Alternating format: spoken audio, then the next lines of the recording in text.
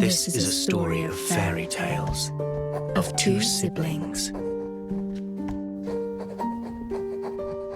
Once upon a time, there was a detective. Now, what was the detective's name and appearance?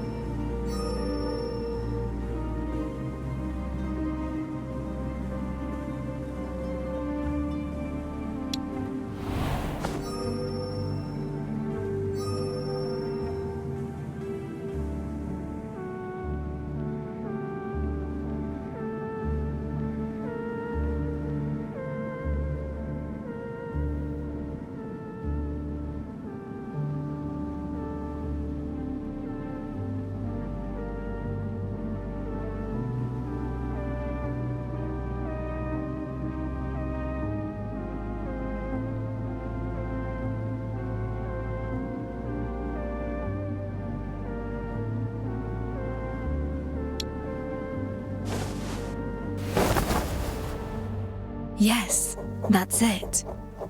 The siblings worked together like a well-oiled machine. They rose to fame, young and full of promise, at the prime of their lives. Yet such tales often start with a moment of crisis.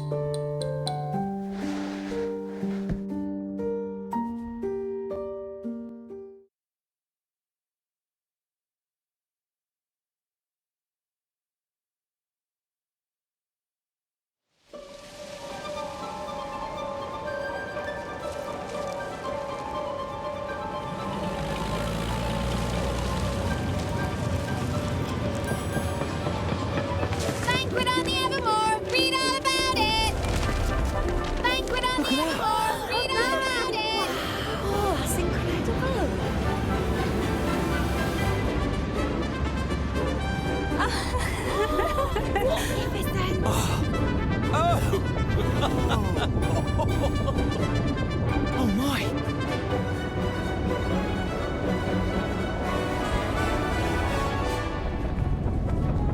Ladies and gentlemen, it is my pleasure to present a truly historic moment. We stand upon the Evermore, a marvel of united mining industry technology and noble artisans alike. A floating palace for this grand ceremony. For the royal families to grant you and I the authority of Silverium development. In the words of Her Majesty Queen Auguria, our Silvernia flows with promise. Now let us begin. Today, Her Majesty confers a glorious, first-of-its-kind award unto a lucky soul for their contributions to airship development. An accomplished commoner whose name precedes them. I believe they only prepared one medal. How frugal. I suppose one of us can wear it in the day, the other at night. Daytime's mine. Seriously? Make haste. Her Majesty's safety is paramount. Call off the ceremony. And who are you to call off the ceremony? You'd scupper it and see all our hard work amount to nothing on a whim. It's almost as if you've an ulterior motive. It's about to begin, madam. What do we do?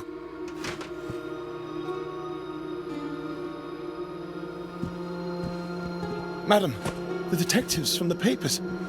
The most renowned in all Silvernia. I can help.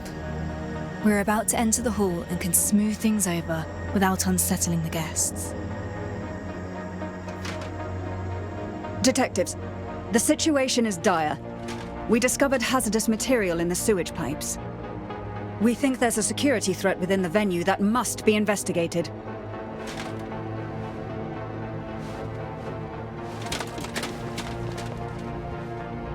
Let's begin. As always. My first royal banquet and all, and now it's become an investigation. Such is the plight of a detective, I suppose. I suppose. We'd better get to the bottom of this in any case.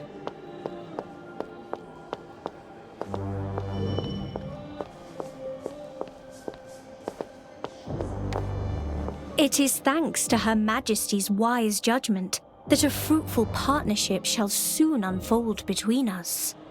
Long have we admired House Luna for its business and management finesse. I am certain we shall learn much. Though pleasant, this banquet is rather formal.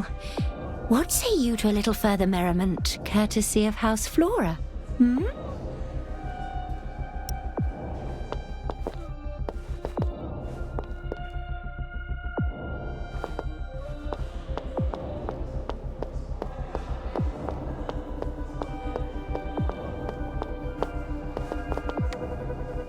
What do you think?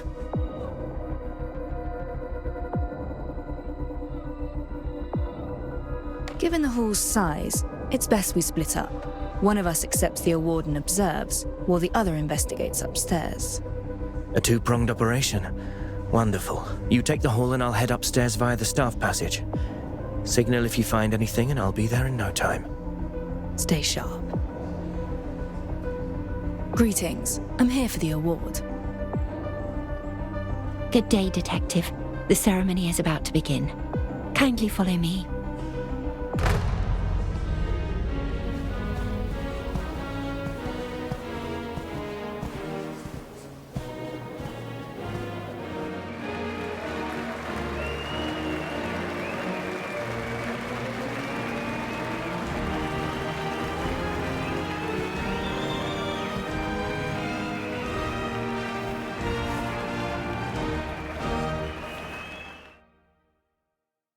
This is a great vantage point. A private booth for the nobility's upper echelons. Whatever they're discussing there could be useful.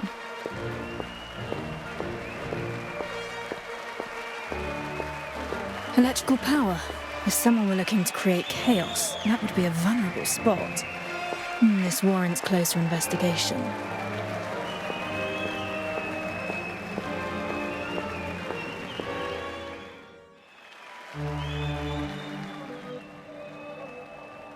The bow houses a core reactor, and the observation window couldn't survive a heavy blast. Both are safety risks.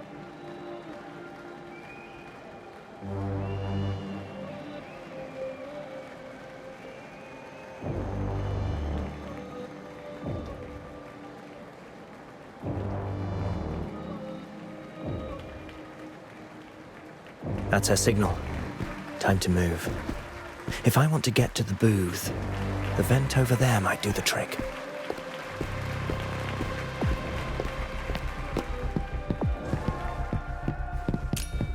Alas, my partner parades down the red carpet while I crawl in darkness. Honestly, you didn't know? Simply impossible. I should listen in on their discussion.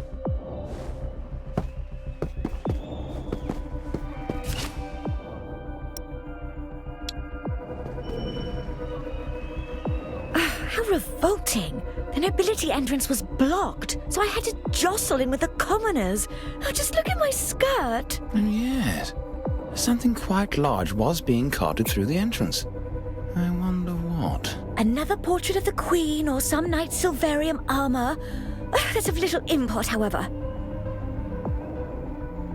More noteworthy is that they hauled something through the Nobles Channel, next to the chandelier. There's a landing spot ahead. I'll have to find a way to jump onto it. Most intriguing statue. A great hunk of stone given life, set with crystals of all manner of designs. The royal coffers run deep indeed.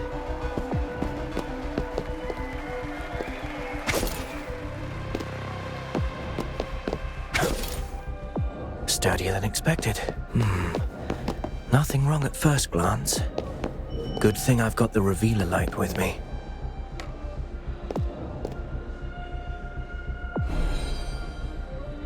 As I thought, the chandelier's electrical reactor circuitry has been meddled with. The wiring runs that way, ending down that corridor. We shall see. Here we are.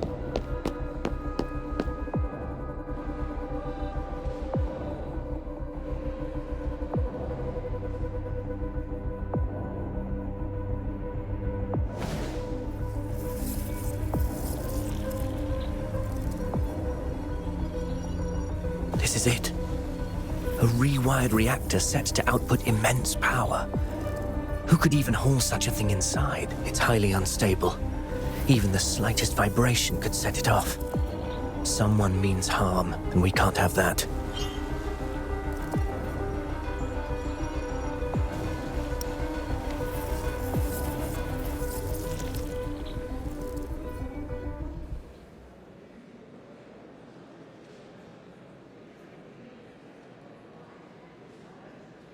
There was indeed an explosive, likely smuggled through the noble's entrance.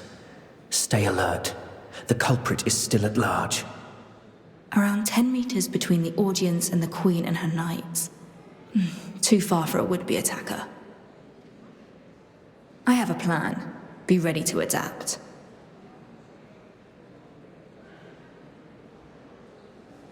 Step forth. Bow. In the name of Queen Auguria, you are hereby awarded the Silver Merit Order. An award is a fine thing, but let me grant you something a little more practical. Behold, a reactor built by Royal and UMI craftsmen, a unique fusion of Tide Knight Gauntlet technology. May this aid you on your quest for the truth. I'm honored. Detective, may you never forget the undying spirit that brought Sylvania such prosperity. One of wisdom, determination.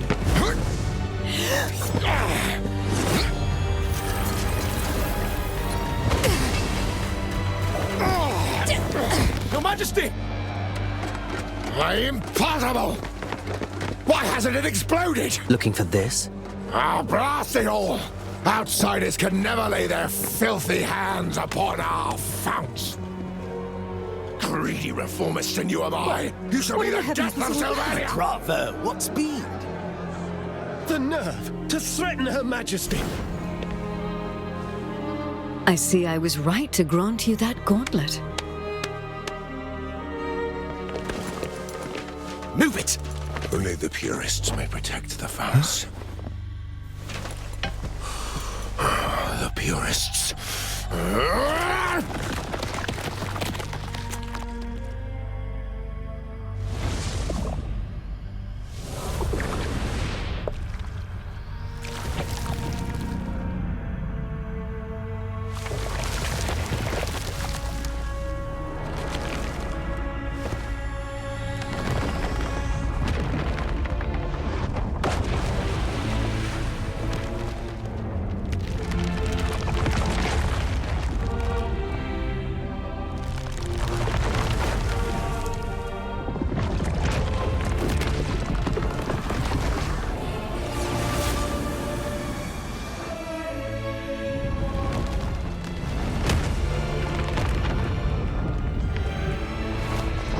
What on earth?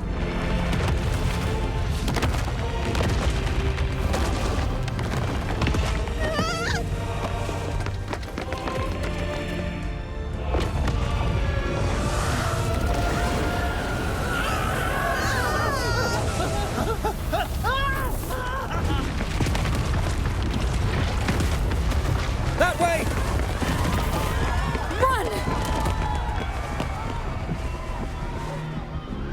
Your Majesty! Queen, she's... Get them out of here! The core reactor. It spawned forth a huge humanoid thing. Now something's leaking. Could it be Silverium from the airship's core? The airship cannot take much more. I must eliminate them, and with haste.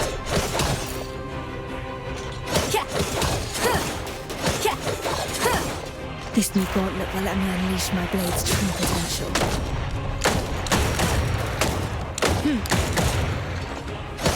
Be gone! These things, they live in Silverium?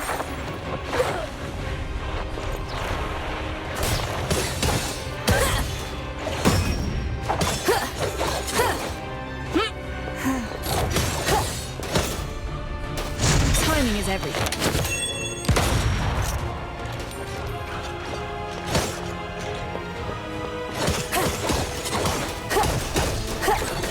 I'll take care of this.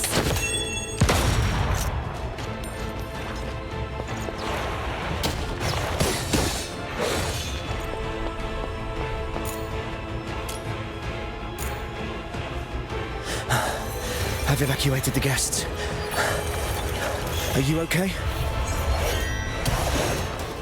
That's a reward from royalty for you. Such power at our fingertips. Stay on your guard.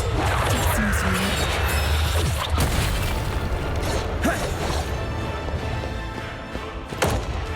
Wait, their attacks are changing.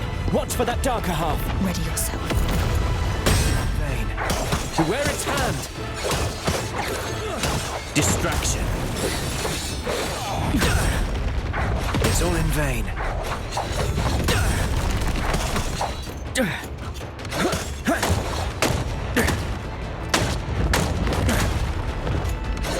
It's all in vain.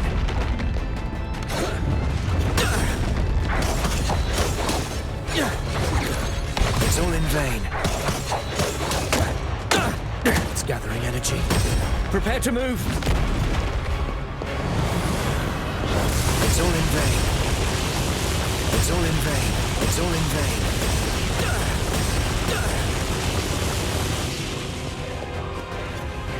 Watch out! Are they fighting one another?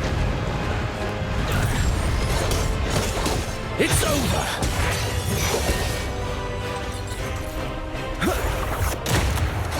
Is there no end to this? Blasted things. They move as one. Watch out! Nevermore! Timing is everything. Reset the board. Timing is everything. I'll take care of this.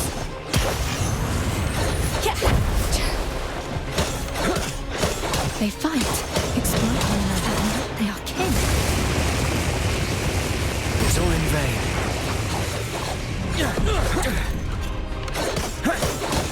The airship is listing. The balance cables have been severed. There is still a chance. At least enough to make us safe.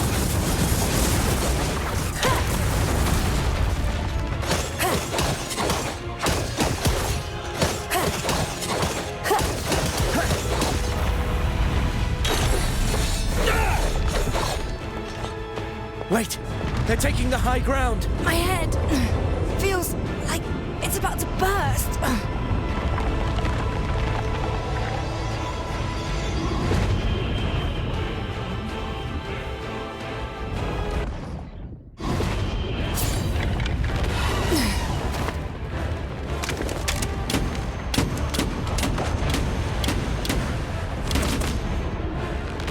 A weak spot!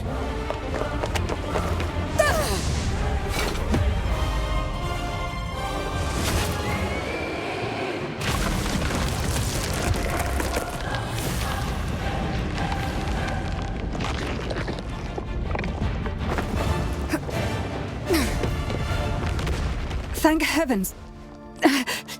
Your Majesty. The core reactor. We must shut the power off. The control room is at the back.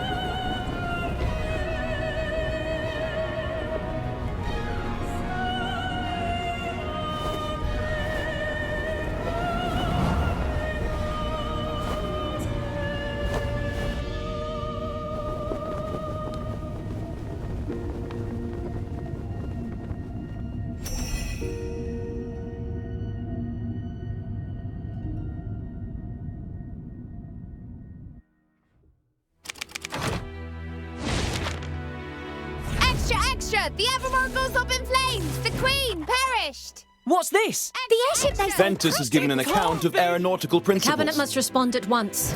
All other matters are suspended. In remembrance for the members who perished in the airship incident. Apparently, a commoner was to be given some award. Another setback in the Oreo-Regio economic The Order of standoff. the Tide are criticized as knights in name but cowards at heart.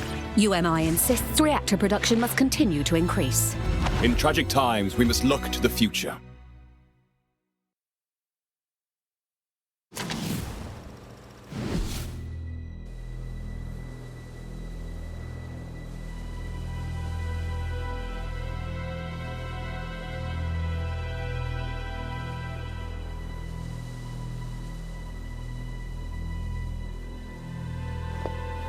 I have come to see you, brother.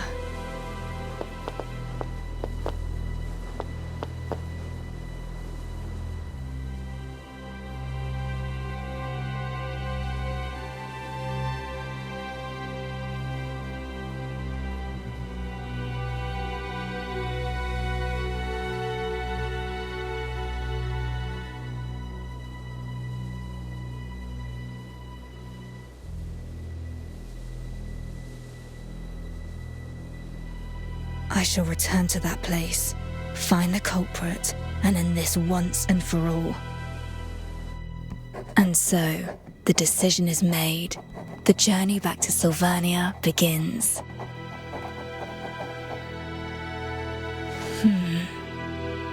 Who shall appear first, I wonder?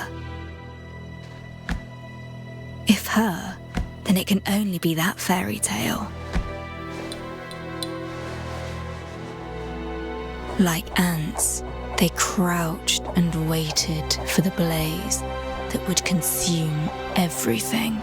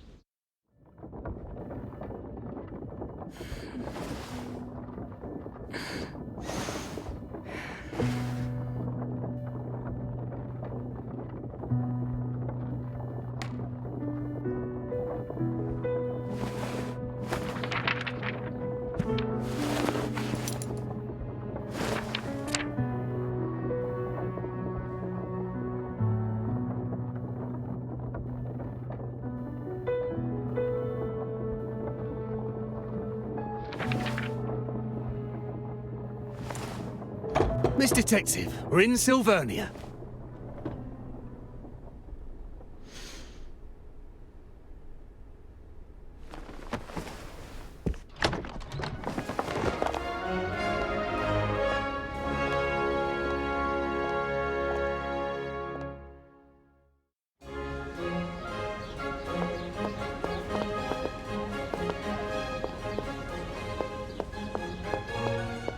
If I recall, the memoir bar should be on the other side of the plaza.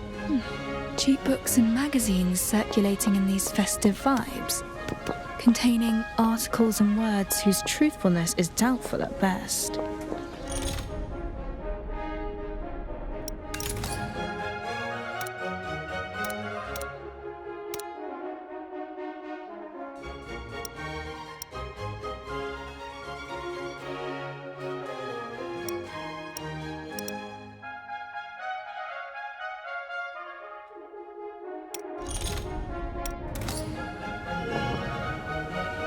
Queen Feliana is just a young girl.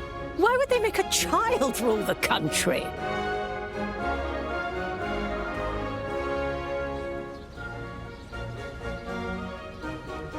Blame the assassination of our late queen. That forced young Feliana to take the throne.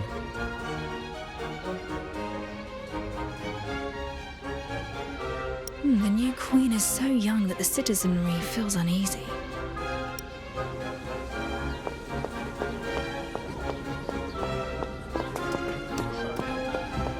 Oh, fancy parade float. They'll scrap the entire thing after the festival. The floats look smaller than the one used 3 years ago.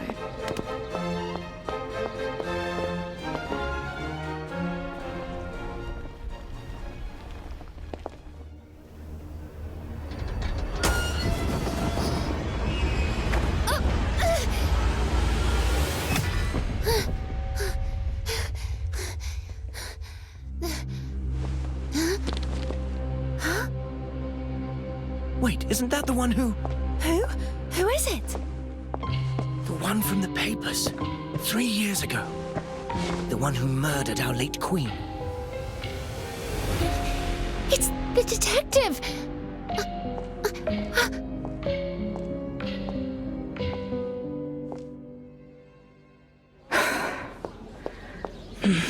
I should head to the bar and meet Lorin first.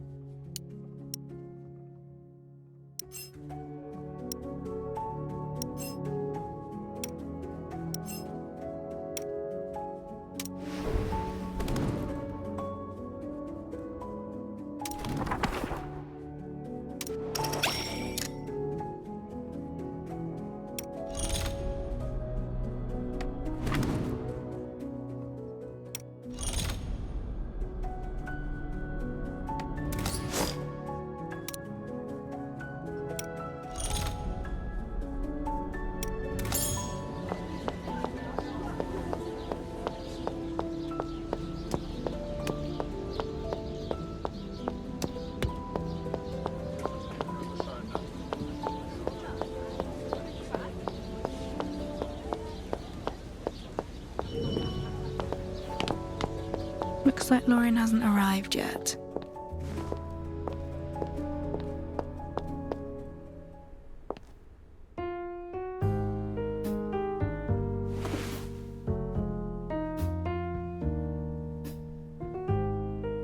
Something to drink, please. Bartender Argos, at your service. Name your poison. Surprise me. Very well. You came in looking rather moody. Let me offer you a remedy to ease your troubles.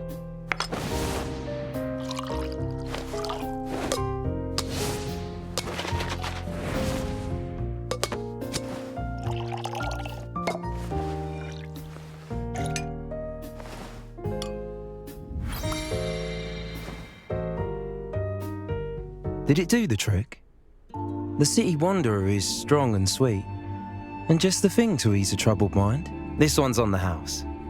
Welcome back, Detective. And you sound as though you know me. You're quite well known around here, if I may say so. And many have been awaiting your return. Take, for example, this gentleman here.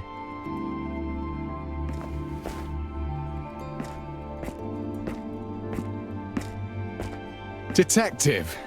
I knew you'd come. Chief Inspector Lorin, how have you been? Don't call me that. Puts distance between us. I'm little more than a figurehead, either way. We both know the so-called constabulary was cobbled together by the military to keep the streets clean in place of the knights. We're stuck between complaints from the people and those in power, without the manpower to handle anything serious. And based on how things are going right now, I probably won't be Chief Inspector for long anyways. I've heard whispers along the way. The recent surge in werewolf attacks and gang activity has left the citizens uneasy, fearful for their very safety. Aye, we're already hard-pressed as it is. And now a major case lands on our doorstep. This is why I sought you out. Several dead, reduced to nothing but ashes. Strange case. Few clues, no names. The bodies lie unclaimed to this day. So, I'm asking you to step in. Why call for me? The constabulary should have professionals on the case. I believe you. You are the best detective in Silvernia.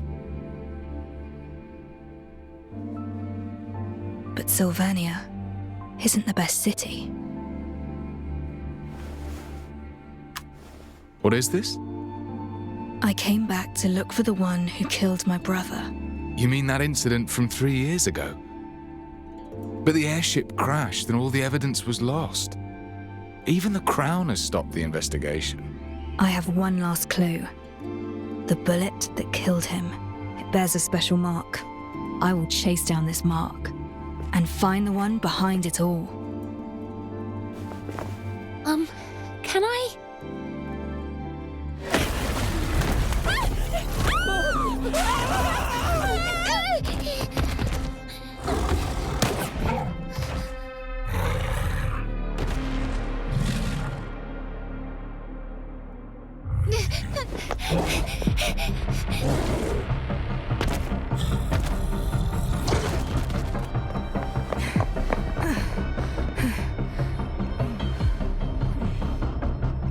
Good day, Detective. I never know what to expect from you. What will it be this time? A new case? Or are you inviting me for a pint?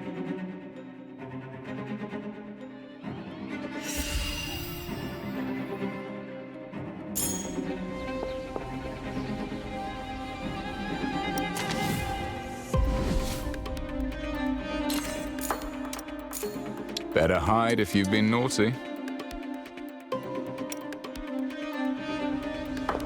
Blast it!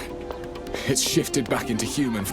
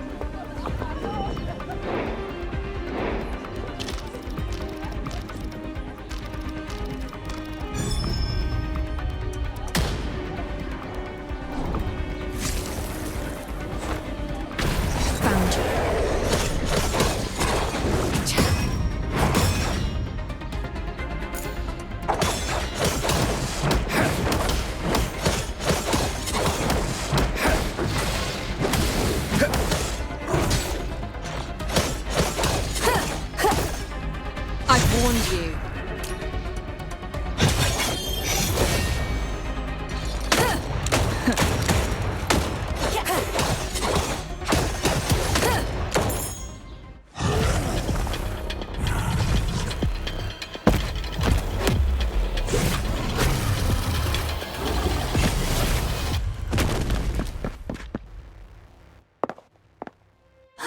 I thought I was going to die here. It's the detective! The detective revealed the werewolf! I saw it all! They just need a bit of guidance. I never meant to change Sylvania. But you are. Thank you, detective! Many thanks. Thank you so much.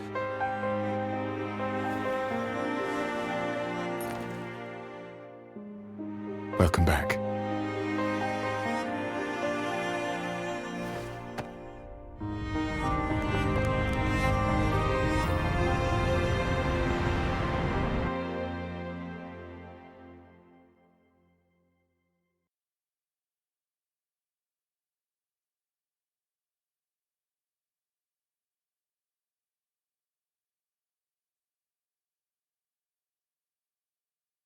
Okay, time for today's plans.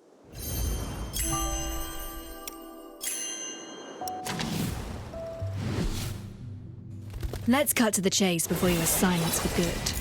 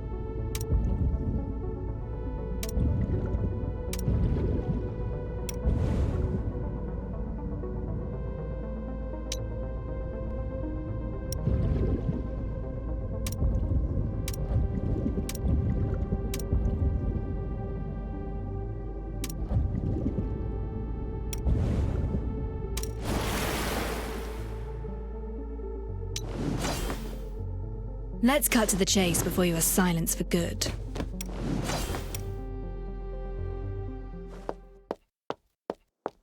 We got the werewolf disturbances settled, thanks to your help. My constables can take care of the rest. I won't let your efforts go unrewarded. Feast your eyes on this brand new Silverium Pegasus. They say it's an experimental vehicle from the Knights. Given how you're always out and about investigating cases, I figured it might come in handy. Sylvania has changed a lot over the years. Feel free to look around or just rest your legs. Come find me at the restaurant on the next street when you're ready to talk about that case.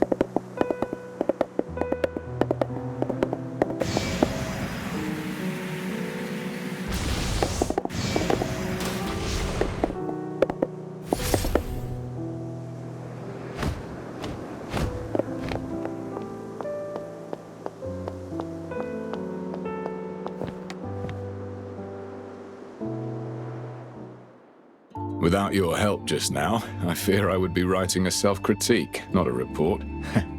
Ready to help me out of this mess, Detective? I need more details of the case before I can make a decision. Straight and to the point. You haven't changed your style. The constabulary calls this the Nameless Ashes case. So far, we've tackled it from multiple directions, but made no breakthroughs. The only thing we know is the situation at the crime scene. Everything is recorded in this file. Several months ago, a fire broke out at an abandoned building in the suburbs. A nearby resident reported it after seeing smoke. It was the dead of night, and I was still at the station putting in extra hours handling other matters.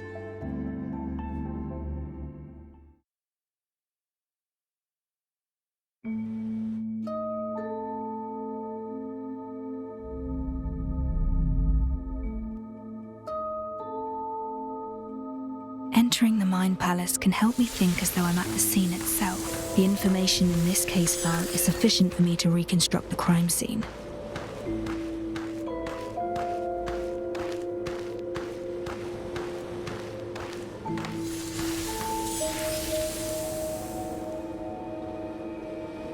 The incident occurred at an abandoned building in the High Piers suburbs, sparsely populated. The roof is several times higher than a typical residence.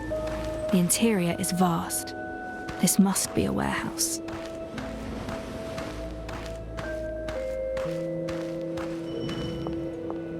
The fire started indoors. Pieces of a reactor were found nearby. The fire started right beside them. Yet no one tried to put it out. If they didn't set it themselves, it means they were already incapacitated before the flames even began.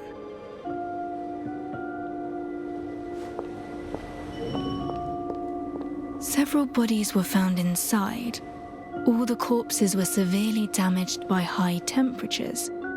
No way to determine their age or identity. The bodies are clustered, suggesting they had been seated tightly together before death. They were connected somehow. They were here for a reason, whether of their own accord or otherwise.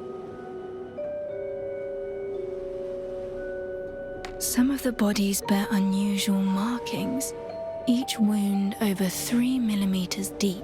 That's the mark. The same markings as on the bullet. This case is related to those behind the airship attack. Some of the iron and ferrous materials showed signs of melting. A natural fire has a temperature of around 600 degrees. Iron has a melting point of about 1500. Even a high-temperature reactor is incapable of melting iron. What could have led to this? The crime scene is badly damaged. Key areas are littered with debris and ash. There's little to glean from it. What's that? The ash doesn't look right.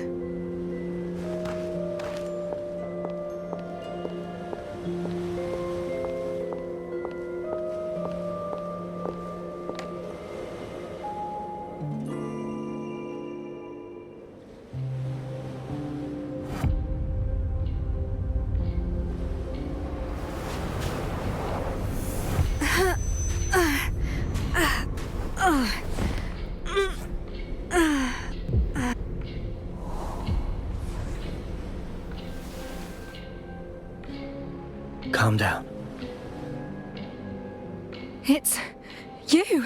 Your body has yet to recover. Don't force yourself.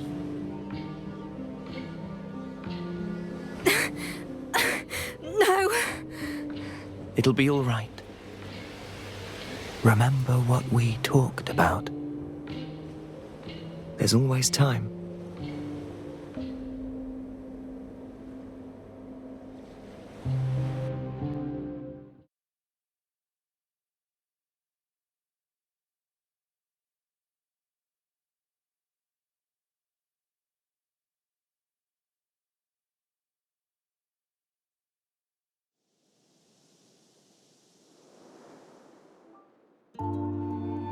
I just found a lead on the werewolf situation, and then the constabulary summons me.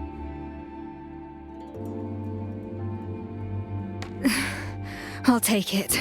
Just like that? Hey, what's the matter? This case is a clue that I'm interested in. I'll accept the investigation. No, I'm asking what's wrong with you, physically.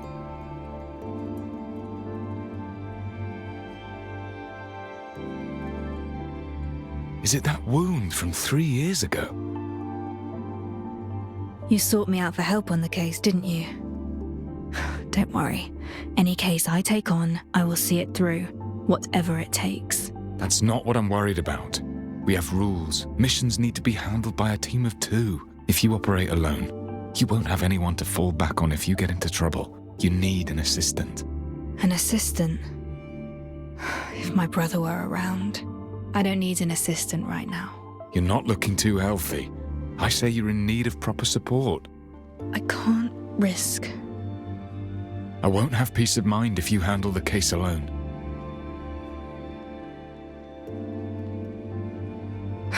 Fine, but I have my own requirements for an assistant. I have experience in recruiting constables. Tell me what you need. Trust me. I'll get you what you want.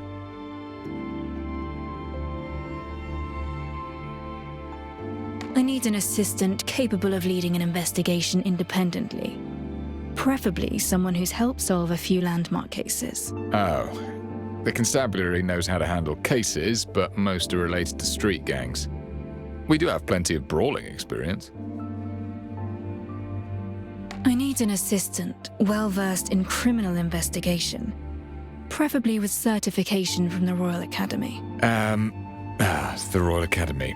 I probably don't have the connections for that. The only ones I know at that caliber are you and your brother. Come on, can't we just lower the bar a little? They should at least know how to read and write. That I can do. Head back and get some rest. Leave it to me. We'll have the results by tomorrow. Thank you. I should be the one thanking you instead. Master Detective!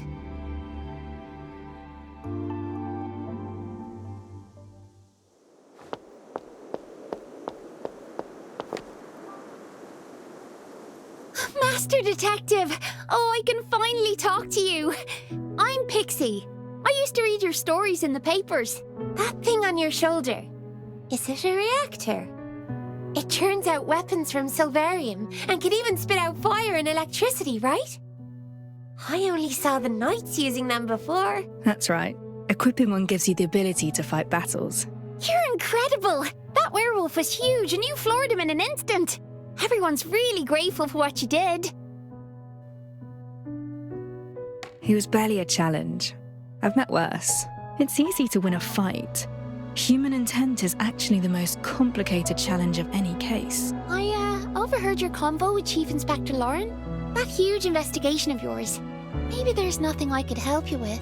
And, well, I just gotta say, you're definitely no Queenslayer. You're the hero for street children like us. Here, please take this. It's a token of my gratitude.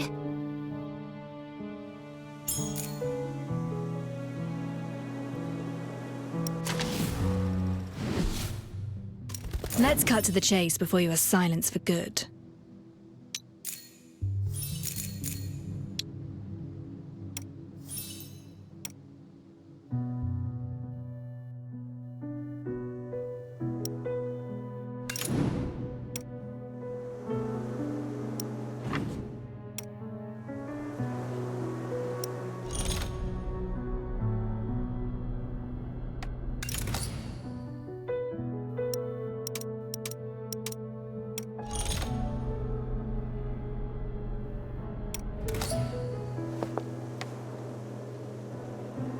Master Detective, I run all over the city, and the streets haven't been safe lately. Please be careful out there. Thank you. I'll keep an eye on the comings and goings. Don't let me keep you around. I'll come looking for you once I find something useful. And I'll definitely be telling my friends that you're back. Help! Help! And we were just saying... Someone in that alley is calling for help. I better go check.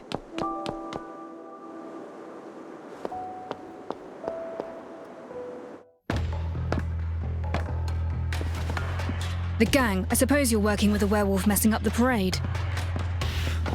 You're pretty smart. So why didn't you get yourself acquainted with the people who run this turf? We'll educate you, all right. You'll learn who calls the shots in these parts.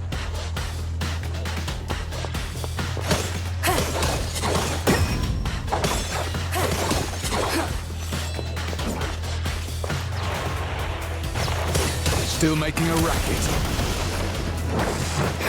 You want to beat me at my own game? Dream on!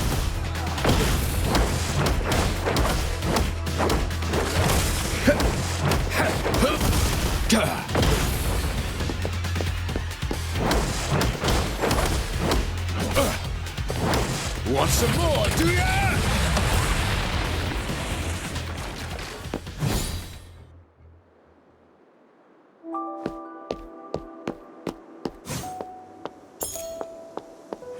Done and dusted. I certainly didn't expect gang activities to... Oh, some kind of reactor-driven micro-locks. Reactors seem to have grown more popular over these 3 years.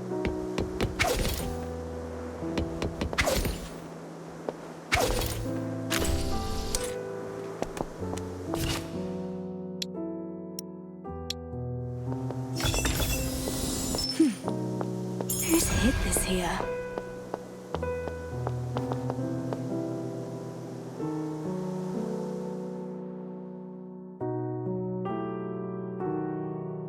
Stats.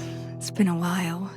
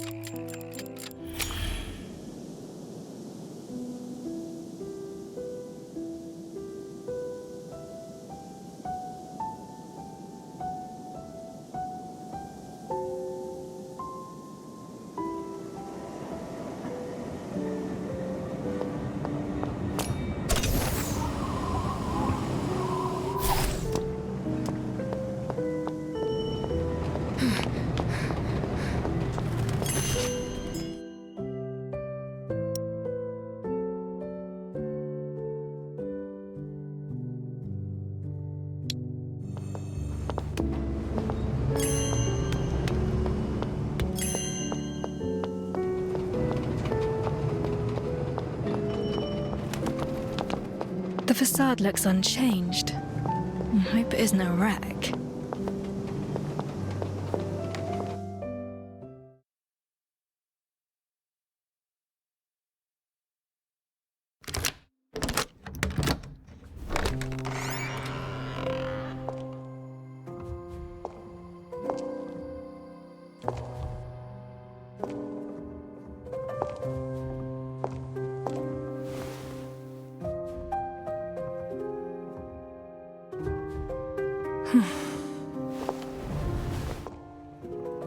The house needs proper cleaning. But I'm exhausted. It'll do for tonight. The bedroom is upstairs. I hope it hasn't gathered too much dust. The reception table is still where we left it. The tea has all but dried up. My brother and I used to challenge each other to competitive deductions. The loser had to water the plants. No one's tended to it in years. It's long since withered. Smooth and everlasting. Now, I wonder where the vinyls are. Just tabloids and ungrounded gossip. Even an incident like the airship crash could be forgotten.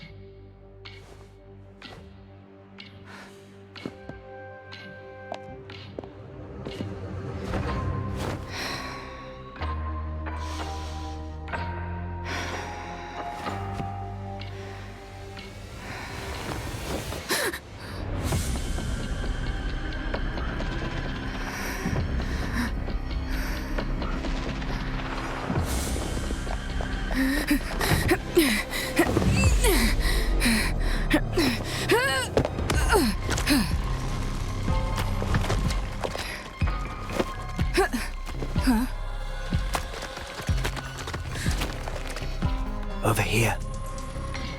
Brother?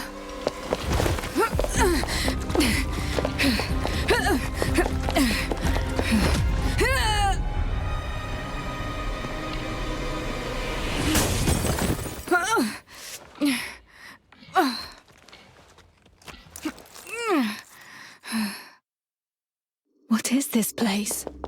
The mark in the roof, and the disorderly room. That was my brother's shadow.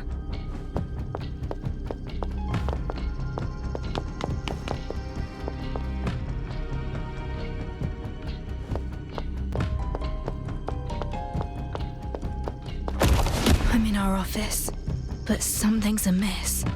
The space keeps shifting.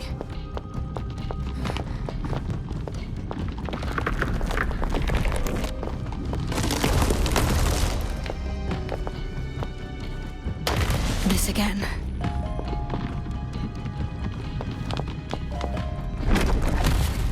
That's a dead end.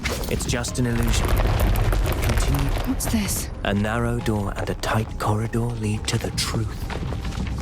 Step through. Good. Now all that's left is to rise from the depths back to the heights.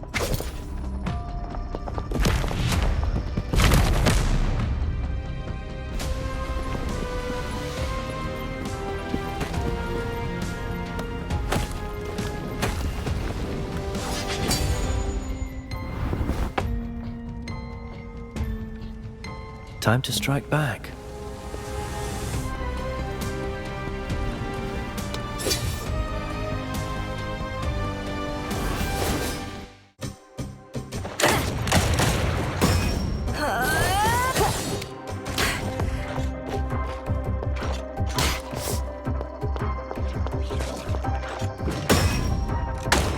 Distraction.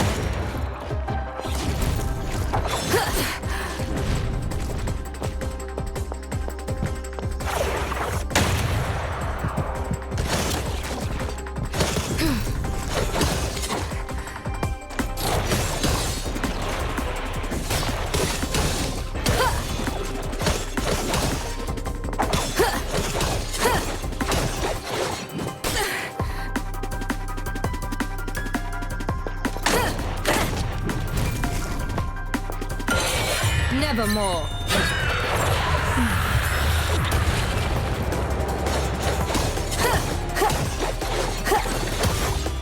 It's all in vain.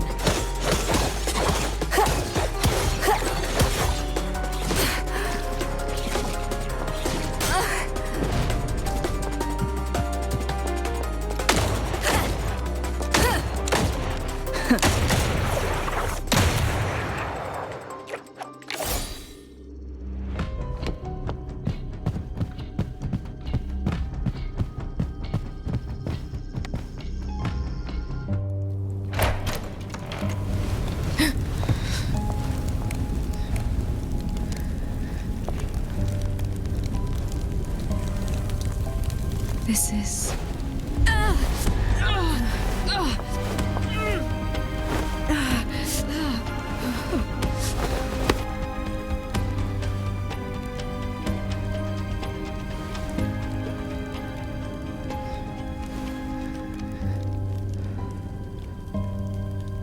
You being here means that you've realized the truth. This case is linked to the airship incident from 3 years ago. Wait. We'll meet again, once you uncover the truth.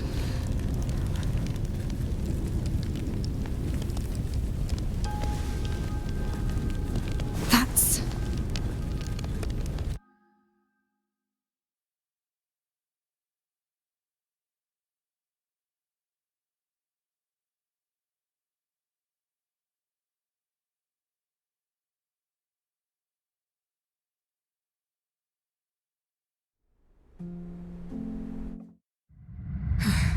Someone escaped the fire.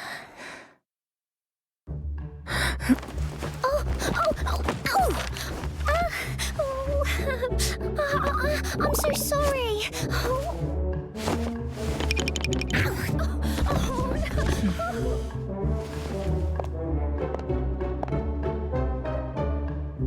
That was a dream.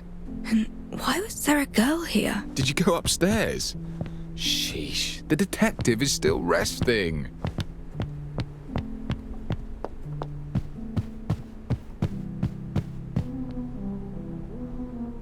Morning, Detective. How did you sleep? Look at this. Your office is good as new. Your candidate gave this place a makeover. It looks completely different from yesterday.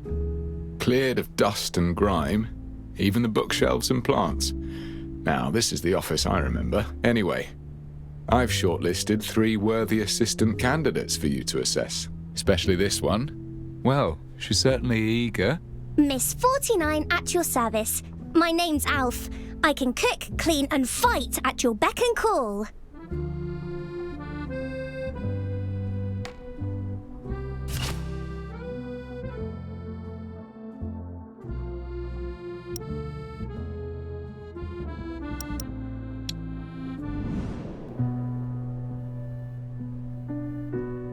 The name tag. Miss Maid 49. Smooth, white, and uncalloused. She's a stranger to tough work.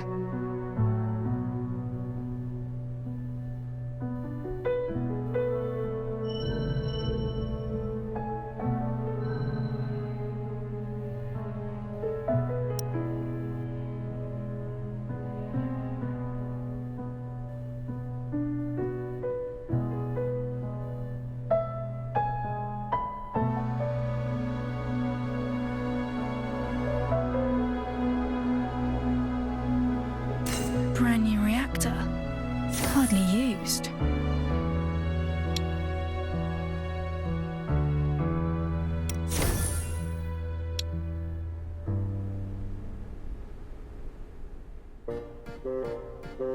Are you literate?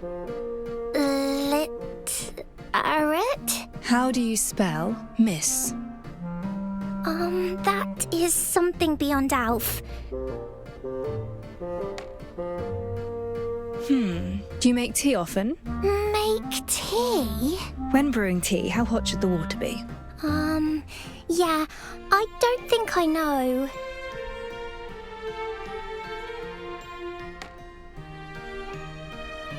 You came into my bedroom. It's a private area. I'm sorry. I saw you on the bed and you seemed to be in pain. I'm sorry if I disturbed you. You've never done hard labor and you can't read. Sorry, but these qualities are essential for my assistant. Wait! Just give me another chance. Alf will prove it to you. I thought she was a poor fit myself, but she insisted on coming. Don't worry, I got other candidates.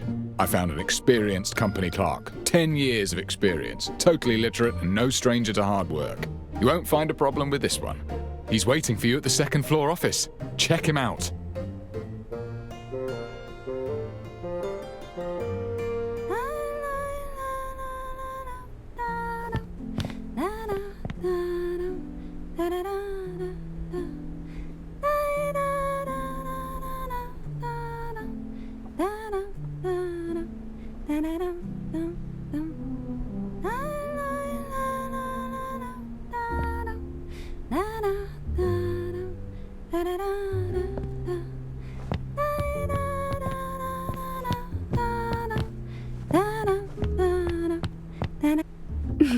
I came up with plenty of names for our duo.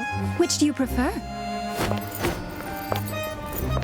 Red and black, the raven and the rose, or a study and scarlet?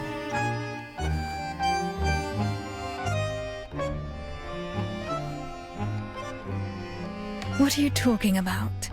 Do I know you? Aren't you looking for an assistant, detective? What about me? Am I qualified enough to be your partner?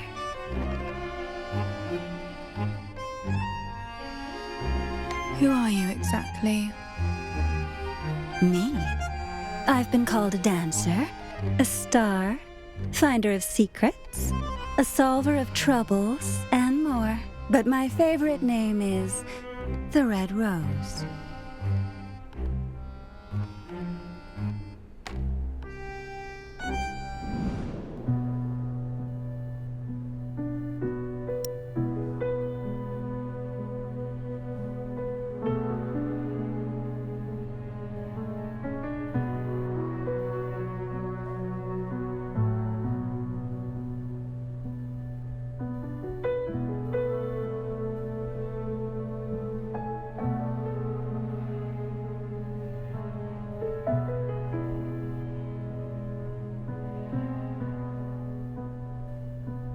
A hidden miniature reactor made to look like an ornament.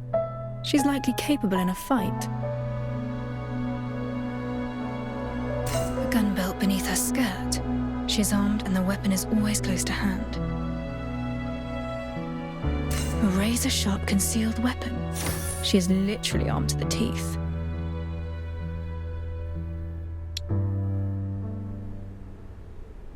You've been staring for a while. I hope you're satisfied.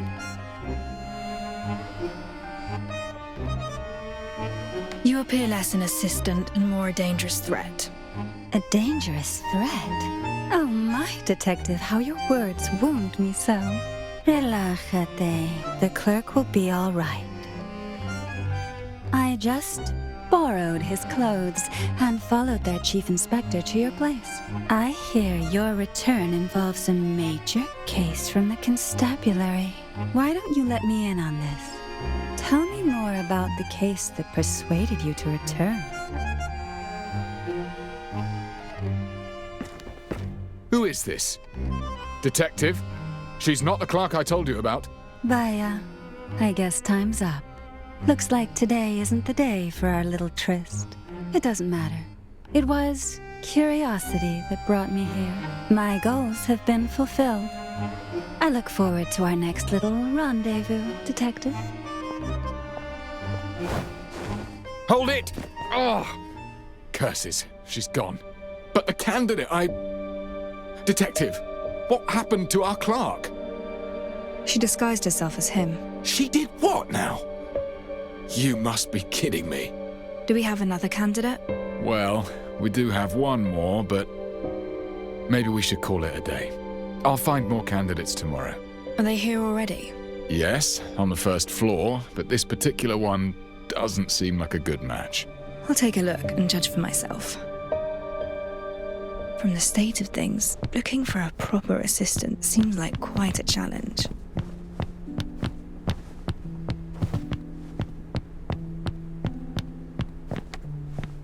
Can't believe it.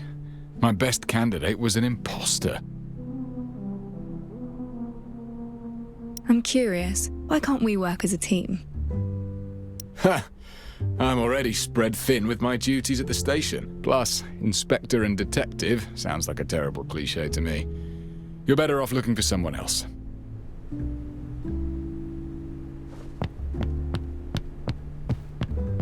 The first floor was a mess yesterday, but someone has wiped the windows spotless.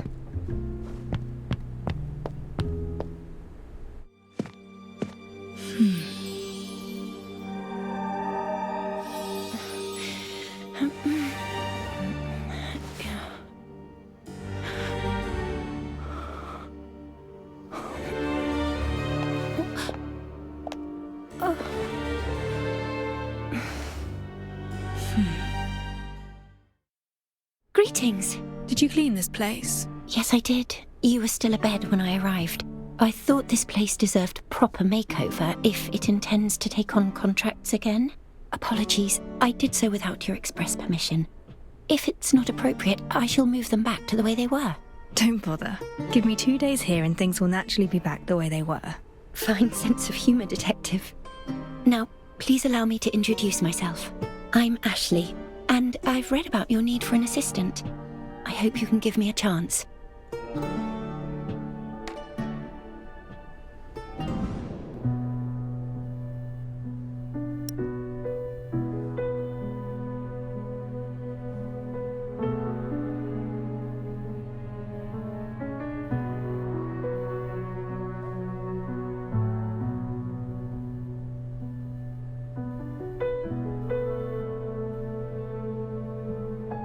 She's not carrying a reactor. Bandaged hands. Calloused. She's done plenty of tough work. A very worn skirt. The owner must be frugal. Combed and groomed for the interview.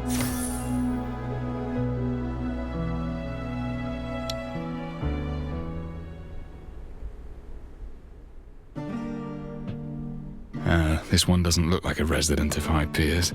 Let me find a few more.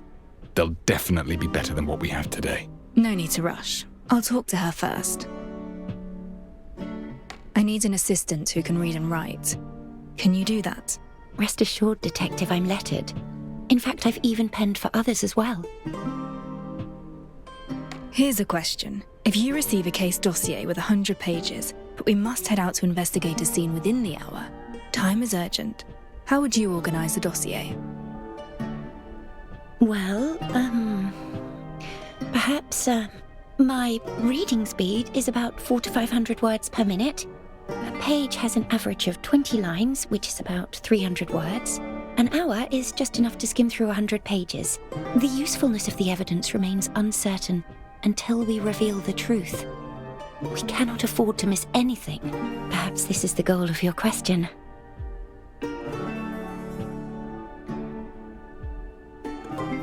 Very detailed answer. Did you prepare for this interview? I guessed that this role would involve conducting pre-investigations, recording during investigations, and organising data after investigations. All these tasks require an assistant with data-gathering abilities. This is why I believed you were most likely to ask such a question. Wow, impressive. This young lady is definitely more than meets the eye. You flatter me. Need I demonstrate the speed of my reading and note-taking skills?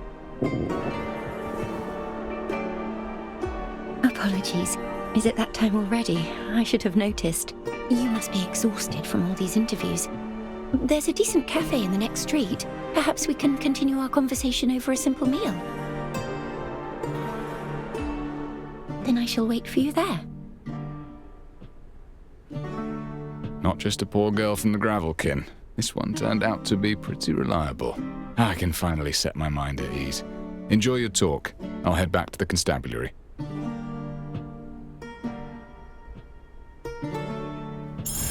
I should look for Ashley and have a meal with her. The street is still bright and tidy, yet everything feels different.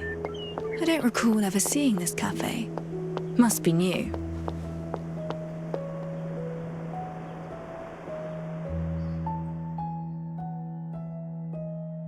Voice Pipe Cafe just started its business recently. It's becoming quite popular in High Piers. They say the nobility often gather here to discuss affairs of state, as well as more private gossip. Go ahead and place your order. I won't need anything, though. I've eaten already.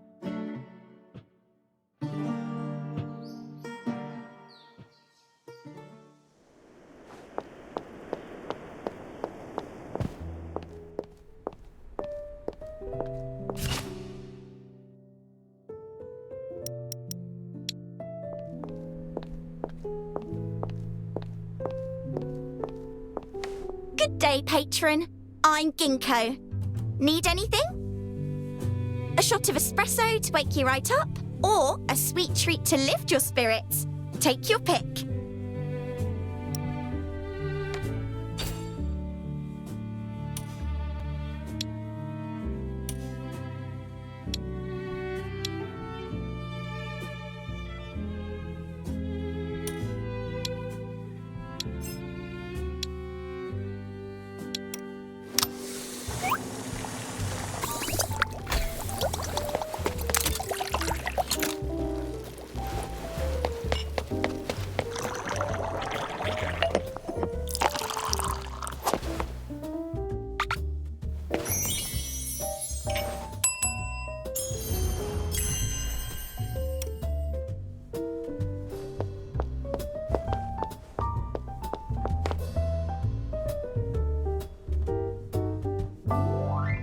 A nice place. I'm glad you like it. I don't come here often, but the atmosphere is quite positive. Is there anything you'd like to talk about? There was a street parade yesterday. Were you aware of the event? Yes, a parade celebrating the formal reign of Queen Feliana. After the late Queen Auguria passed away, the Prime Minister acted as regent for the young Queen Feliana. Now, with his resignation, she is to assume her rightful authority. Apologies, but that is all I have been able to glean from the papers. I just returned and know little about the city's economic situation. Care to give me a summary? Generally, minting and founts of silverium are still in the hands of the royal families and the aristocracy, but ever since United Mining Industry began mass-producing reactors, they started getting an increasing share of the market. UMI is now a major contender with the old nobility. Some say it's a journey towards a new age. Others I must sound foolish. Everything I told you is just one-sided heresy. You seem quite young. Nevertheless, do you have any other work experience? I'm afraid not. I just recently graduated. I know I lack the technical expertise of your previous assistant, but I studied many of your famous cases. I hope this makes up for my shortcomings. You're fresh out of school. Why choose a job like this? Well, I've always had a passion for criminal investigations. I studied your cases and became quite an admirer. You fight to reveal the truth and provide justice for the common folk. What's your expected wage? None required. I don't want money. In exchange, I hope you'll help me unravel a mystery. I spent ages looking for you, and you're here. I couldn't believe it when they said you're back. Why, you're already recruiting an assistant. You want an assistant, but skip me. I'm heartbroken.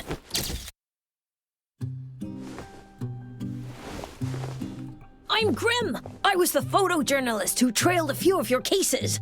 Can't believe you left the place for 3 whole years.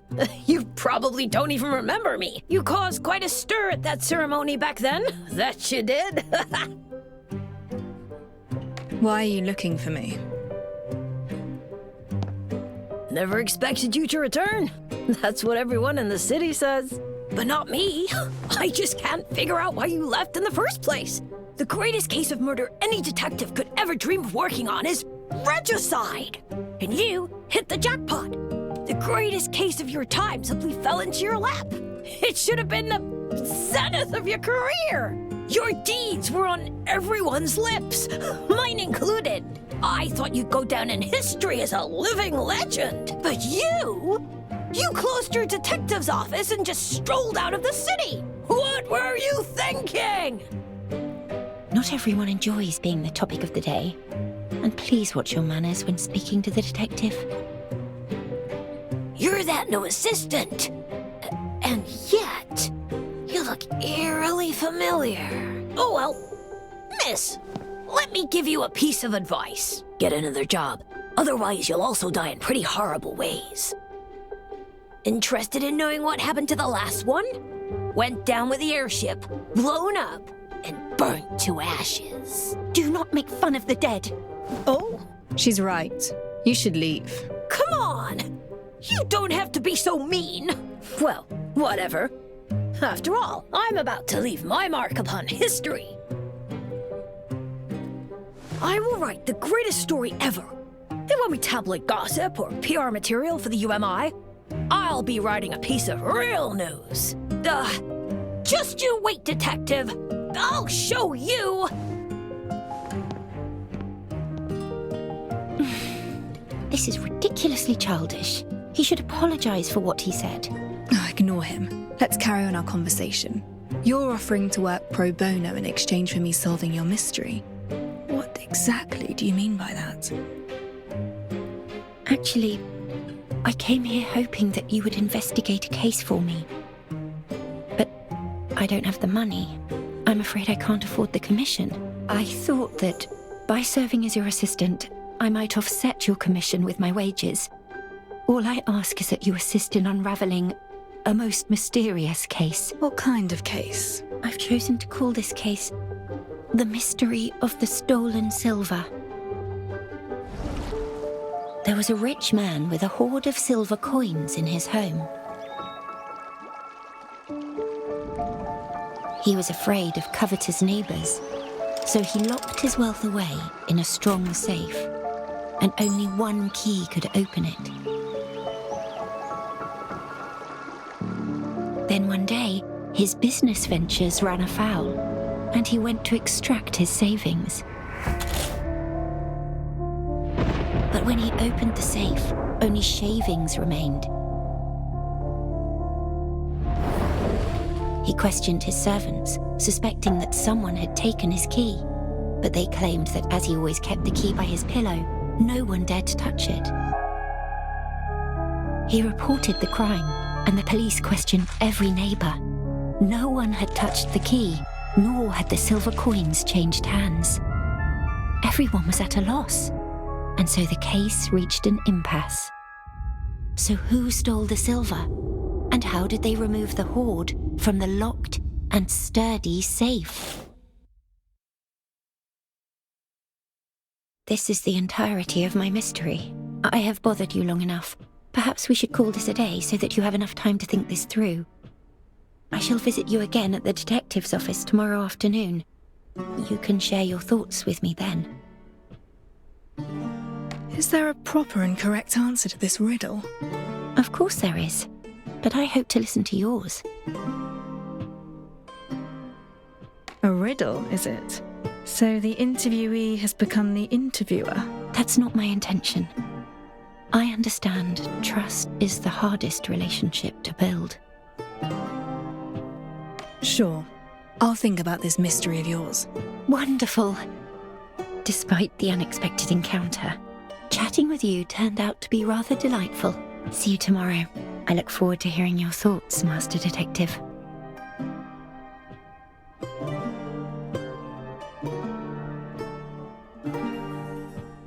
Mystery of the Stolen Silver.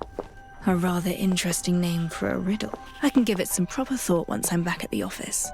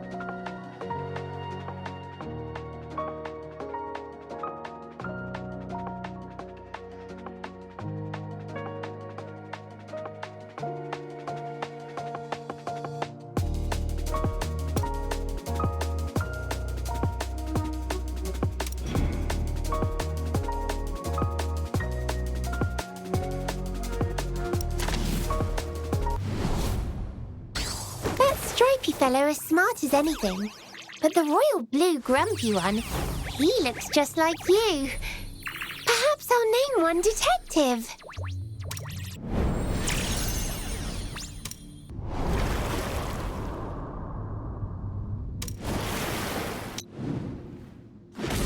Forces of the law must show no leniency to maintain its authority.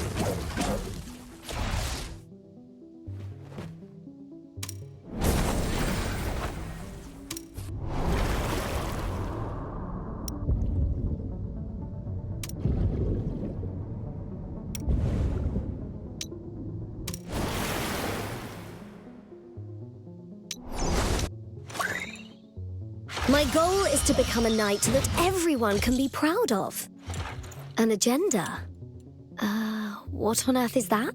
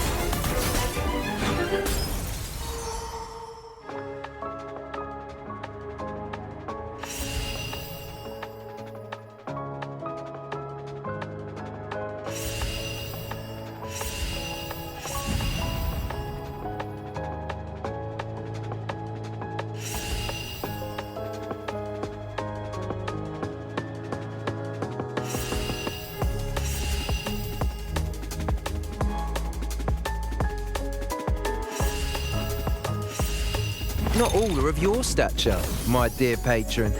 Consider me a supporting role, if you will. An assistant, like a dash of mixer to complement a strong liquor, perhaps.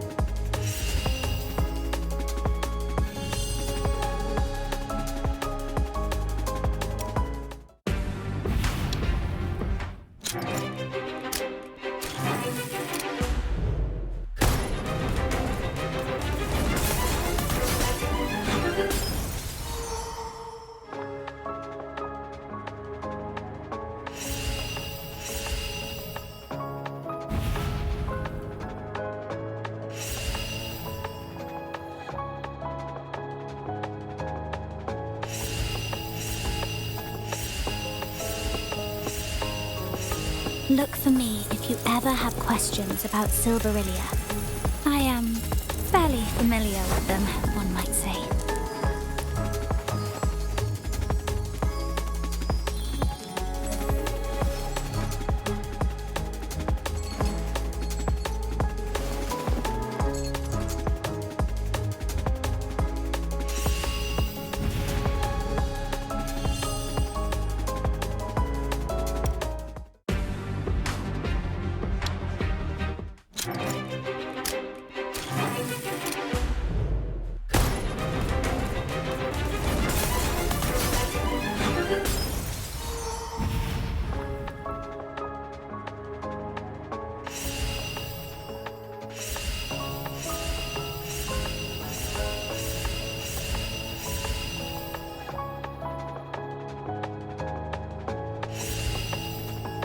According to my anecdotal evidence, I'm likely to encounter a case if I follow detectives around.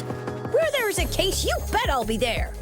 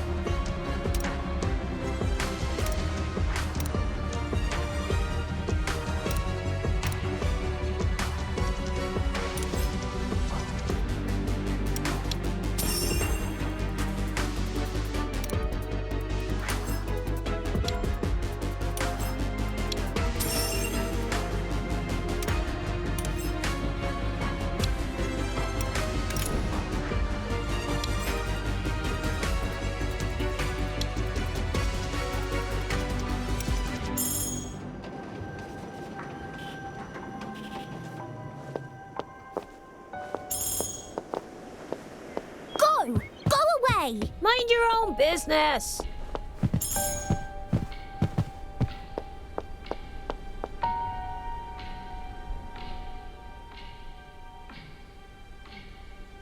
Oh, back so soon.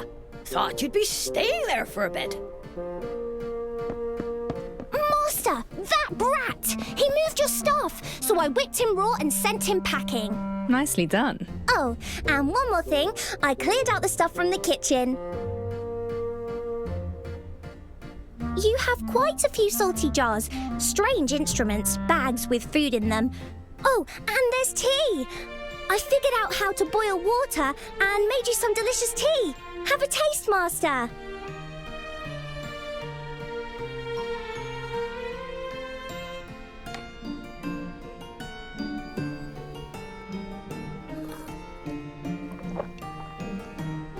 It's salty.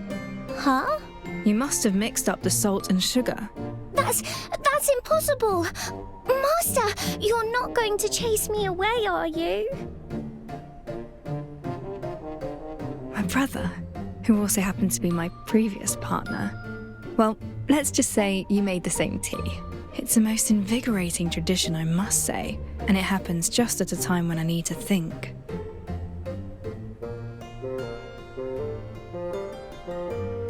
You can stay. The office has just opened for business. I need someone to look after the establishment and keep intruders out, like what just happened. Really? Oh, wonderful! I'll definitely double my efforts. You'll be getting all the salty tea you need, Master. Let's put the salty tea on hold. And this decision doesn't make you my assistant. It's all right. As long as I'm allowed to stay by your side, you've made Alf really happy.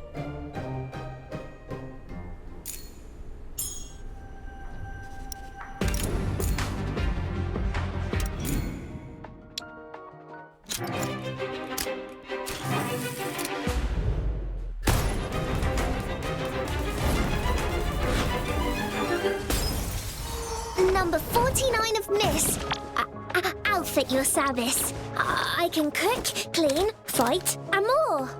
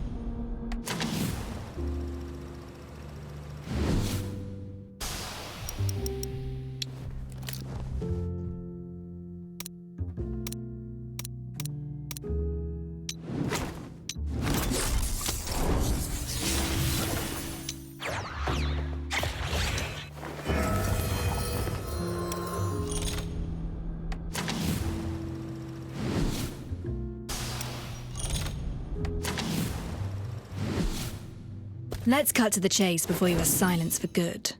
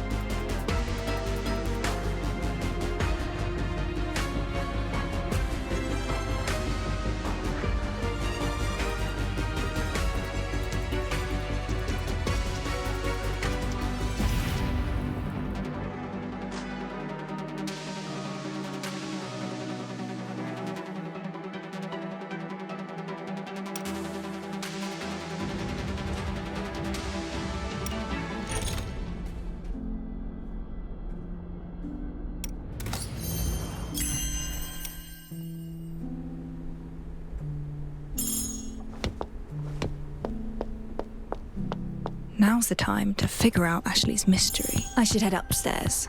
Give my mind a change of environment. Miniature map of the city that my brother and I built together. Back then, we had a big argument when one of us lost a crucial component. We grew up and lost way more than that.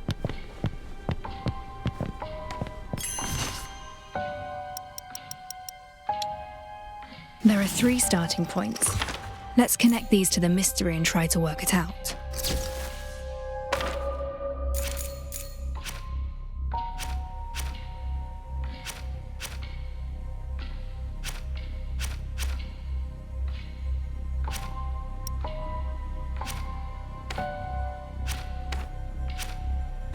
I have a hypothesis. Perhaps he was lying. The safe was empty all along, and this was just a ploy to frame a servant. This is also a solution. Perhaps a copy of the key was made before it was placed beside the rich man's pillow. The criminal used the copy to open the safe. That's right. This is an obvious possibility. Perhaps the silver coins weren't solid, but liquid that could flow out through the cracks.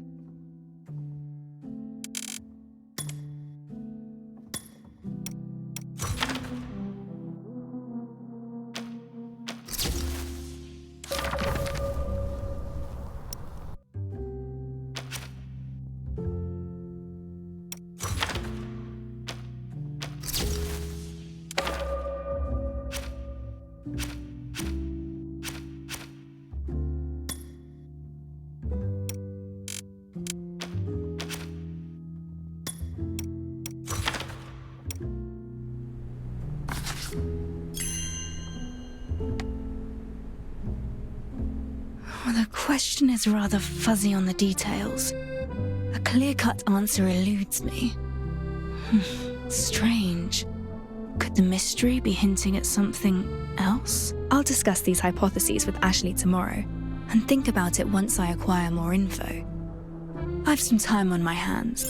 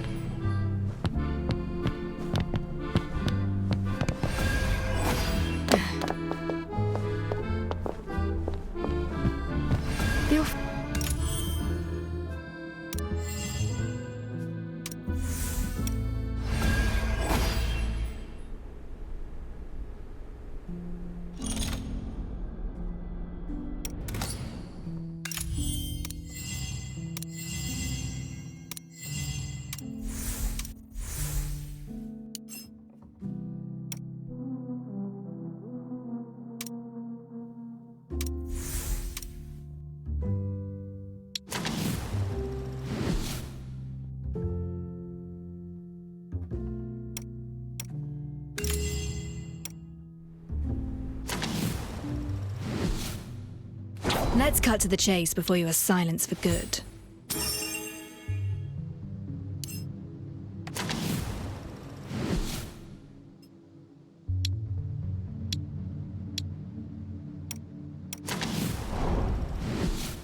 Let's cut to the chase before you are silenced for good. I saw myself in those creatures, existing in a shade between life and unlife.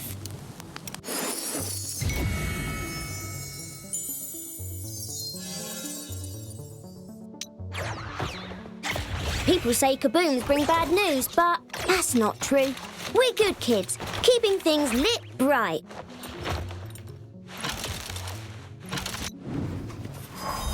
Every fight in this world is a struggle for the right to dictate how things are done. Who's to say that you...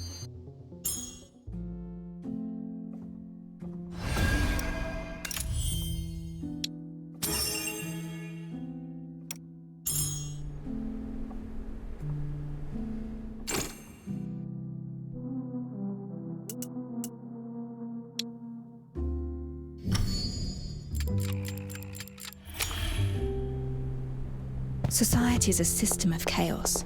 What links seemingly unrelated fragments together may be logic, but it could also be illusions or conspiracies. Best take a short rest.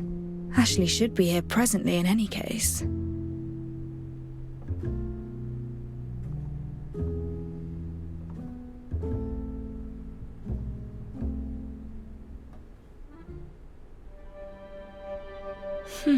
10 minutes have passed, and Ashley has yet to arrive.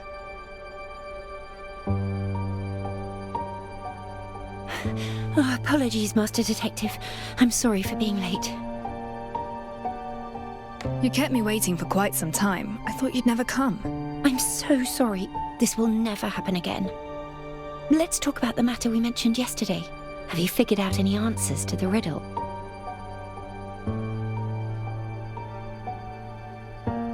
My answer is... Detective! Remember that journalist who kept stalking you? The one called Grimm? We saw him yesterday. Why? He's dead! What exactly happened? Someone contacted us half an hour ago. Told us they saw something horrifying. We rushed to the scene and saw Grimm's corpse in the alley. He talked to us just yesterday at noon. It's too much of a coincidence. It's more than you think. The way he died was just like the corpses from the Nameless Ashes case. Wait, the Nameless Ashes case? I must examine the scene right away. If it is as Chief Inspector Lorin described, you'll know when you see it. Detective, remember our agreement. You need to act in a team of 2. I formally employ Ashley as my assistant. Let's go. No time to waste. I should head to the scene first. Grimm mentioned he was working on a substantial report, and now this. Might he have offended someone? Exposing the affairs of those in power. The boy certainly had no shortage of ventures. Speaking of which, Grimm was very interested in you. Only recently did I realize that many of your earlier reports were penned by him.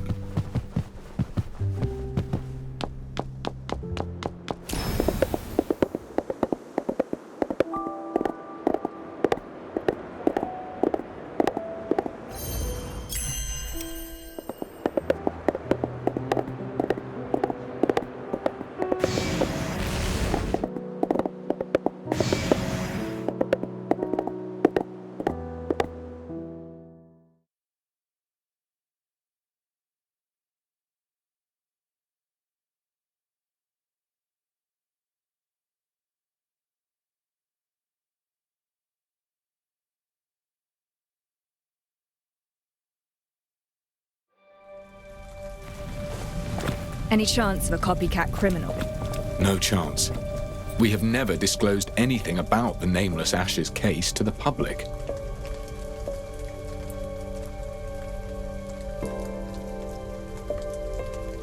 Master Detective, I think someone nearby is taking notes of the scene.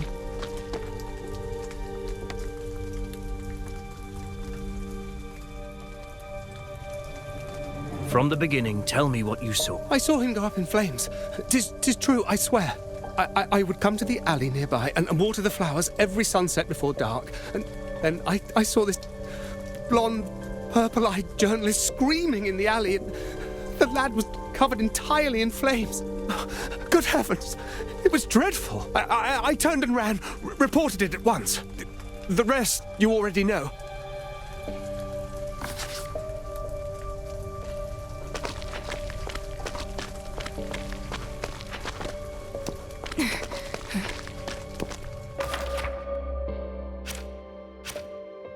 I saw Grimm.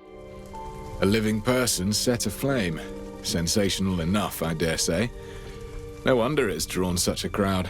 Ready to investigate, Detective? Let's not delay. We shall begin.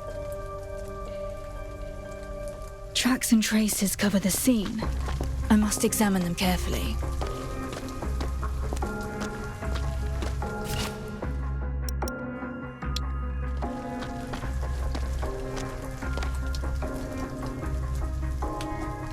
Burnt camera. The very model Grimm wore about his neck.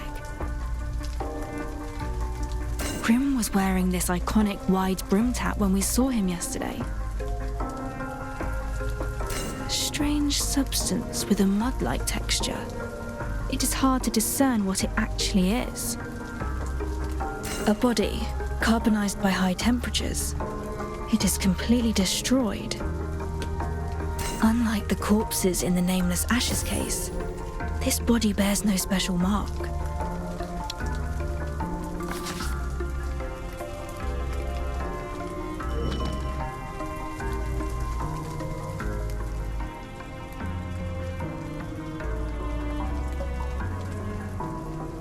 This area is beyond the reach of the law and frequented by gangs and street punksters.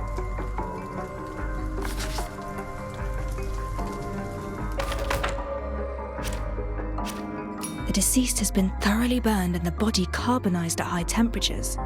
The nature of death resembles the nameless ashes case. Grimm's ever-present hat and camera were found at the scene. Given that witnesses claim to have seen him screaming in the flames, the victim's identity is all but confirmed.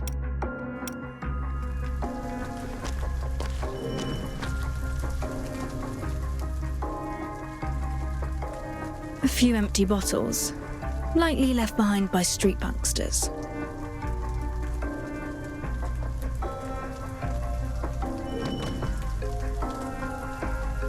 Curious traces here. Perhaps a revealer light will show something. A color reaction. As expected, residue from a reactor. Someone activated a reactor here, then took it with them upon leaving.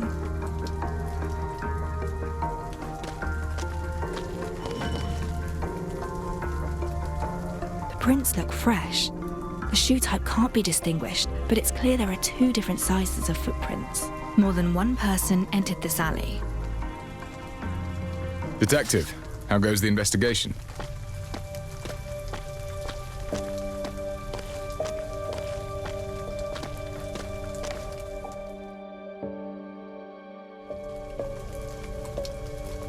Detective, have you found anything? This alley is narrow and poorly lit, and these marks show it's a hangout for a street gang. Street gangs again. Theft, robbery, and now murder. What havoc will they stir up next? There is silverium residue on the ground. Someone activated a reactor here. Only a reactor can generate flames hot enough so quickly. That explains why the body was burned so severely.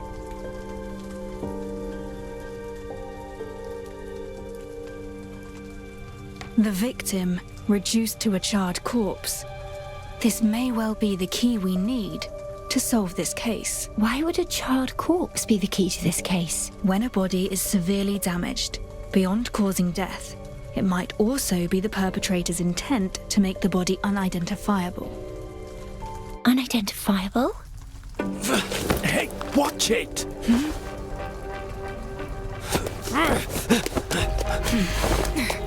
Detective! What's going on?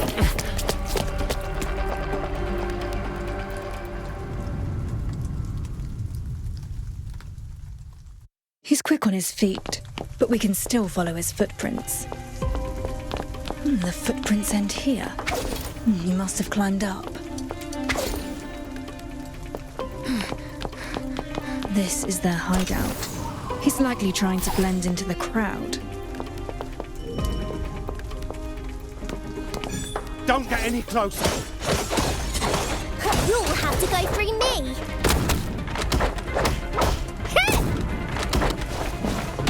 You'll never miss if you get close enough.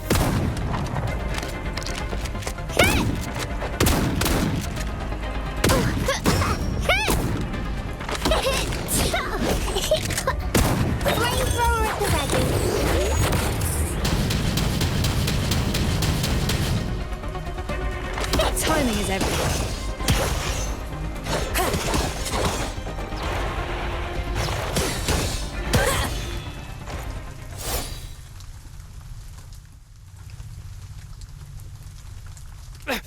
Let me go!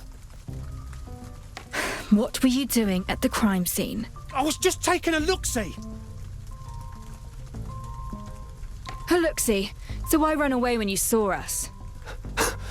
So what if I legged it?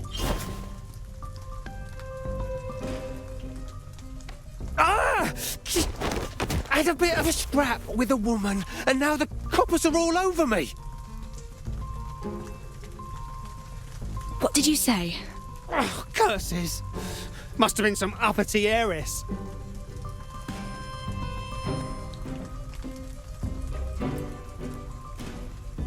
Tell me everything you know.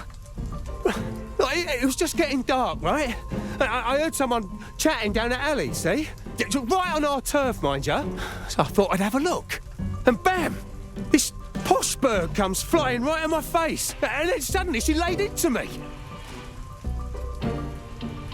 What did that woman look like? I couldn't see her properly in the dark. Yeah, but she was dressed to the nines. Loaded, no doubt.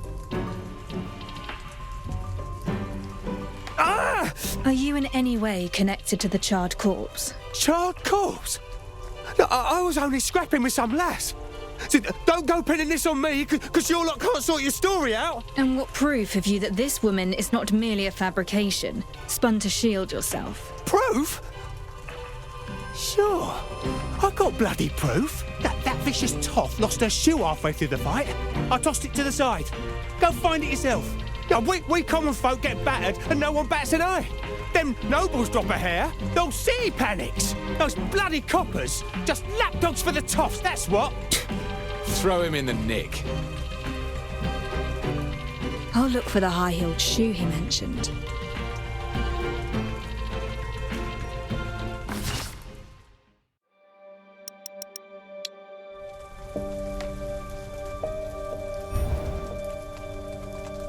A luxury item of genuine leather, well cared for. The lining shows clear signs of wear. A woman's high heel in a less common size. An unidentifiable substance clings to the leather, similar to that found on the charred corpse.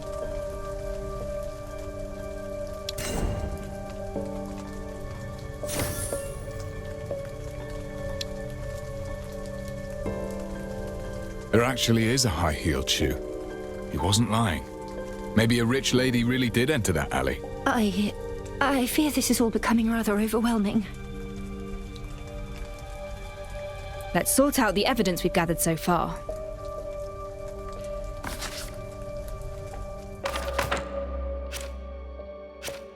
It would take a high-powered reactor to produce such intense heat in so short a time. The silverium residue on the ground confirms that the flames originated from a reactor. The street punkster maintains that he encountered a well-dressed woman in the alley. The high-heeled shoe corroborates the punkster's account, confirming a noble woman was present, yet the residue upon the shoe warrants closer examination. There is a strange substance on the high-heeled shoe.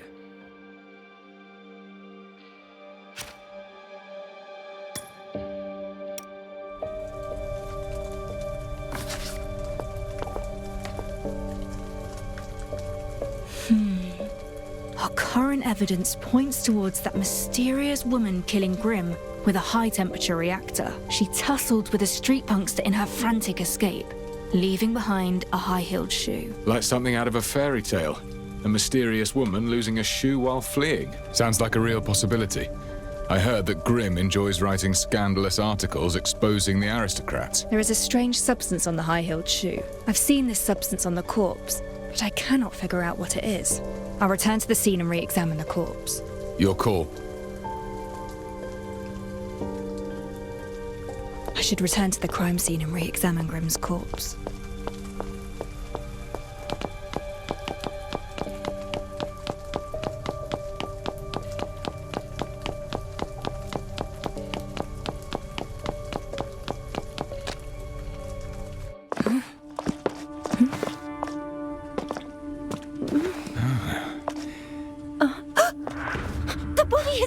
disappeared.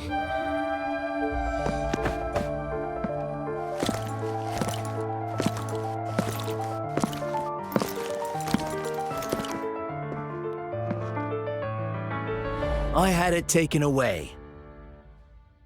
The body has been transferred back to the constabulary, and I will be overseeing this case from now on. This incident has attracted too much unwanted attention and is severely affecting our duties. Those irrelevant to the case shall leave the scene at once. But we are no mere bystanders. The Chief Inspector himself invited us to assist. Chief Inspector Lorin. This is Rex. He's the superintendent sent by the Navy, specifically assigned to oversee the constabulary. I didn't expect him to come here in person. Recently, the higher-ups are extremely strict about the discipline of the constabulary. We should probably let this slide for now. These two civilians just happened to be passing by the place. So I took the opportunity to ask them about the area. And I never expected the superintendent to place such importance on the case. That's a good thing. Why don't we head back and go over the details? I need you to give me a work report. Of course. You shall have it at the first opportunity.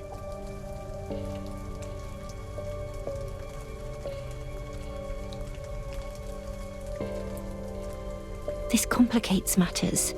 The body has been removed and now the Navy is involved. It seems Chief Inspector Lorin wishes us to stand aside for the moment. Should we return to the office and reconsider our next steps? Remaining here will get us nowhere. Let us head back.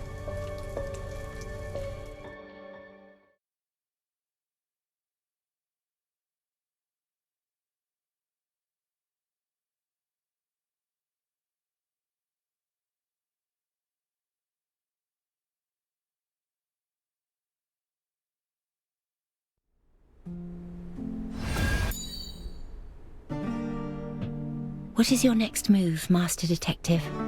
The victim has been reduced to a charred corpse. Clearly an attempt to conceal something.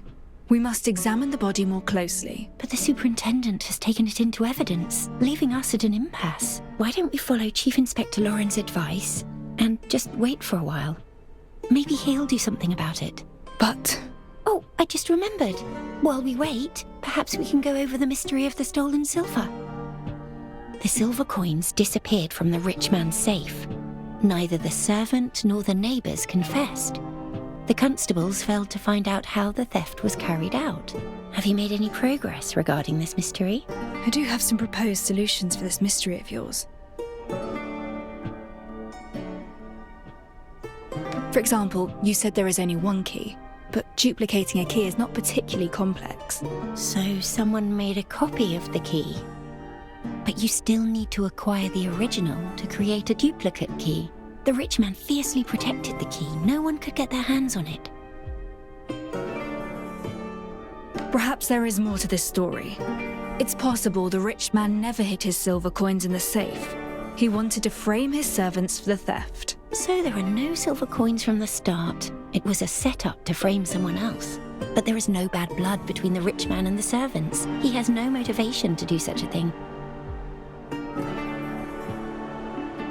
Perhaps the safe never contained ancient coins, but silverium kept in siphons that could flow out from the fine crevices and openings. Silverium flowing out from the crevices and openings. A bold proposal. But if the rich man stored his silver coins inside the safe, he should know that it would keep the coins secure instead of leaking them. These answers focus on certain possibilities. None of them could explain how the silver was stolen. Do you have other ideas, Master Detective? Apologies, Have I not been clear enough with my mystery? I can go over... I'm heading to the constabulary. Huh? Why? Grimm's case is an unusual murder using extremely high temperatures, a characteristic shared by the nameless Ashes case. I cannot afford to ignore it. I must meet with the superintendent and impress upon him the gravity of this case, and secure my involvement once more. And should he oppose me, I shall see to it that he changes his mind. Is that so? I understand. I shall accompany you, given your resolve to pursue the truth.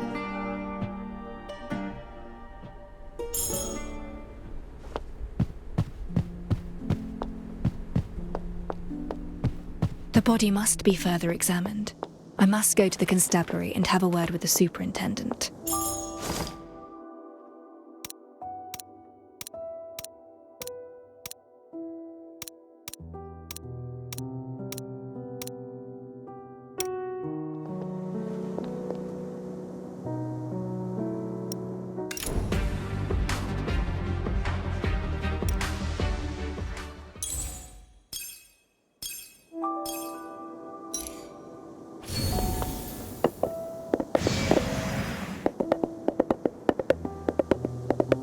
Stop.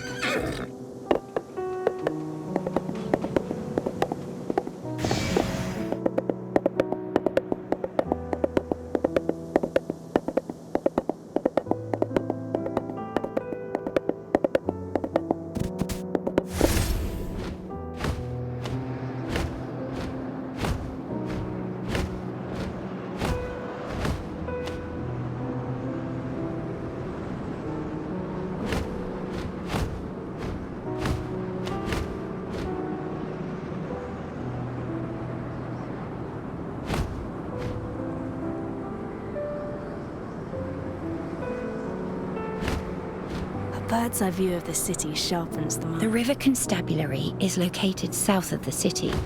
From what I remember, it used to be a large navy building. When the navy moved to the eastern estuary, the building was transferred to the constabulary. The constabulary itself is a new system led by the Navy, approved by the royal families, and paid for by corporate investments. I do wonder how the Chief Inspector will fare now that the Navy is applying pressure. Especially given that the police force was already unstable to begin with.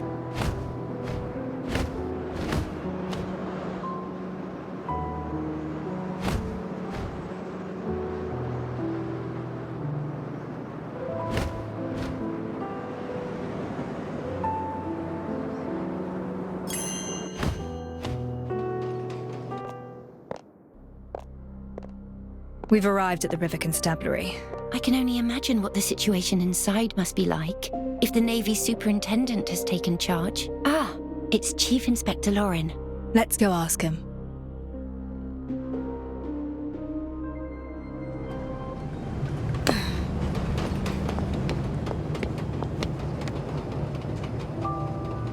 How did it fare, Chief Inspector? It fared poorly. The Navy thinks we're bumbling and intends to interfere. They're steamrolling us. Especially in the matter where I sought out your assistance. They regard it as a transgression. Our current case shares similarities with the Nameless Ashes case. There's a piece of evidence that I'm interested in. No matter what happens, I need to re-examine that corpse. I understand, but... You again? The civilians passing by the place. Chief Inspector Lorin, as a member of the constabulary, please look to the propriety of your decorum. A simple misunderstanding, Superintendent Rex. I was just venting to a friend, given the recent pressure on the force. Anyway, head off. We'll grab a pint or two afterwards. Always picking up at the small stuff, while the real issues get swept under the rug. We have a leaky second-floor window on the east side, and people sneaking into the evidence room. Nobody cares about that. A leaky window? Take it up with logistics. You know full well I'm in charge of the patrols. At once. You're doing a stellar job. Yes, indeed. Thank you.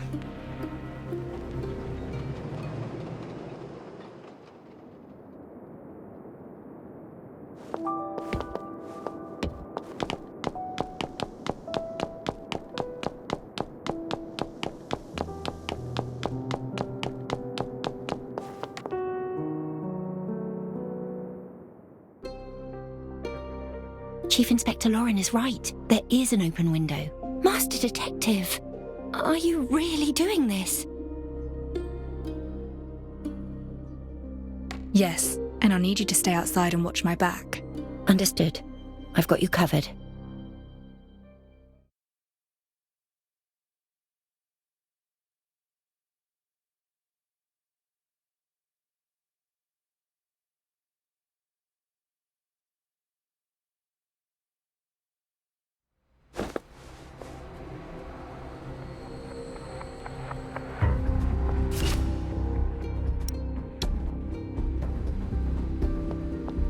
The Navy only sent help because the crime rate's still through the roof. Help? They're just making it worse. And that crime rate?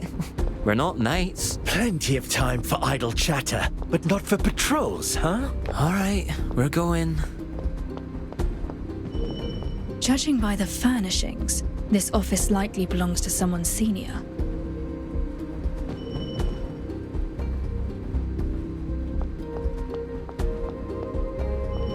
They say the slayer of nobles is on the move again. Safe.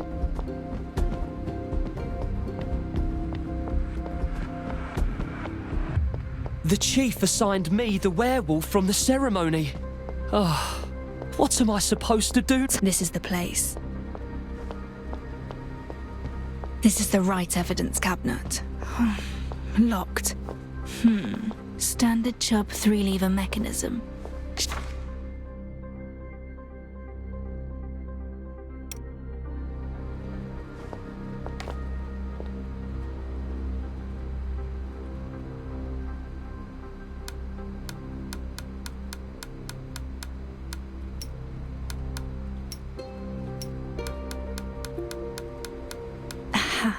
The core's turning.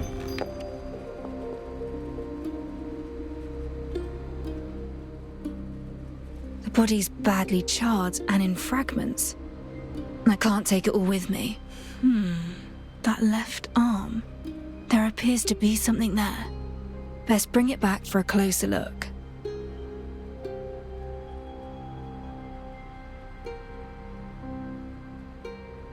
Now I must leave with the evidence.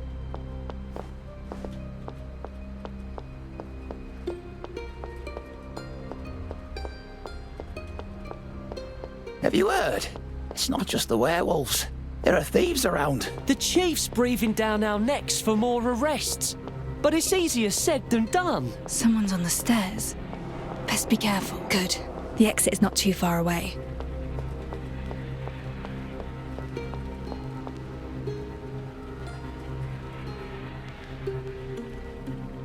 Bother. The main entrance is blocked. I must find another way.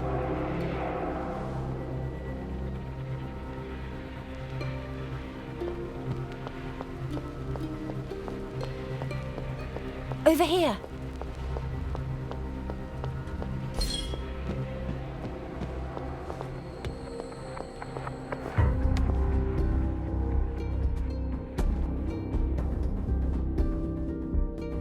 The superintendent was just at the front entrance on his rounds, so I circled around to wait for you. Nicely done. You made the right call. Did you find the evidence? Take these, quickly.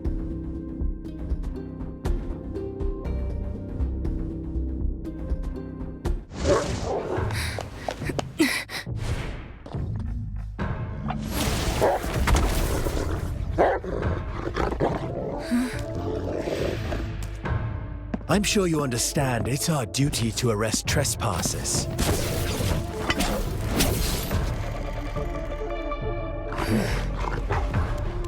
We don't have to be enemies. I'm afraid we're long past that. You broke the rules. Chalk you!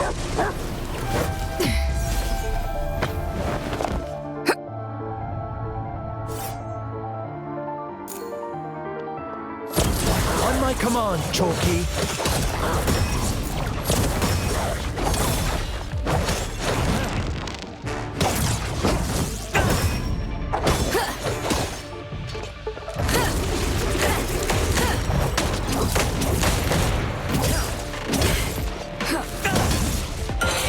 Reset the board.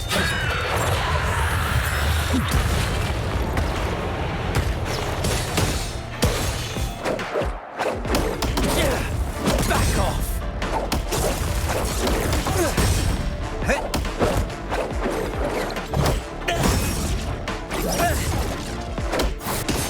Catch your breath. You owe me a cocktail shaker. I'll take care of this.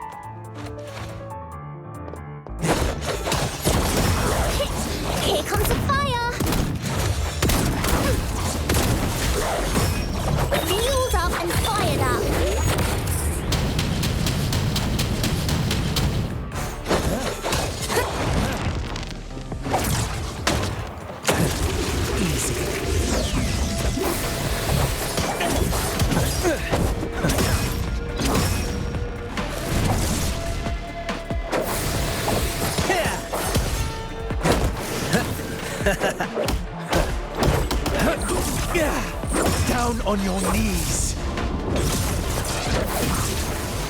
Burn it all down. You'll have to go through me.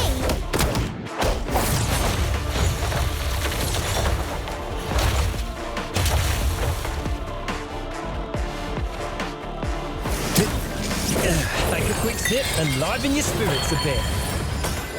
Timing is everything.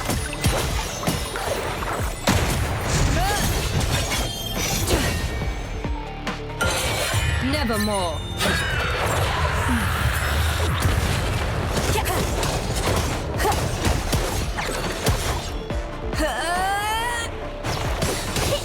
Here comes the fire.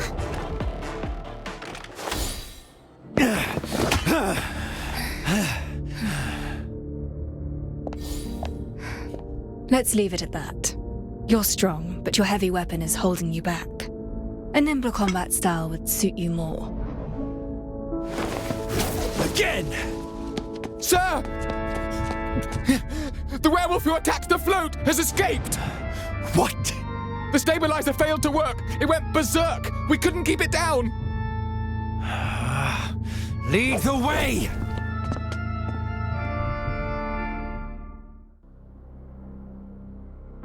Are you all right? I'm sorry. I'm no good in a fight. At least the superintendent has gone. Do you think he might come after you? Suppose he does. I'll manage. Where's the evidence? I'm sorry. What happened? I was in such a rush to escape that I didn't notice the puddle. I slipped. The remains broke apart and fell into the water along with the photographs. They're ruined, and it's all my fault. This whole venture wasted. We'll have to think of another way. No matter. I'll have to call in some help. While there's little to work with, she is skilled enough that she should be able to glean something useful. What? Oh, I mean, that's wonderful.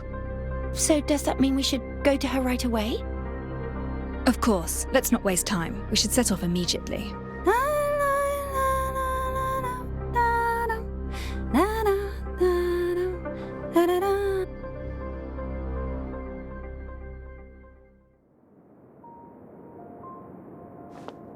The woman who posed as an applicant. What's she doing here?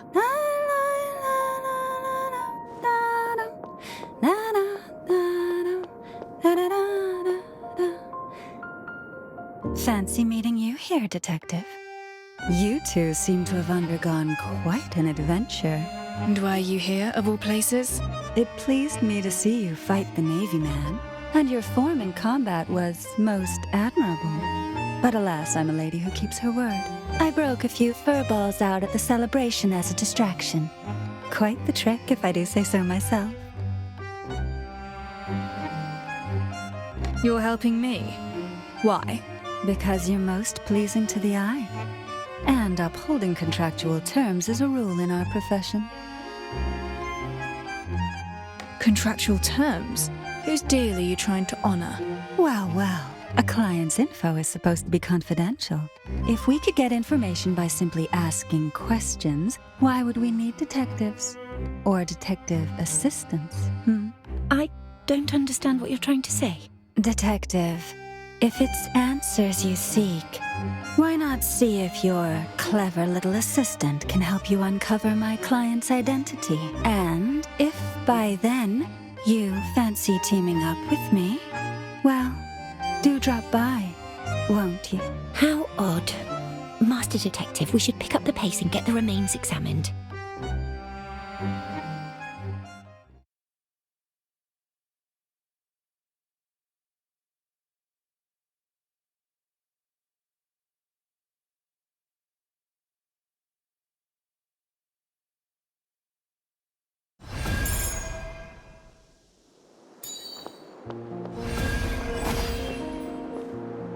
If memory serves, the clinic is at the intersection.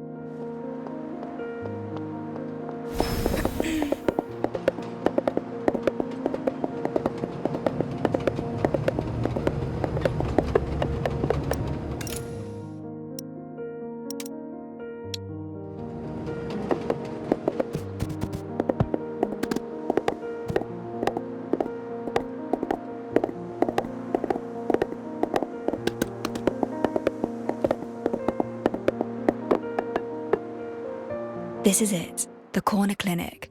My old friend runs this establishment. We're to examine the remains at a clinic. I thought they were for those needing a physician. She is a physician. Anatomy is her specialty. She knows how to make the dead talk.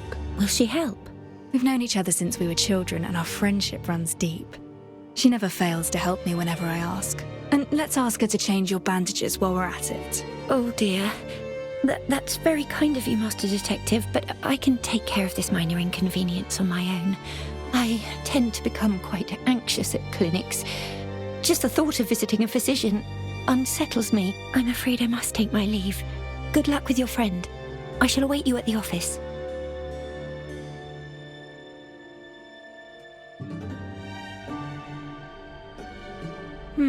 She doesn't like visiting doctors. Why is that? Either way, the priority now is to glean information from the remains. Time to head inside.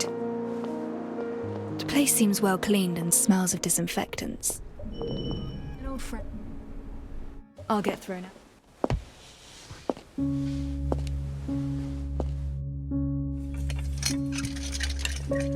Don't touch anything.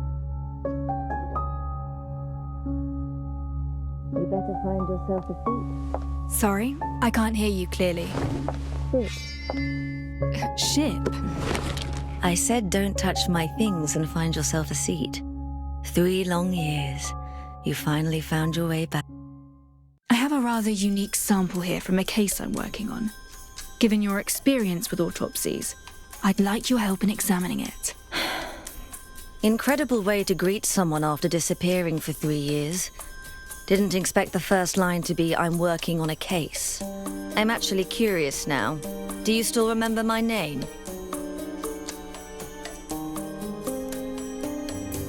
Sweet Doc Firtho, please help investigate these remains for me. Playing coy won't work with me. Your first line should be, it's been quite a while, Firtho. This case is important. I need your help to examine these remains.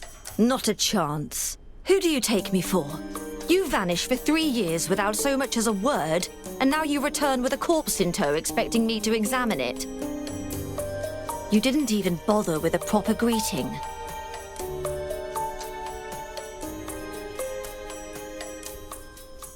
Oh. Well, how are you faring these days? Someone stole my cargo. Yes? A mob of gangsters stole my cargo. Bring me back my cargo, and I'll consider doing that autopsy. Certainly. I'll go look for it. The gangsters usually loiter around the Day Fairway intersection. Look around the place for clues of their activities. Intersection. Got it. City gangs grew in size these past years. Be careful. Don't let them bring you to my place in a body bag. Don't worry. I can still handle a few hooligans. According to Firtho, traces of gang activities can be found at the intersection.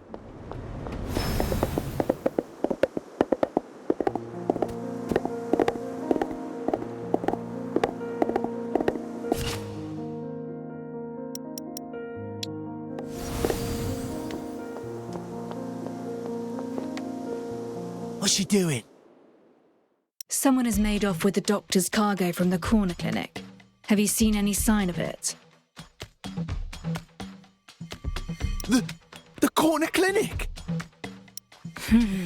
Now that's odd.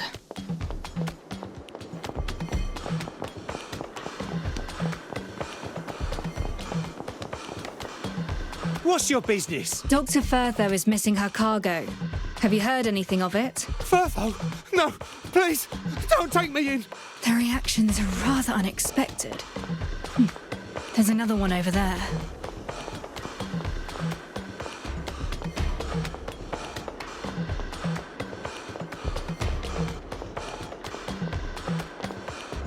Why are you looking at me funny? A doctor's cargo hat. Doctor? No! No! Firtho seems to have garnered quite a reputation. I'll follow this one to locate the gang's den.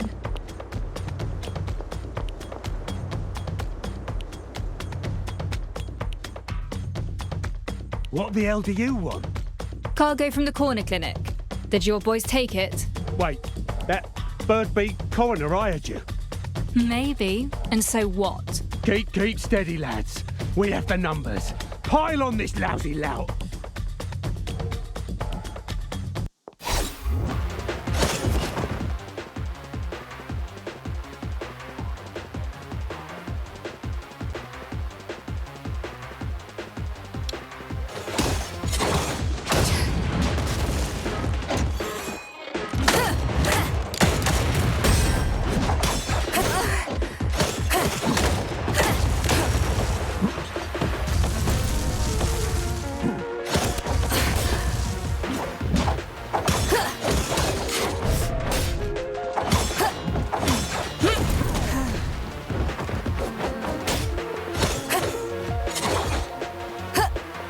Knock it off!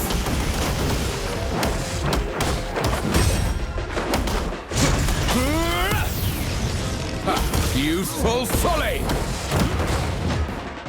I'll take care of this.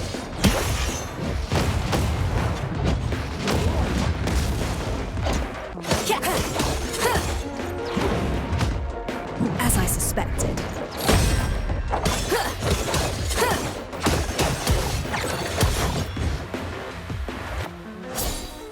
So, we're settling this physically? Should have cut the chatter and gone straight to the fighting instead. We surrender. The cargo's yours. Just take it and leave us. Got a question for you. You stole Firtho's cargo, yet you're so afraid of her. Why? Firtho the doctor. She visits this place every night and nabs one of us for her experiments. Everyone who came back was a screaming wreck. Their nightmares wouldn't end. We run things round here, and we've a name to uphold.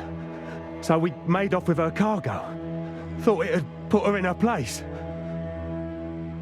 Now we know we stepped on the wrong toes. We'll never touch her property again. Experiments? Regardless, I have the cargo. Time to ask Firtho to help me examine the remains.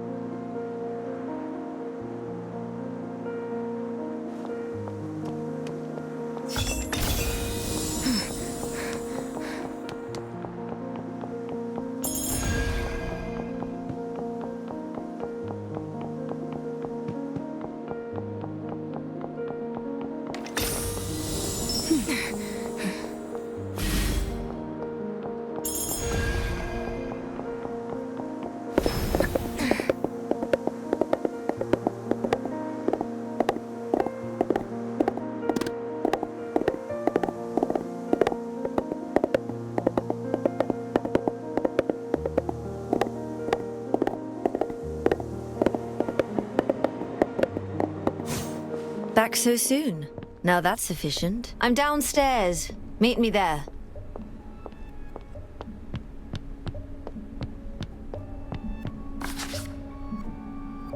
I have the things you want. Excellent. Haven't lost your touch, it seems. So, can we start examining the remains? All right, let me start over. Firtho, for old time's sake, do me a favor and examine the remains for me. Wasn't so hard now, was it? Come, I've already examined the remains. Already? I knew you'd help. Little to go on with remains this battered and charred. All we have is a piece of the arm and a few soaked photographs. Identifying the victim is virtually impossible with this. Can you identify the victim's sex? Judging from the pelvic features in the photos, the victim is male. How old is he? The pubic symphysis suggests he's likely over 30. I noticed some foreign matter in the arm. Surgical pins, metal. The victim likely had surgery after fracturing his arm at some point. I found something that might interest you. The cause of death. We found clear signs of arson at the scene. Are you suggesting that wasn't the cause of death? The victim's limbs lay straight in the photographs, rather than bent in a defensive posture. This means that the deceased had no signs of life when the fire started. You're telling me that he was already dead before he was burned? Correct. In summary, the deceased is a male over 30. The cause of death remains unknown, though it was certainly not by burning. An adult male. Grimm's male. But younger. And then there's the fractured left arm. And it wasn't the fire that killed him. Don't worry, my conclusion should be watertight. unless the Royal Academy and the centuries of knowledge it accrued have all been mistaken. I have faith in your judgment. The rest is detective work. Oh, and I also found a viscous substance on the remains, containing no human tissue. A viscous substance with no human tissue? I found something similar at the crime scene. Can we figure out its purpose or use? It must be identified on a proper laboratory table. Alas, this humble clinic of mine is not furnished for this task. Well, my office is, and it's already unpacked and prepared. I should head back and start the analysis right away. Hold on. Take this. What is this? It's from the cargo you retrieved. A special type of stabilizer. It soothes the mind and suppresses recurring nightmares. I specifically formulated this for you, you know. I never mentioned my nightmares. I'm a doctor. I can tell much simply by looking at a patient. For example, the pallor of your face. Much appreciated, then. By the way, the gangsters told me that you were experimenting on them. What exactly is going on? Experiments on living subjects. I don't have time for running those. Many of them were ridden with skin rashes, infected by a highly contagious strain of varicella. Recently, I've been working with the Academy to develop a new kind of serum. It uses weakened pathogens to help the body adapt in advance and build resistance to actual infection. Unfortunately, the only route of administration is via subcutaneous injection. Hence, I had to get hold of a few, restrain them to the bed, and inject them. The good news is that the recent batch proved its worth with an 80% success rate. The spread of the disease has been contained. Oh, is that so? They do not understand the treatment methods you employ. Such actions may cause them to fear you. Why fear me? I'm the one helping them avoid the infectious rash. But you just reminded me how convenient it is to reach them. I have several new medicines, and I do intend to invite them over for a few trials. And they happen to be a most agreeable lot. You will succeed. Now, if I may, I'm taking my leave for my office.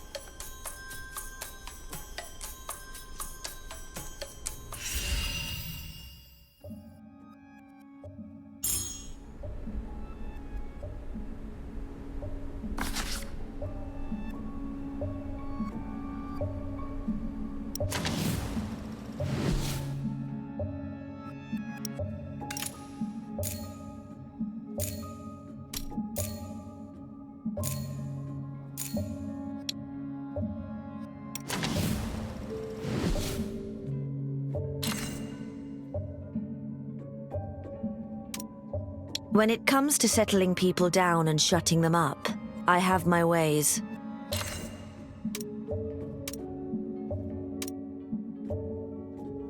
Let's go. We have field work to do.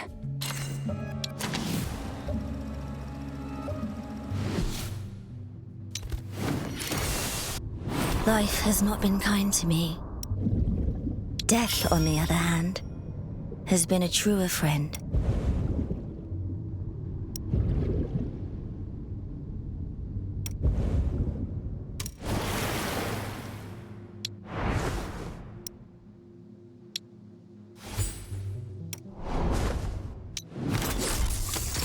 Let's keep those brats in check. I saw myself in those creatures, existing in a shade. Let's keep those brats in check, and then we'll get to have our vacation in... I saw myself in those creatures, existing in a shade between life and unlife.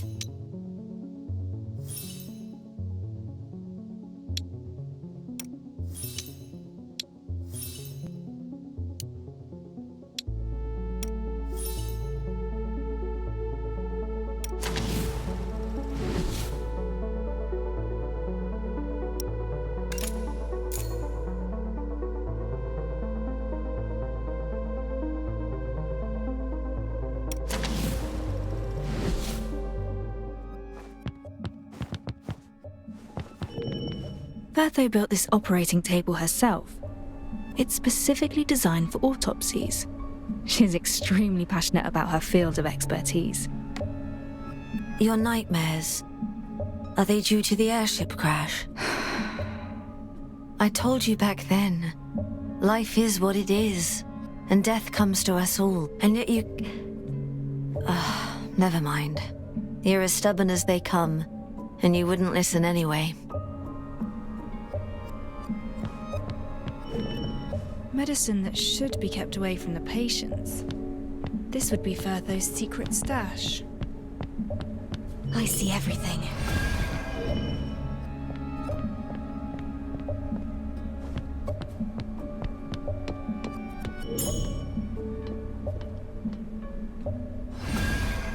The results of the autopsy contradict the witness's testimony. If the witness did not lie, then there is only one possibility. Back to the lab table then, to verify my hypothesis.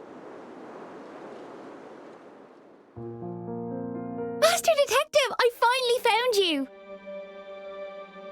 I tried visiting Chief Inspector Lorin, but he wasn't at the constabulary. So I went to the detective's office to look for you, but you weren't there either. Looking for me? Tell me, what's happening? There's someone I know. His name is Grimm. He's a journalist around my age. Brown cap, straw-coloured hair. Sure, a person in the know told me there's been another murder in the city. The victim happens to be Grimm. Master Detective, you seem to know something about this case. Can you tell me if he really died? Well...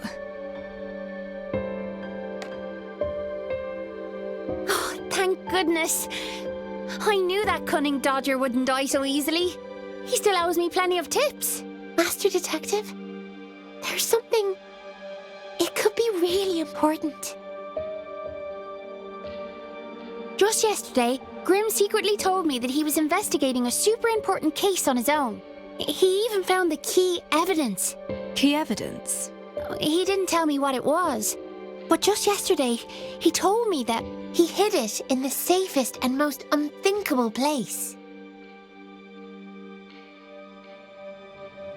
Master Detective, this is all I know. I hope this tidbit can help you out. If you find the truth, please get it published in the papers.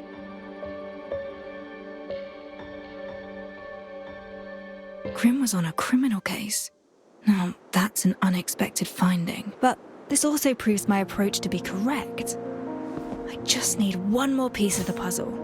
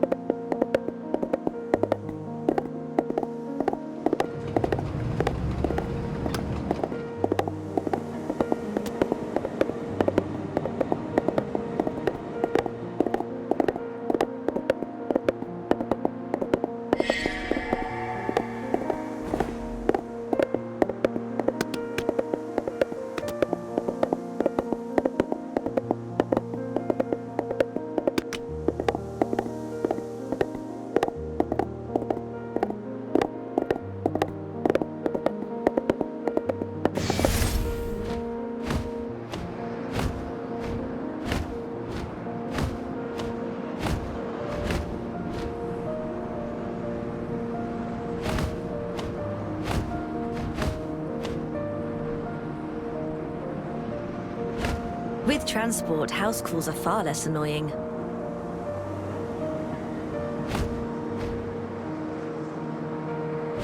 Straight line, shortest path? Figures you'd say that.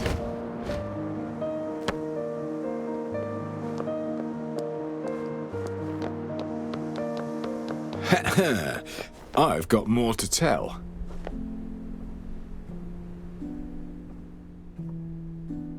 I didn't expect him to launch a sudden brutish strike from the left. Whoa!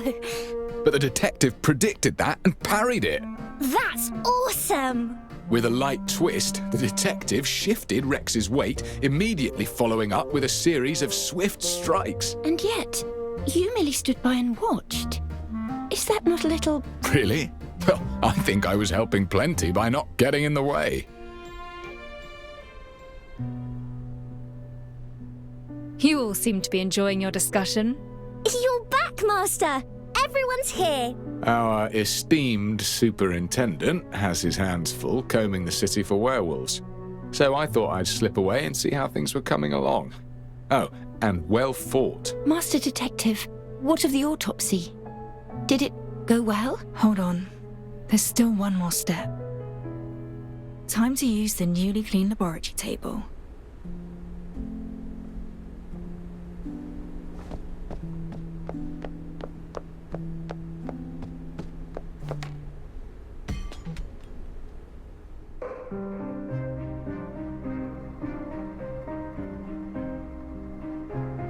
Grey, no obvious odour, and rather thick. This contains mud, water, and one key substance. Let's try a test by colour. These colours, what do they indicate? This is a set of detection equipment built by my brother, my former partner. It contains the colour reactions of various common chemical substances. In short, it lets you compare the colour reactions against reference bottles during preliminary screening. With experience, you can quickly narrow the possibilities without a full analysis for each sample. Impressive device. So, have you managed to identify the substance? A thickening agent. If mixed with mud and water. I see. A fireproofing agent. It can absorb heat and prevent fires from spreading. Fireproof? What does it mean?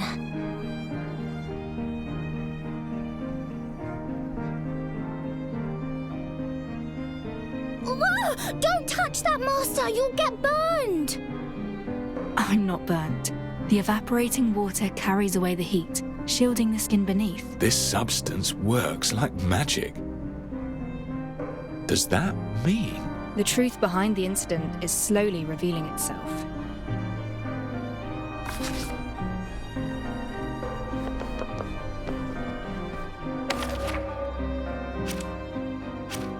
The autopsy revealed the body was burned post-mortem, fully contradicting the witness who claimed to have seen Grimm on fire, screaming.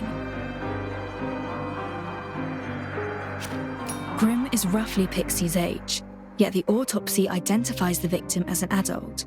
The burned body was likely not Grimm's. A fireproofing agent was found at the scene. They must have used it to make sure Grimm didn't actually burn to death.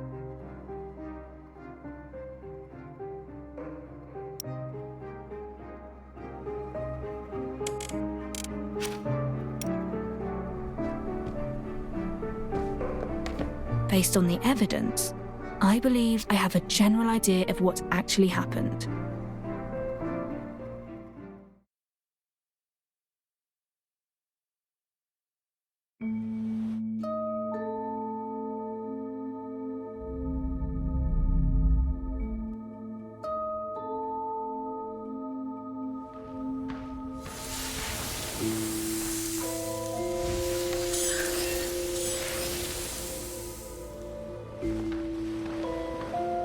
That alleyway is where the incident occurred.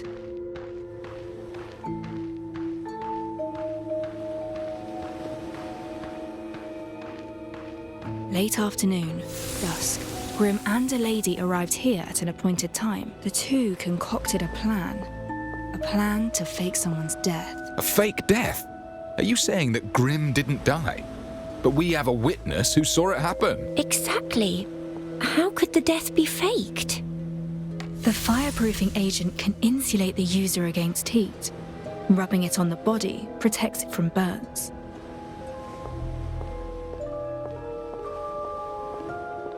Alcohol is the most easily acquired flammable material.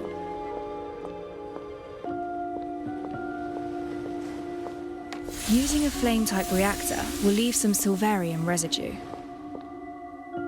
Grimm places his camera and hat down by the side, and then applies the fireproofing agent to his entire body. His companion prepares the fuel and ignition device. Whoa! Is he gonna get burnt? No, before that happened, they must...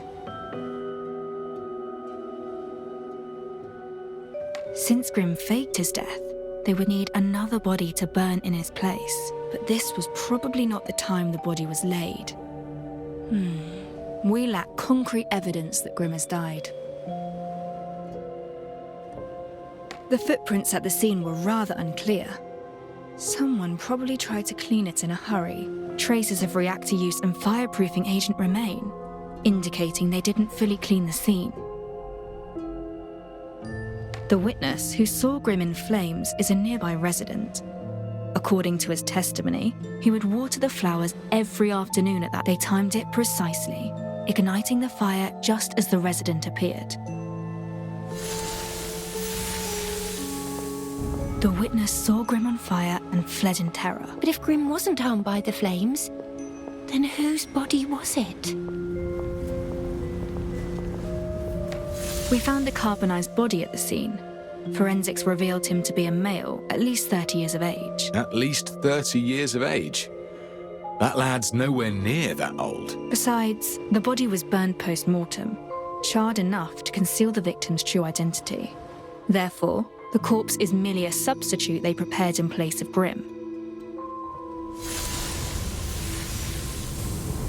So, without that autopsy, we'd have been forever in the dark. Wait, then something unexpected happened. The alleys in high piers see little traffic, but you can never predict when a street kid might wander into one. This discomfort came quickly. Thankfully, I have firtho stabilizers.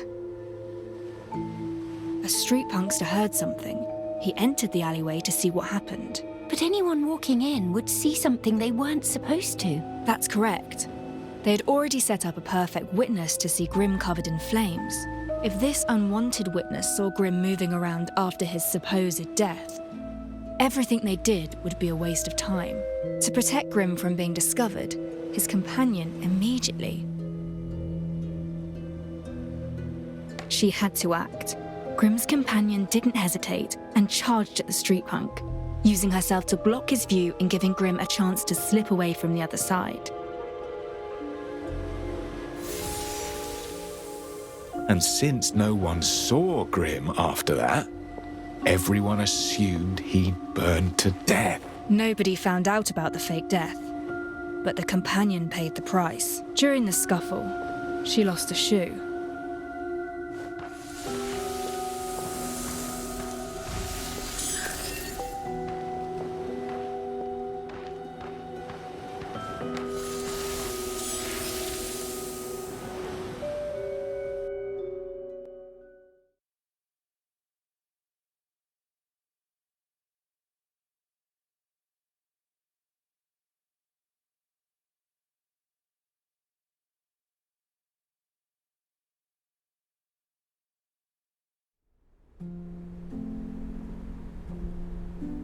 And that's likely what transpired. Any questions?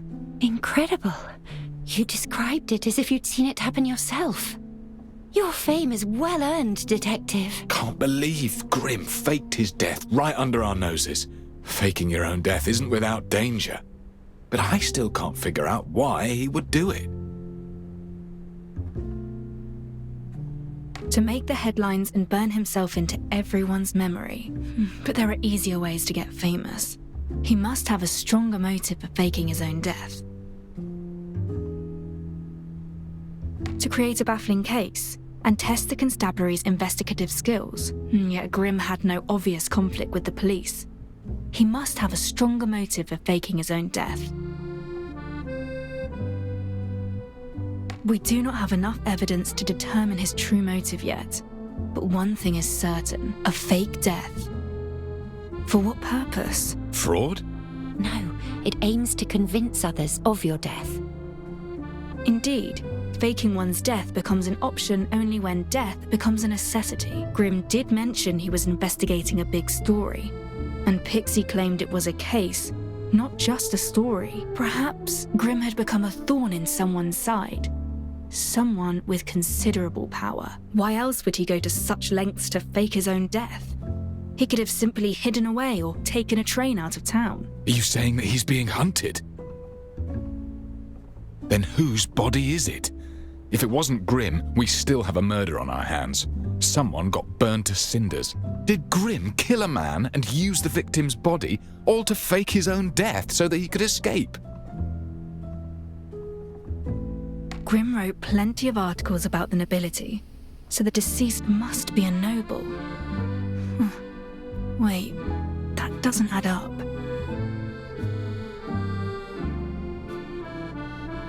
Grimm took down a would-be assassin while on the run. Sounds plausible, but there's no evidence to support that conclusion. There's not enough evidence to determine his identity. All we know is that he was a man in his 30s with a previously fractured left arm, and we still don't know who killed him. What about that noblewoman then?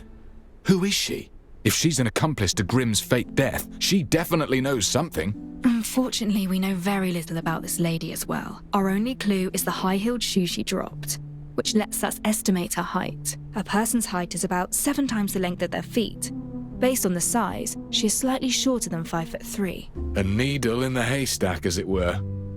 Besides, not everyone's height matches that calculation. Do we really have to scour the entire city, trying this shoe on every woman, just like in that fairy tale? Not yet. We have one more clue. Firtho's autopsy report has already given us all the help it can. I'd better focus on something else. Pixie told me that Grimm hid his key evidence in the safest place. The safest place? But that could be anywhere. How will we even know where to start? Let's think about where he's been.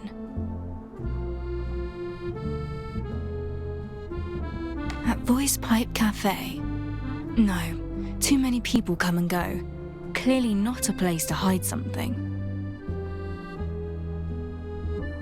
At his home? Unlikely. He could be under surveillance or even fleeing for his life. The home of the hunted affords little security. But the home of his supposed enemy? That is another question. You mean the detective's office? Grimm snuck into the office yesterday. But you caught him and drove him out, Alf. Right! I defended the detective's office! He was poking around the kitchen area. Let's take a look. I can see that someone has searched the cabinets. I thought it was Alf, but perhaps it was someone else. Grimm's appearance in the office was no mere coincidence. I'm certain Grimm's key evidence is somewhere in this office. Your deduction skills are truly astonishing. Were I Grimm, I'd have left the evidence in your care.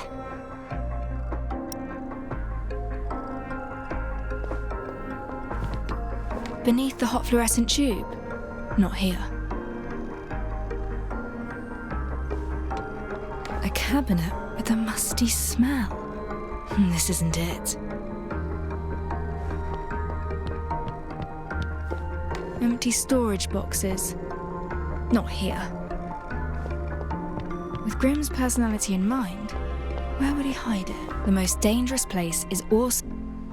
Found it! Grimm's notebook. What's this?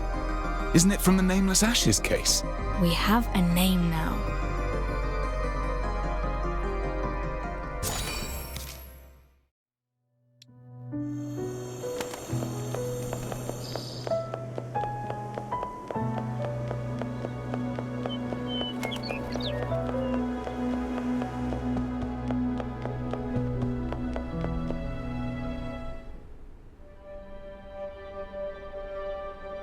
This photo? No. Impossible.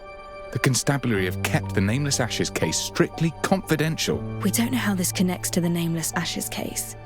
Yet, it proves that Grimm faked his death. He planned in advance and hid in the notebook. What landed Grimm in deadly trouble is within this notebook.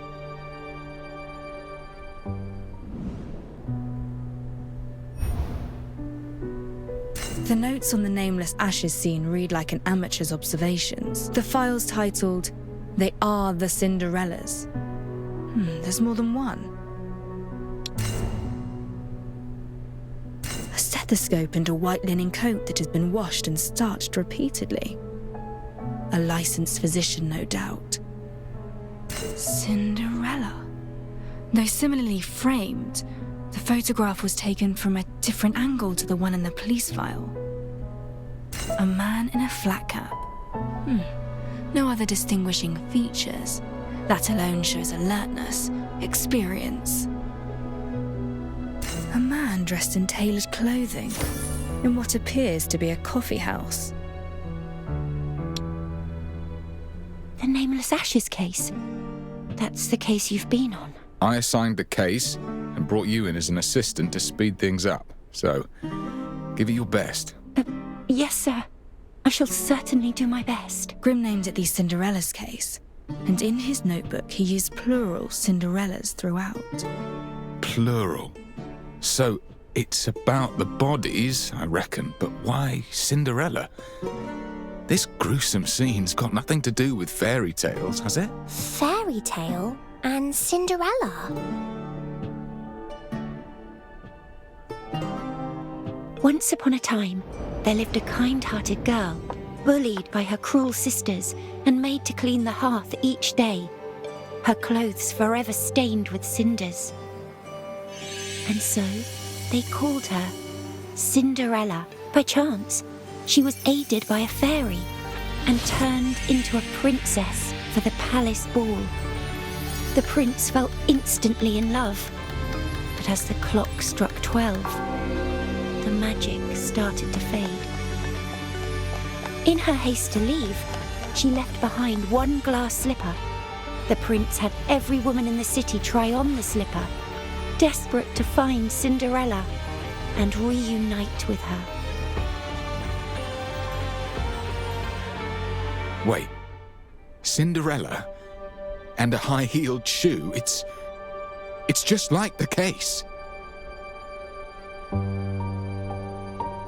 Perhaps they're staging their crime as a fairy tale. But to what end? Coincidence, perhaps? Then how should we proceed? There must be a reason why he resorted to faking his own death. It's likely to do with someone he's crossed. Even so, we need more leads to reach a true conclusion. If Grimm actually faked his death, he'll be in hiding. Find him, and we find a lead. But trying to find someone determined to stay hidden in this city is like looking for a needle in a haystack. We start with our new leads. These photographs. 3 of us, 3 photographs. Let's split up to save time. I know that face. From the papers, perhaps. I shall search the constabulary archives and figure out his identity. Very well. Then I'll look for the doctor. I have a doctor friend myself who may have insider information. We've fewer leads on this last photo, but Alf and I shall do our best. How goes it? Any leads? Lorin is optimistic, yet the search will take some time. What of the doctor? Your contact's helping us out again, is she not? Like when she checked the remains? Well. Yes, she'll help out. I'm sure of it. I'm deeply sorry, Master Detective. We've no substantial leads on this last photo. You don't have much to work with. Don't fret about it. Just tell me what you found for now. The background tells us little, but he's dressed to the nines, suggesting that it's natural to him. No doubt a rich man. Rich man? No. Why does that phrase ring a bell? A rich man? Much akin to the mystery of the stolen silver. Mere coincidence? Or... Ah! What is it, Alf? The bread! Alf knows that bread. Alf does. Alf saw it out on the street, round and fluffy. Alf thought it looked a treat. You can buy it on Felix Lane. But, Alf doesn't know the way. Thank you, Alf. Then we have a lead. Let's go.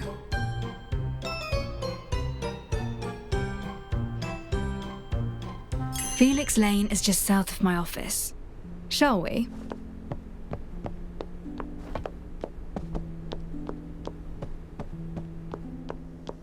Where could Grimm be hiding, Detective? Find him, And these mysteries will unravel before us. I've got a feeling that rooting Grimm out may not be such a good idea. Why ever not? Great peril forced him to fake his own death. To find him now would only bring him out into the open once more. Besides, the body's identity remains unknown. Grimm may well have blood on his hands. We must prepare for any eventuality. I see. Viewing things object. So many shops. We must be close.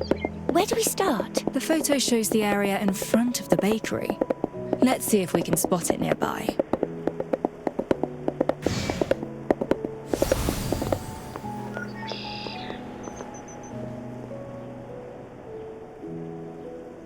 Triangular flag with red and yellow stripes. Just like in the photo. Let's keep going and find where the photo was taken.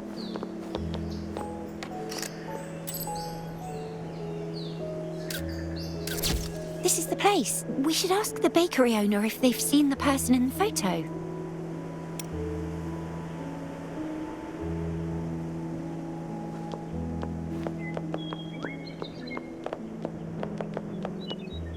Welcome to Wheaty Baker and Deli. Our goods are as fresh as they come. There you go. We've a nice, joyous soda almost ready now. 5 minutes top. Excuse me, miss. Oh, I've seen you in the papers. Detective, yes? Commos is the name. Fancy seeing you in person. Oh, and a friend of yours. You look rather lean. Choose something. It's on the house. That's very kind of you. But we're actually here looking for someone. Do you recognize this man?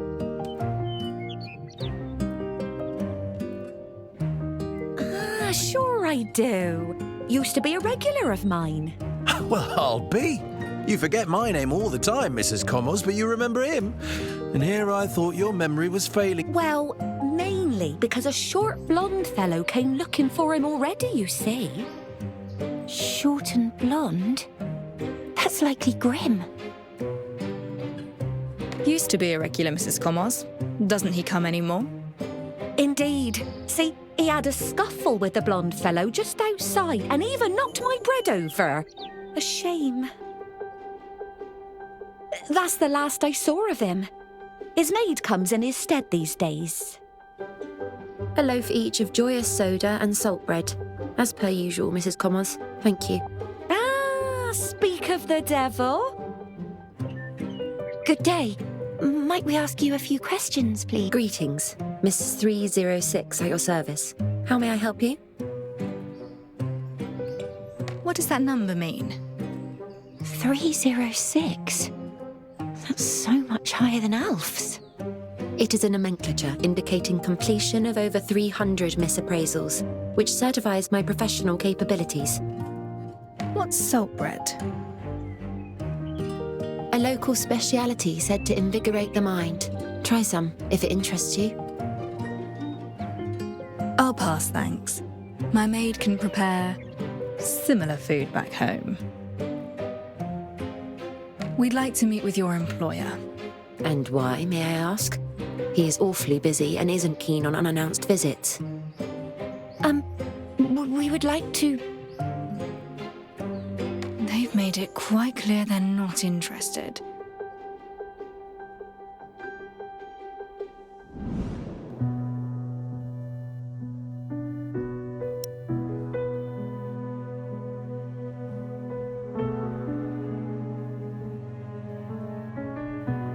The accessories that she's wearing are far from cheap. Hiring her would clearly cost a tidy sum. She has a friendly demeanour, but chooses her words carefully. She is no ordinary maid.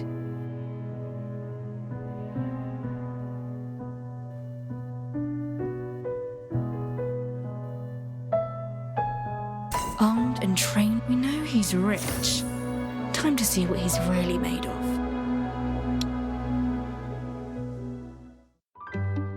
We're here regarding your master's business. His considerable assets have undoubtedly piqued others' interest, and he may well have incurred losses, hence the need for a maid who... But all you can do is react. You cannot guarantee your master's fortune will remain entirely safe. Unless... What if I told you... Detective's an expert in this field. Act now, and we may protect his finances while reclaiming any lost... Is that so? Then I shall arrange a meeting. I hope you can help him. He is working at the Royal Bank at present. You may inquire for Daniel Bolden at the front desk.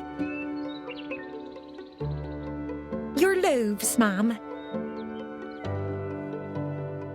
I thought we were done for when she first shut us down. But your quick thinking saved us there, Detective. You reacted pretty quickly too.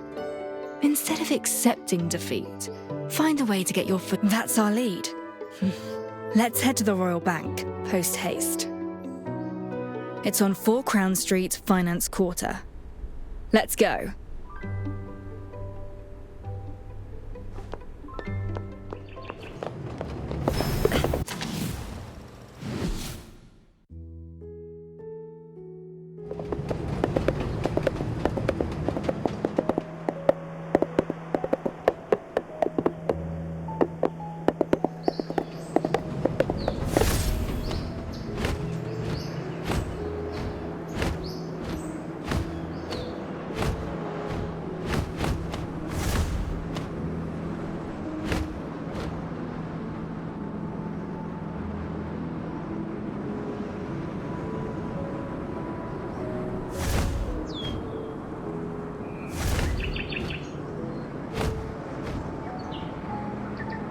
This view sure surpasses the one you get from an airship.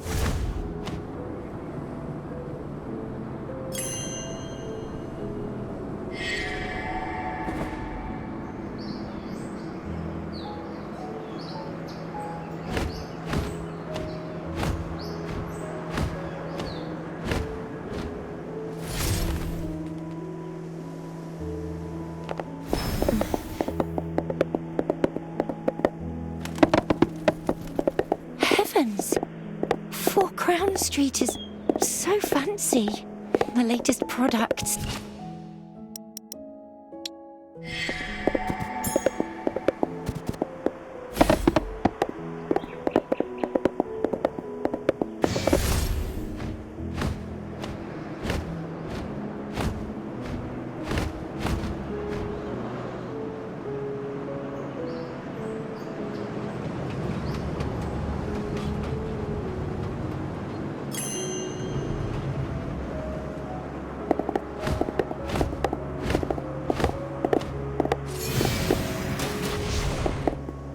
They say thieves have their eye on the Royal Bank. Not just any thief, the rogue. Something seems to have them all worked up.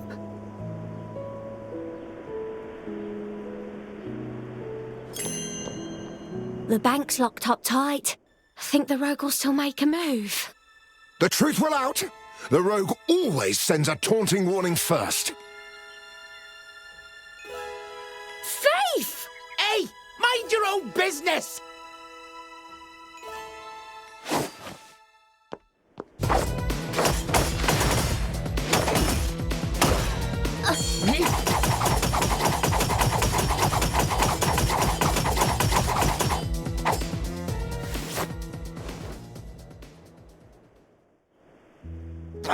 That rogue runs free, while I get cuffed for nicking a few coins!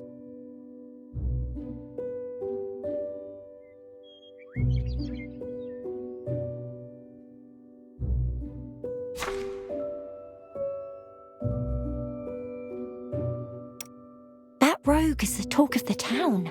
Lots of rumours about. Let's focus on the matter at hand. The Royal Bank. Ugh, gravelkin.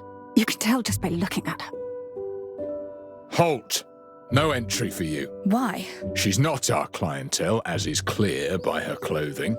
Letting her in would damage our image. A bank with a dress code? Ridiculous.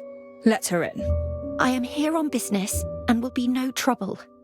I abide by the rules. She can enter, you can't. Rules are rules. Leave if you don't like them. Let it go, Master Detective. I'd hate for this to waste your time. Please, go ahead and find Mr. Bolden. I shall wait for you nearby. I'll be quick.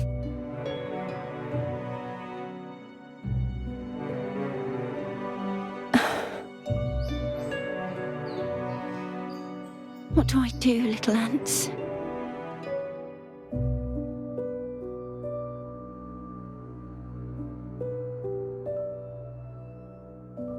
Instead of accepting defeat, find a way to get your foot in the door.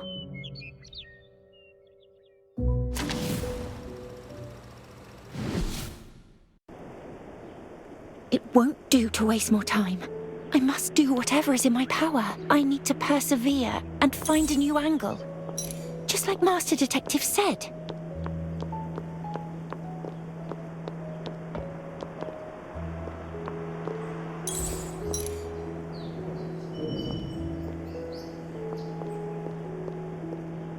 Oh, trust me on this. Bolden's foreign venture has an excellent outlook, with investors who are all recognized members of the nobility.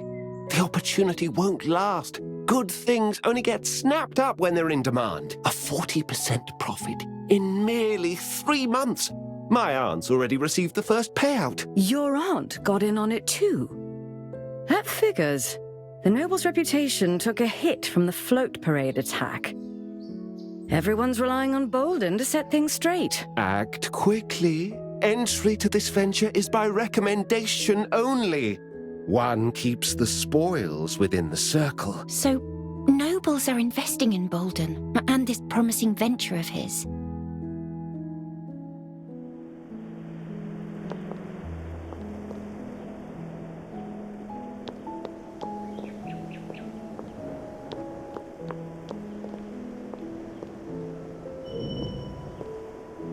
My money invested in the float.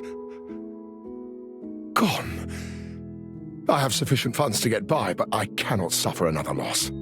Why is Bolden still letting the rogue roam free? That blasted thief. Thought he only went for art pieces, not money. If art theft is his modus operandi, then what's with all this talk of him targeting the royal bank? It doesn't fit his usual pattern.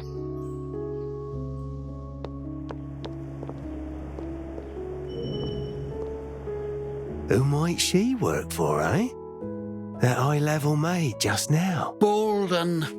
The high levels round Royal Bank are all his. He all but owns the place. Bolden's rich indeed. He holds serious power in the royal bank. This man reading the newspaper might know more than he lets on. Perhaps I can get something out of him. Do excuse me, sir. May I ask you something? What a Gravelkin stray doing here on Four-Crown Street, Keep your distance, wretch.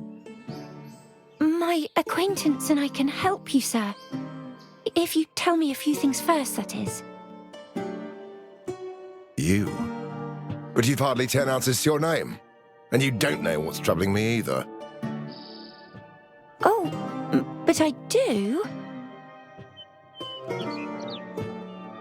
You're involved in Mr. Bolden's foreign prospects, yet fear there may be risk. All projects carry risk. And most carry far more than Bolden's. True. Something more pressing is on your mind, though. The rumours of a royal bank heist have you concerned for your money. Were that true, I'd just withdraw my savings. If you even know what they are. But you cannot. Because of... You invested in the Queen's parade float and suffered severe losses when it was attacked. So you poured the rest of your riches into Mr. Bolden's project. A safe bet. Until the rogue rumours began, that is.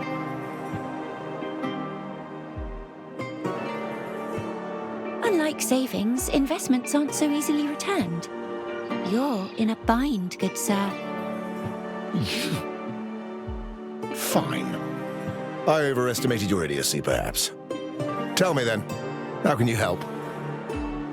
I will require more information to help. They say the rogue targets art. Why the sudden change? I wish I knew as well. But the pattern has been broken, and I have little choice but to accept it. See for yourself. Another flawless heist. Rogue warning photo revealed. A report on his last movements, yet it's merely his last activity in the public eye. There was another unreported theft. He stole Bolden's silver coins, see? Bolden thinks he's kept it under wraps, but in my circles, it's common knowledge. Most intriguing. May I purchase that newspaper from you? This? That's hardly worth anything. Take it. Thank you. Please, do you know any more? Such as... No beggars allowed here. Come. What? No, Oi! Got a gravelkin whelp bothering our clients. Take her into custody. Hey? Look alive, you're police, so start policing, will you? What's this racket? Ah, perfect. It's this girl, you see, Superintendent. Put her into custody. And why must she be in police custody? Well, she's a nuisance, a public nuisance. By law, it is vandalism, unlicensed construction, or advertising and the like that fall under public nuisance. I've not seen her do either. You, however, are wasting police time with your nonsense. This is... Ugh. Fine. Thank you, Superintendent Rexer. Why are you here? I could ask you the same. Is that detective not with you? What trouble is she getting into now? None at all, sir. Master Detective is just making a quick bank visit. What a coincidence. When there's trouble, you two are never far behind. We've been informed that the rogue's targeting the Royal Bank. We're taking him in this time. Now, if you've any leads, let me know at once. I have men on standby.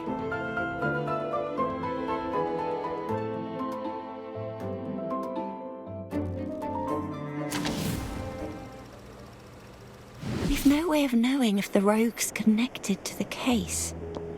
The devil's in the details, as always. I must find some way to learn what the constabulary know.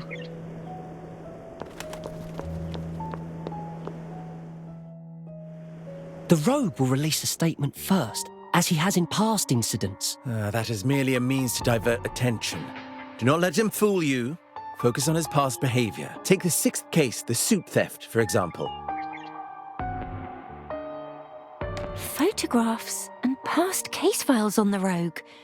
And his statement. Huh? That seal, it's...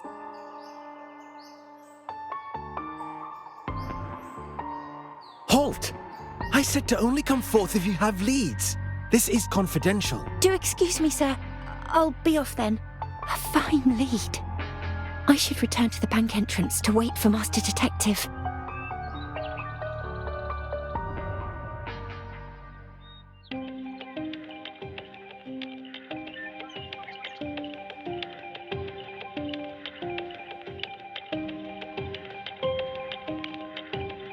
Good day. With what may I assist you?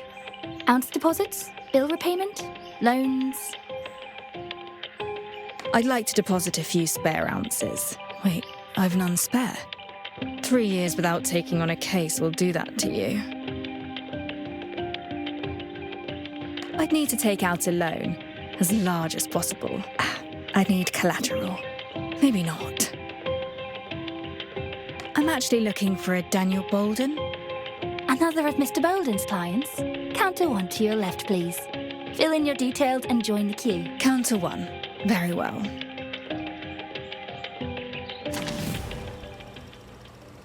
Off I go to provide my details then.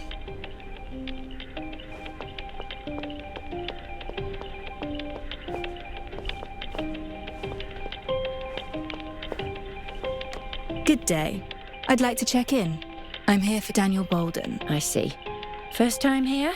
Have you registered your credit standing?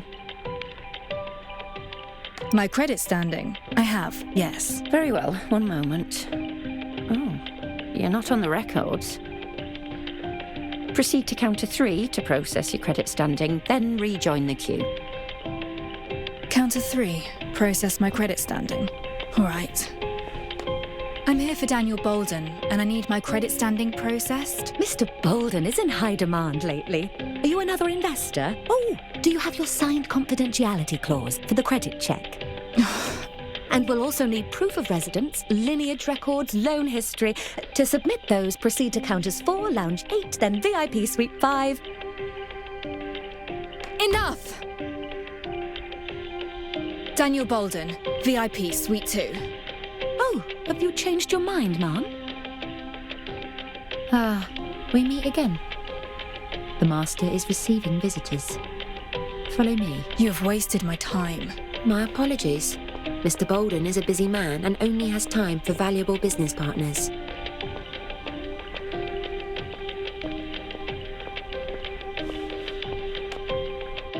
A pleasure doing business, Mr. Bolden. Couldn't do it without you. It's all thanks to your masterful strategy. Everyone knows that under the united mining industry, your factory is the true engine of profit. Collaborating with you offers truly splendid prospects, Mr. Vorsh. That tall, lean man is Bolden. The other must be his business associate, Vorsh, the owner of United Momentum Works. Miss Detective, Mr. Bolden's current meeting will conclude shortly. Please wait. Bolden certainly seems to be in high demand these days. The papers on his desk are nearly spilling onto the floor, and even the coffee table for visitors is stacked full. While they're still talking, it's the perfect chance to take a look around.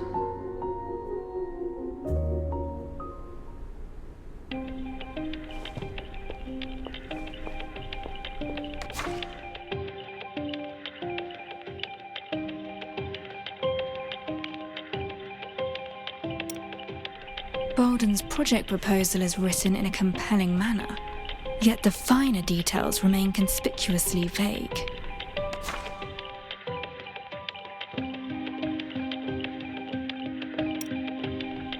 Unconditional compliance as per guidelines. These maids sound more like mercenaries.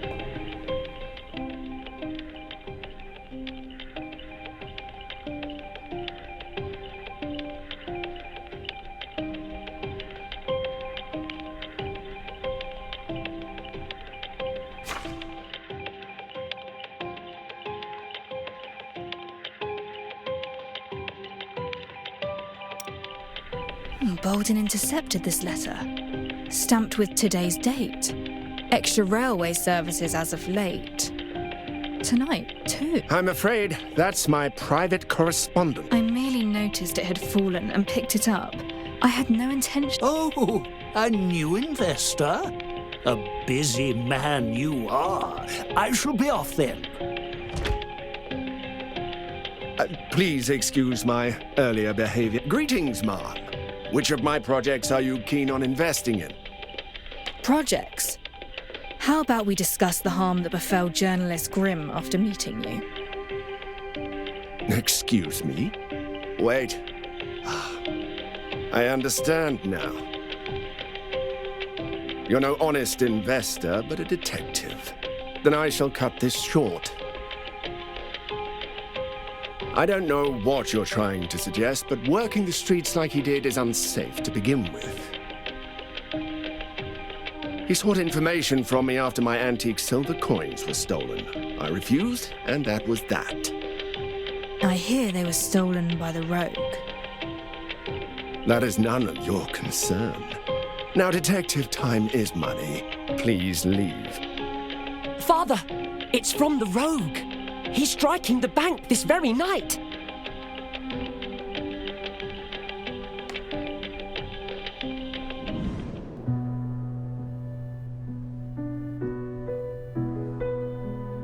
His face is beaming with excitement, as if he were about to embark on a long-awaited adventure. Its wax seal is stamped with an X. Finely tailored, luxurious attire, typical of a wealthy scion.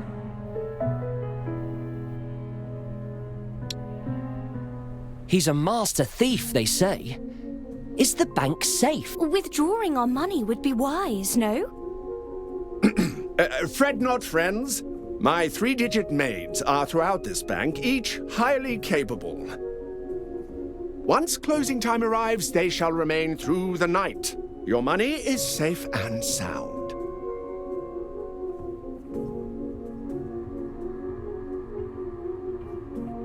Guarding overnight against the rogue? What a thrilling caper. Father, I shall stay too. Oh, shut it. This is no place for you. Off home now. I'm busy dealing with the thief, as you can see. Please leave. Master Detective, how did it go? I met with Bolden, but was interrupted by a warning letter from the rogue. He strikes tonight. From the rogue? Did you see it? What was it like? White paper, red wax seal in the shape of a cross. A cross? How peculiar. Let me tell you what I found. I investigated the area, finding 2 letters from the rogue. The first was printed here, 1 week ago, shown with an X wax seal. A match for the one the bank received just moments ago. That's the peculiar thing, because the second letter I saw was held by the police as evidence. Its seal read VI. Is that so? Then this case is growing clearer. Let us review what we know.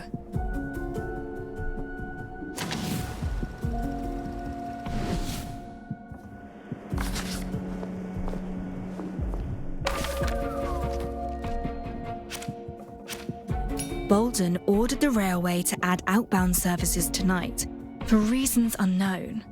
The armed maids guarding the bank are all privately hired by Bolden and answer to him alone. Pursuing this thief demands trustworthy allies, yet Bolden immediately declined his own son.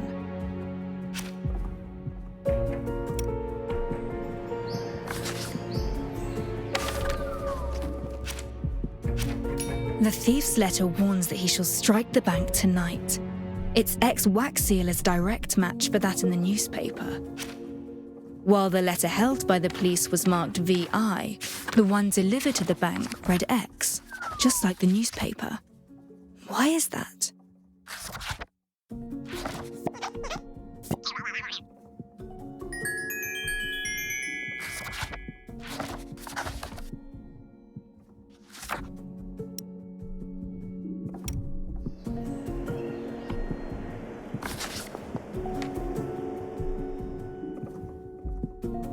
Whoever wrote this thought the wax seal a mere pattern, not a numeral marking the thief's total heists. They merely copied the seal pictured in the paper. We know the thief sent 10 such letters at least.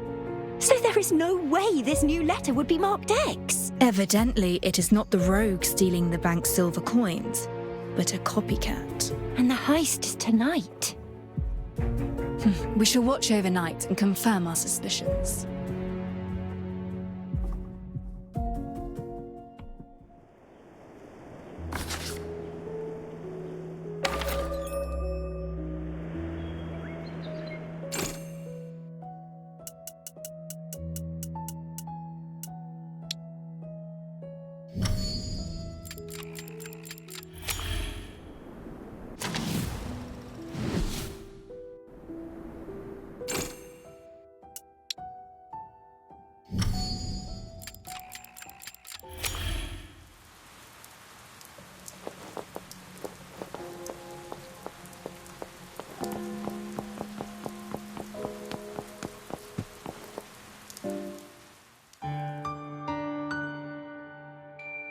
Your mystery, Ashley.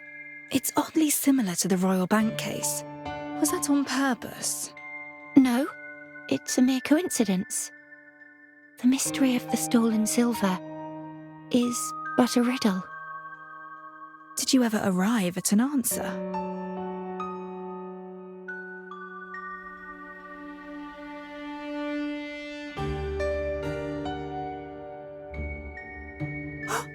That's a Royal Bank safe. Alert the constabulary. Where are you headed at this hour? You? Our apologies, but as Miss Maids, we have but one duty: to obey.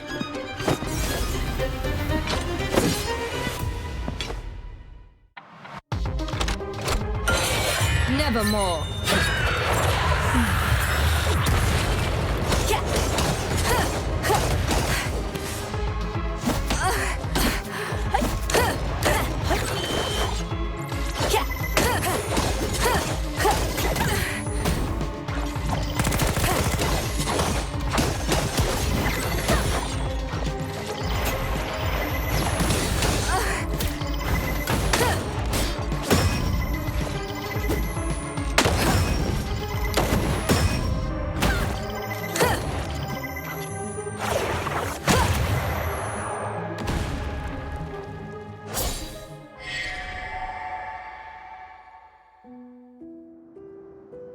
End this now.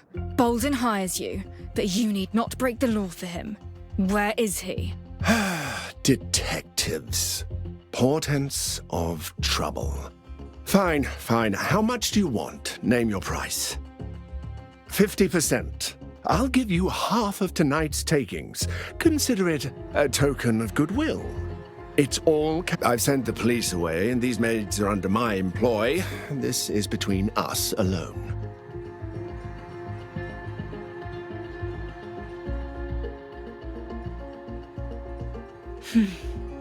Why? Too little for you? Another 50%, and all of tonight's money is yours. Take it that you never saw me. Surely that'll do. No. Very well. Name your price. No matter the amount, I'm sure we can come to an agreement. I just need one thing. Name it, whatever it is. You. I'm taking you in. Very good. Superintendent. But... Don't be fooled by the glib tongue of a criminal, Detective. You made the correct choice. You've been caught in the act, Daniel Bolden. Surrender. You and you lot! Hold them back, now!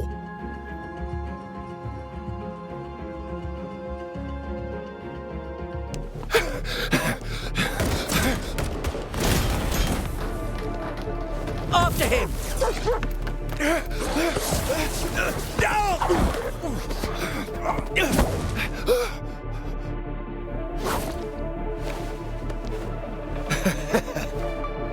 Money solves all, as you're about to see.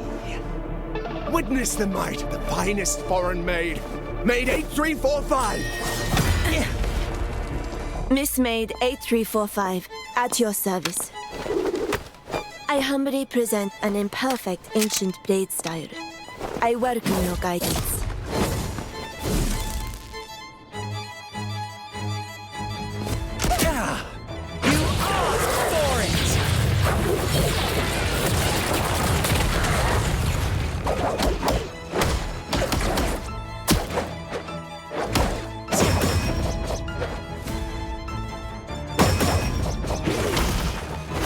Do behave yourself. Again!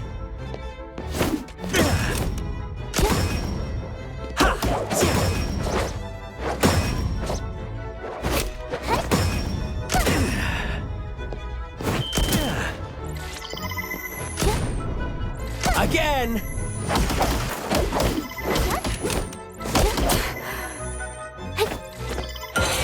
Reset the board. Not under my watch!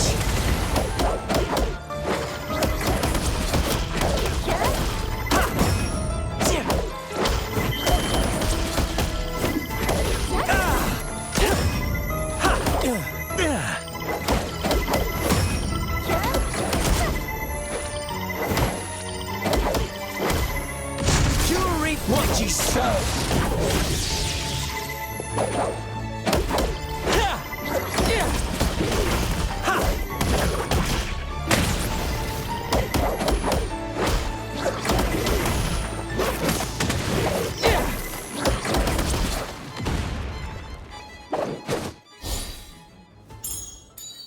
I am outclassed. I concede. A 4-digit maid does not accept defeat! Unacceptable! Hey, stay back, you! This is for the project. An overseas venture. It concerns silver. Those assets in the vault are mine. I'm simply moving them. And who are you to stop me? I've seen your proposal. Empty words on paper. It's nothing more than a scheme for No, you're wrong.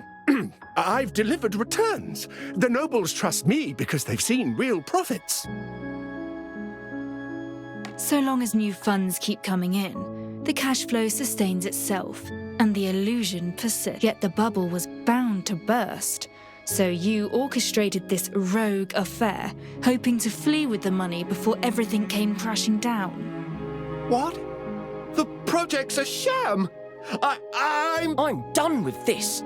To think we put our trust in you! You scoundrel! Smuggling Silverium goods is a major offence. Bolden shall pay for his crime. Our deepest apologies. This shan't happen again. We shall double our security measures. Detective, I thank you on behalf of the River Constabulary. You fought with finesse. Switch to a more suitable weapon, perhaps. You are as observant as ever.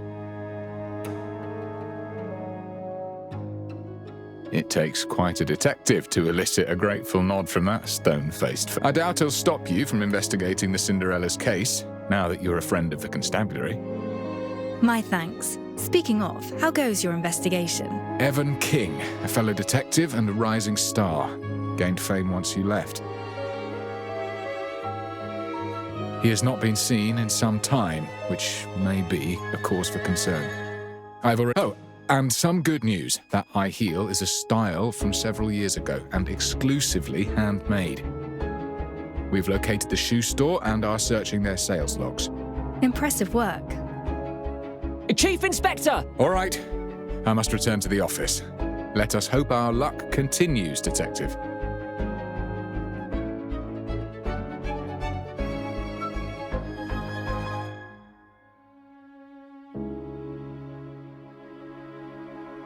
Ashley, you seem in high spirits.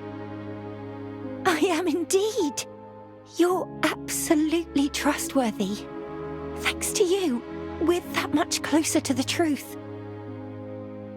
That Moneybags is in cuffs, and we're on the rising detective's trail. Soon we shall find their link to the Cinderella's case. What shall we investigate next, Detective?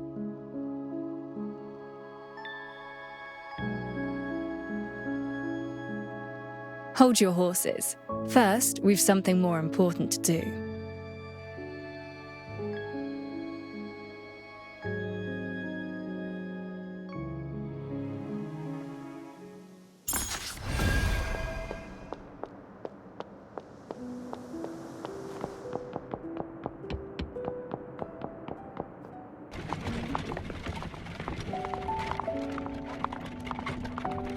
I'm not quite clear what you meant by something more important.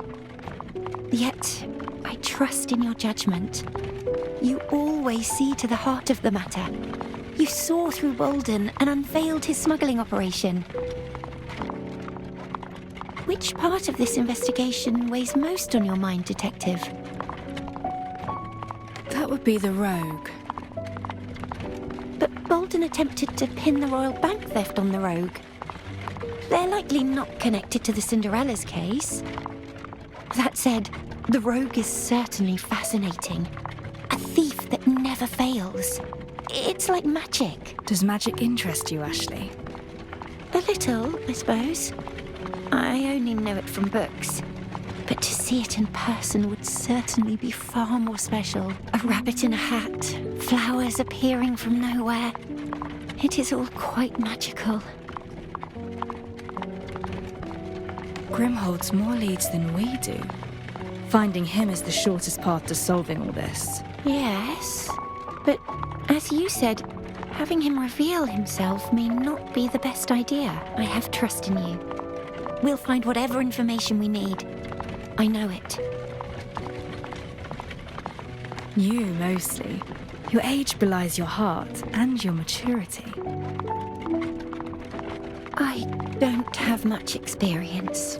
Only housework, really. But I'll do what I can to help. Your hands are calloused from manual labor, perhaps? Oh, yes. I just do whatever I can to help out. Nothing worth mentioning.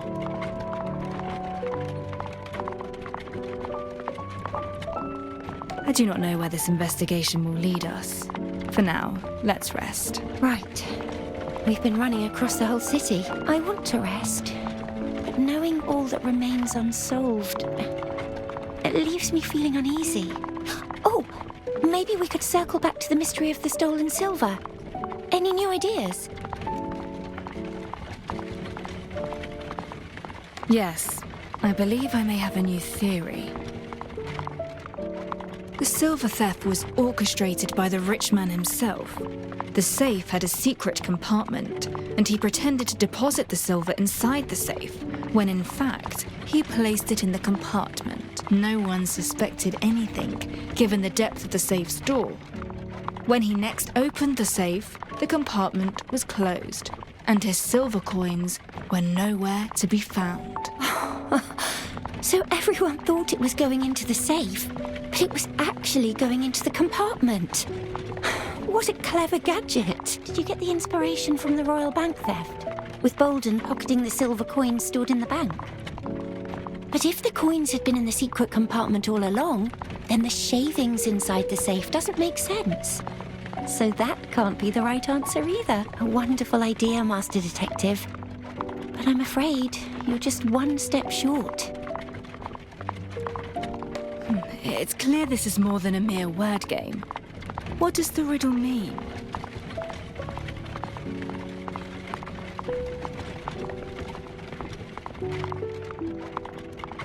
May I speak openly, Master Detective? Why not? Out of a wish to protect myself. And you too. Well, I suppose it depends on your judgment and on how much we can trust each other, really. I've never told you why I took on this case, for one. Maybe if I had met you earlier, then perhaps I wouldn't be who I am now. We are from two different worlds, Detective.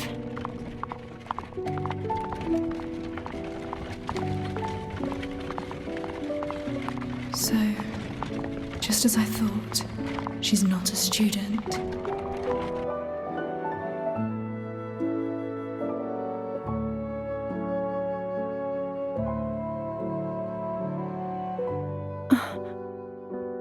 What is this place?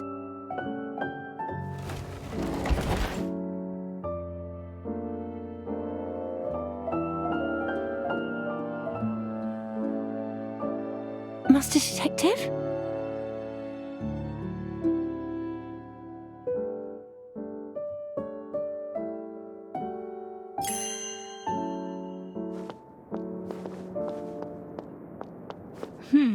This shop will do nicely. This is Quadric Emporium, is it not?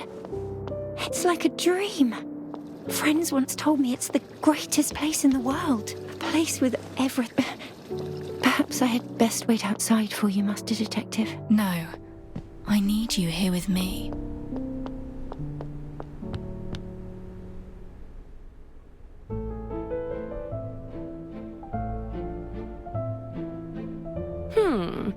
This...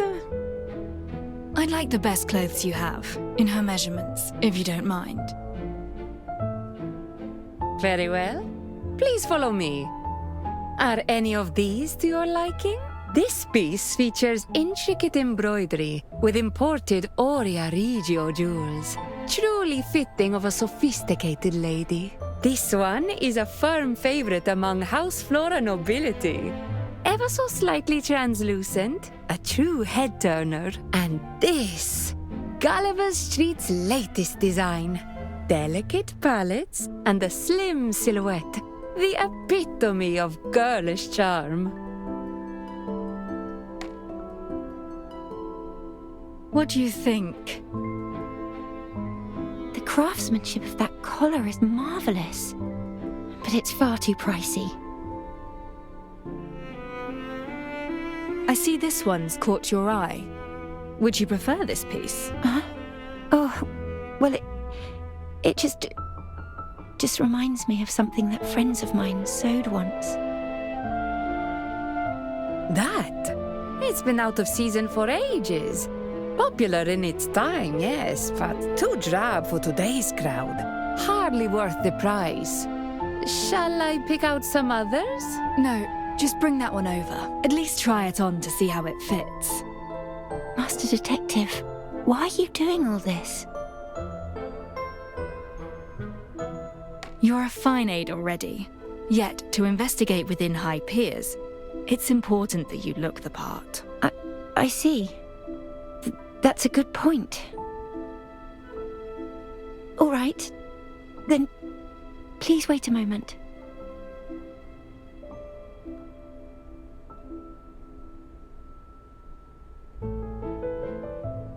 Accessories next. I should head to a specialty jewelry shop. The first floor will have some.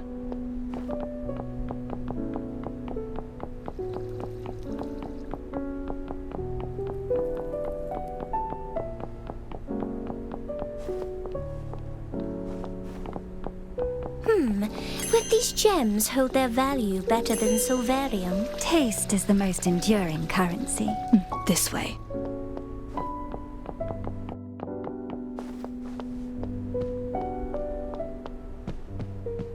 Welcome to Hearts and Arrows. How may I help you today? I'd like to browse your jewelry.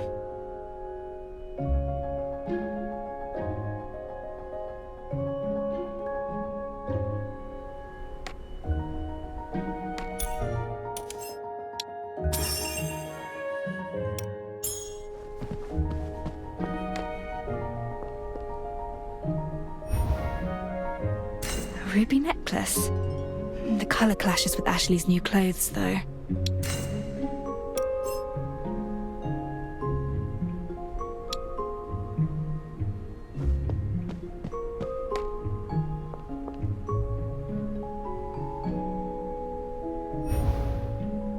Its colouring is perfect for Ashley. It would suit her well.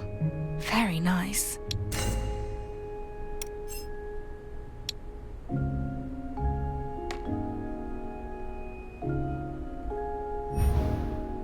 Colouring is perfect for Ashley.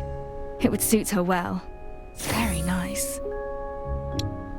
We hope to see you again. I should head back.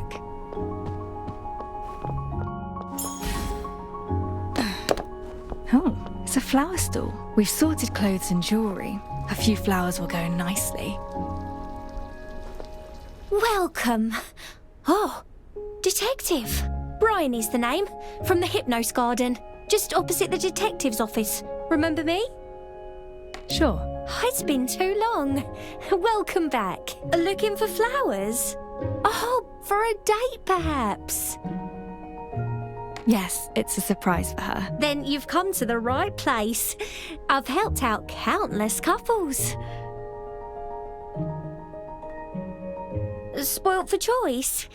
Why don't you describe the lucky lady's personality and I'll recommend some to you?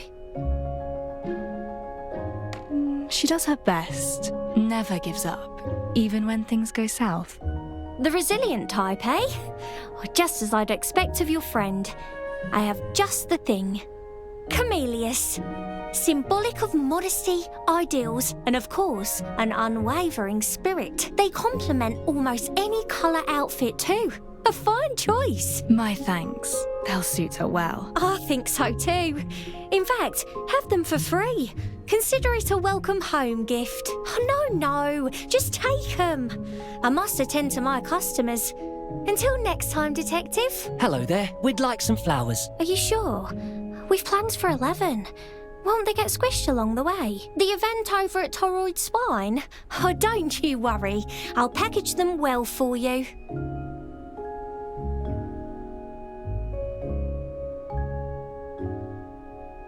There's a celebration on near Toroid Spine. Time permitting, perhaps we could catch it. I should return to Ashley for now.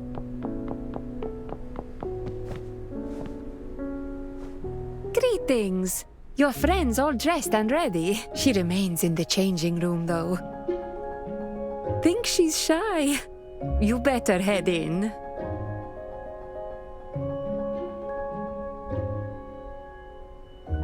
An accessory to match, and some flowers for you. Detective, I'm not too sure this suits me.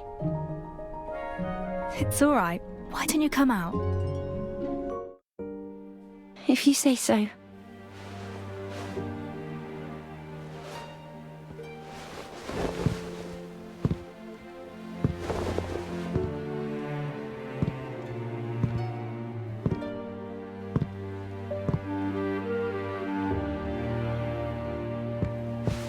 It's just perfect on you, miss.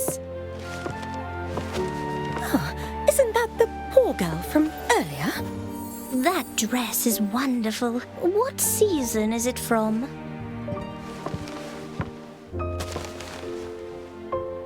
See? If you like it, it'll suit you just fine. I dreamed of visiting this place, buying clothes, but never expected it to actually happen. Thank you, Master Detective.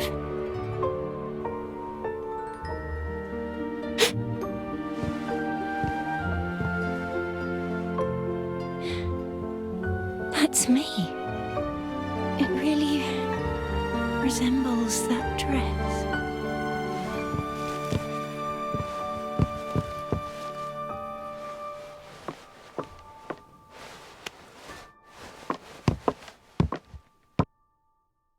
I'd like to make another stop. Have you heard of toroid spine? I've read about it. A colossal reactor that attracts the Argent strand, regulating its flows. I presume you're not taking me to learn about the physics of it all, though.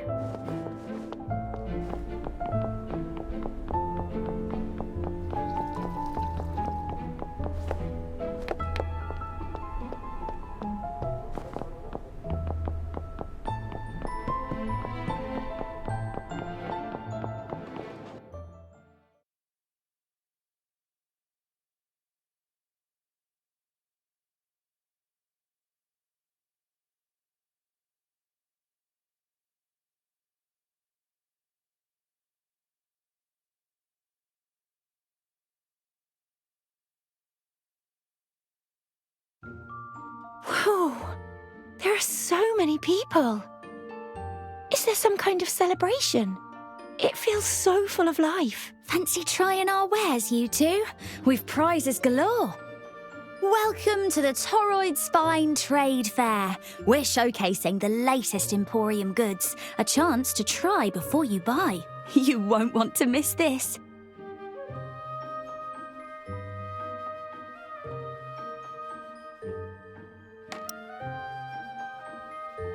Take this store, for example. Behold the latest in mount technology. House Luna has only just made its Silverian Pegasus prototype public. As dashing as any flesh and blood steed, yet far more powerful. Many noble gents have a passion for steeds, insisting one loses their connection with their land in a vehicle. Yet here, we have the best of both worlds. I see. What about that horse there? Oh, just a failed model. Already outdated, that one.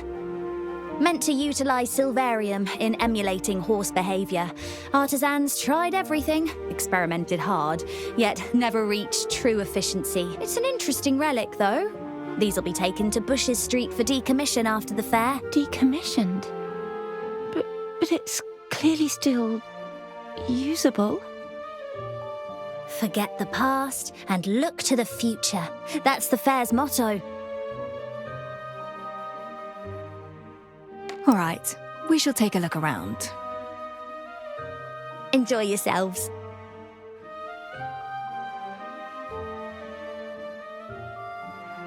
Fancy giving those a go? Me? I've never tried these before. I'll just watch you play.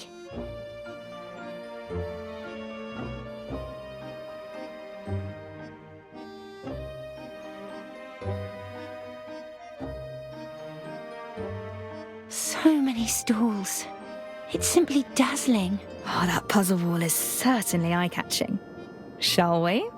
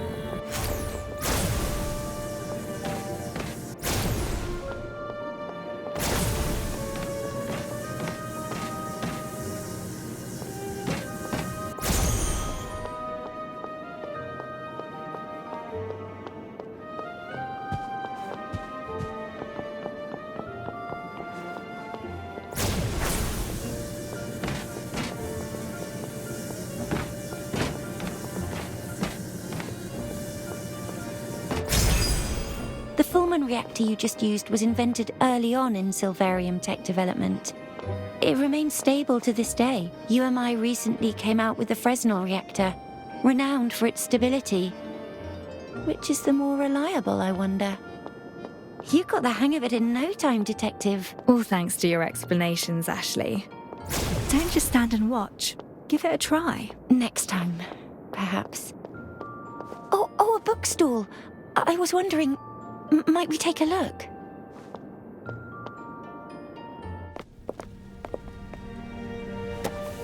So there's a second volume. Ashley. Yes? Magic. Look over there.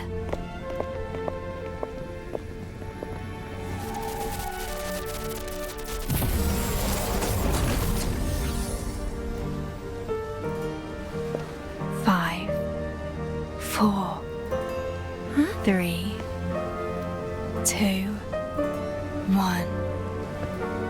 Torrid spines teeming with power, attracting swathes of Silverillia.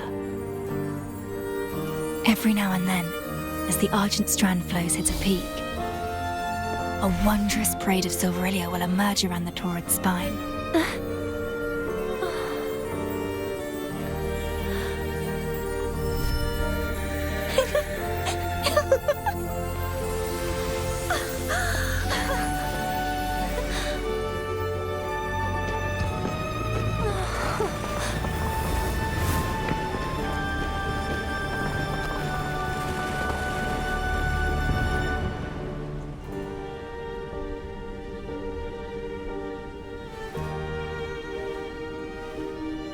It's beautiful, even if fleeting. They'll fade, but once the cycle repeats, they come back, and it begins anew. I didn't know Silverium could be so beautiful. Thank you so much for all of this. Actually...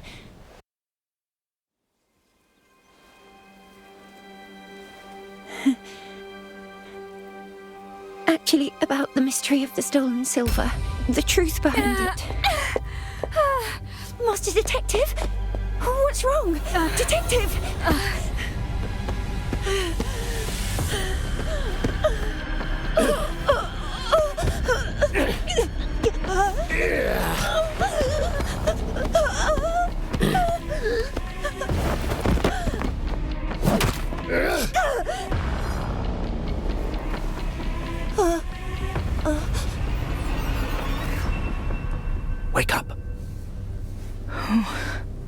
Wake up. I think I saw. It's dangerous something. to be trapped in another's dream. The truth you seek is but a shattered mirror, each shard jagged and sharp. Reach for it too eagerly and you'll hurt yourself. I'll be waiting at the end of the truth.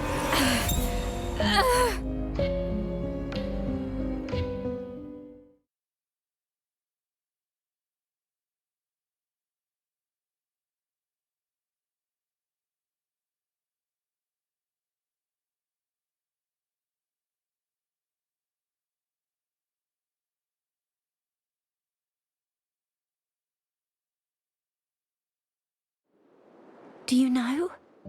Master Detective passed out. Master Detective, you're finally awake. What? You passed out all of a sudden. I couldn't wake you, so I brought you here.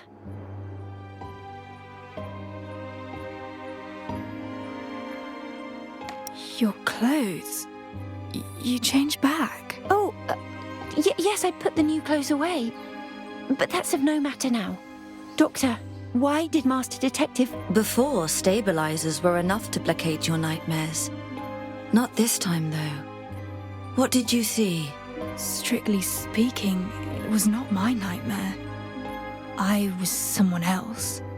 I relived their experiences, like some bizarre mental phenomenon. It was all jumbled. I couldn't make out much. It seems you've developed a resistance to the stabilizer, and it's caused some unexpected side effects. Rest for now.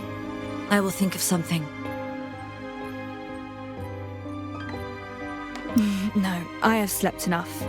Actually, any leads on the doctor in the photo? That keen to escape my clinic, are we? The doctor is Rome of the Skia Private Hospital in Meadow. Presides over surgery and infectious disease treatment, and works day shifts. Thank you. Come along, Ashley. Wait. Come with me. Just you, Detective.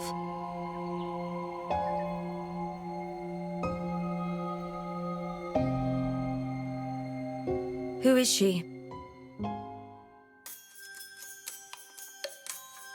My assistant. A very capable one at that. You've an assistant now. Where did you find her? I put out a request for one. Why? Why? Do you know her well? Her background? Experience and motivation for serving as your assistant? Yes. Yes isn't enough of an answer. You've seen her bandaged hands. She claims she hurt herself doing manual labor, then that they're old scars. Doesn't stick to her story and won't let me see. Strange, don't you think?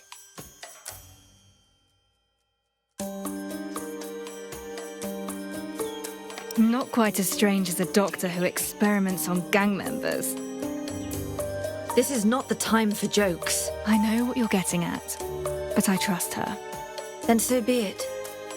Before you check out, answer me one thing. What? Why did you put a request out for an assistant? Ask Lorin. It was his idea. You know, I'm willing to make concessions if it serves the case. I'm quite aware of what an assistant does, but why not use somebody you already know? Well, I never thought to. Of those I know, Lorin's busy with police work and doesn't have the time. Grimm's a little too high profile. We just wouldn't work well together. Who else? The voice-pipe barrister? She's lacking the skills needed. No, don't you see what I'm... Oh, forget it. Just go.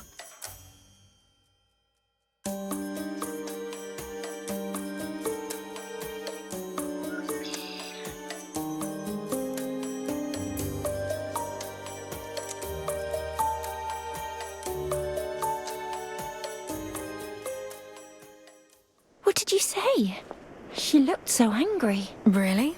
That's just how she is. You'll get used to it. Anyway, Firtho said that doctor is named Rome and works in the Skia Private Hospital in Meadow. Let's go.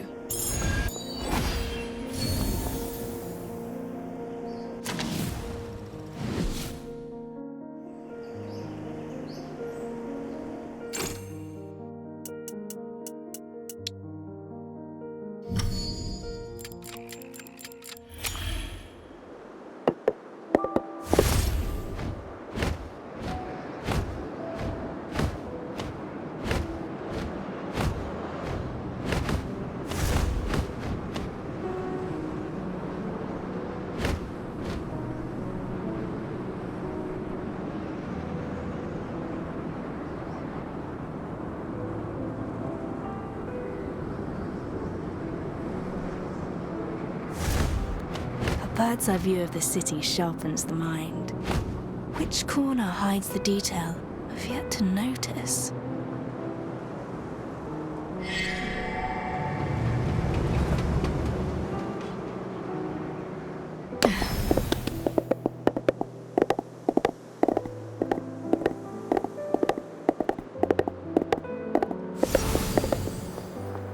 We're here.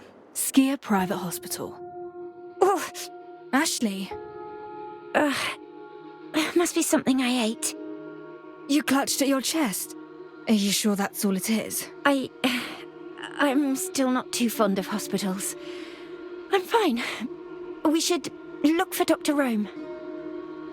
All right. Let's head inside.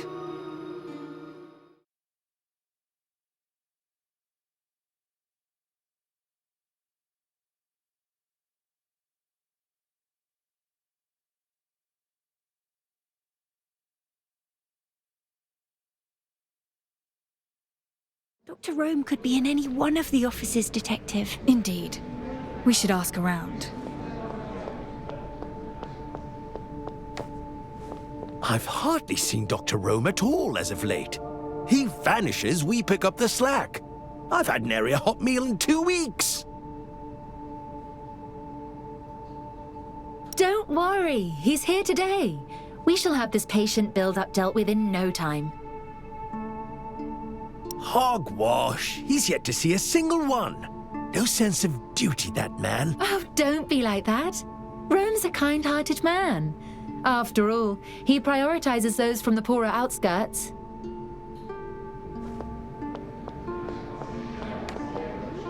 I can't afford this.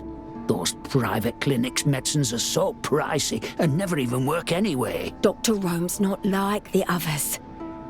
Don't know what us poor folk would do without him.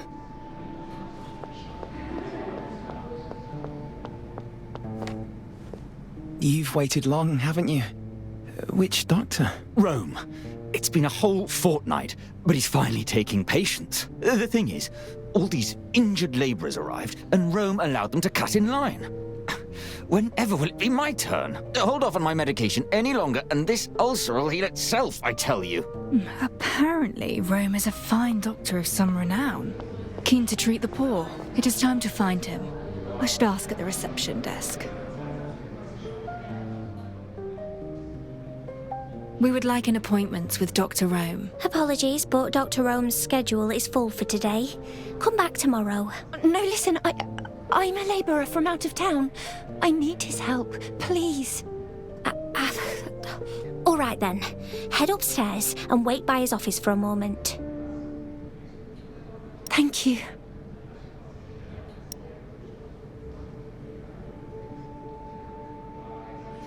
I hear he's known for treating impoverished workers, so I thought it was worth a try. Well, it worked. Let's head upstairs.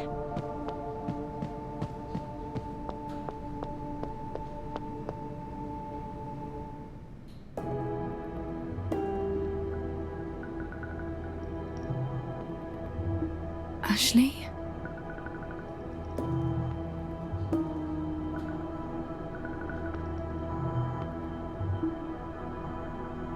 What's with that reaction? I don't feel too well. Just go after him. Leave me.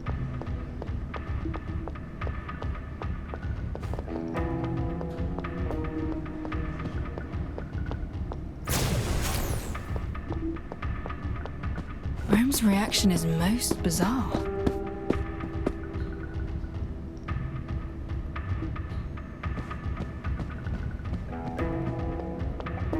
This is his office. I'm not taking any patients, none at all. There's something very off about him. Tense and ghostly pale. Well, he's scared. But of what? United Momentum Works House Call Records. It's a photo of a slightly aged residence. The third window in the middle has been circled. He's preparing to make a run for it. He's rifling through his valuables in a panic.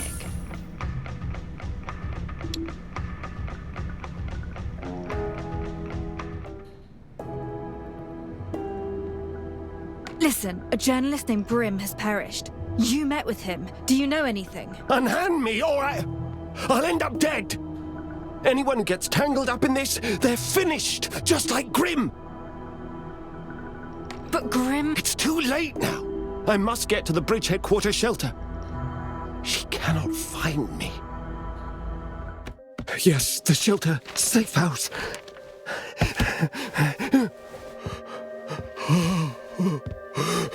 Calm yourself. I am a detective. You're safe with me.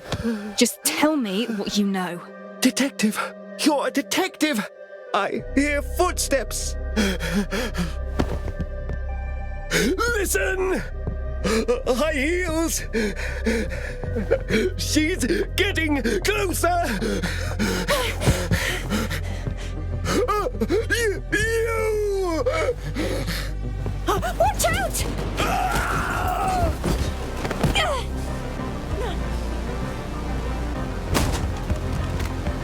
Run!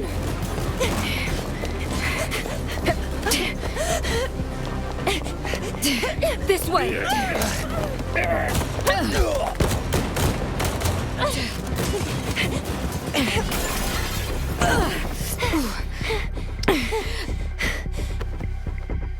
That way! Detective, it's too Get the police! dangerous! Go! Complex terrain.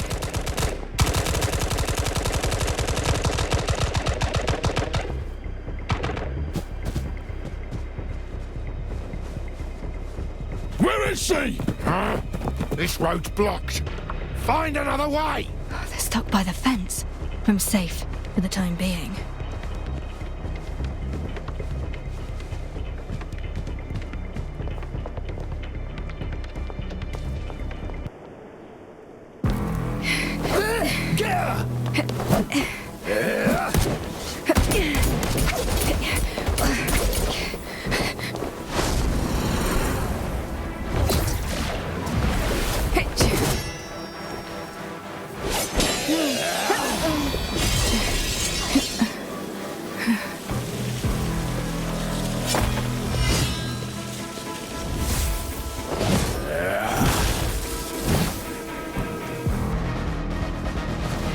Prepared. Meditated. Let's do this. Stay sharp.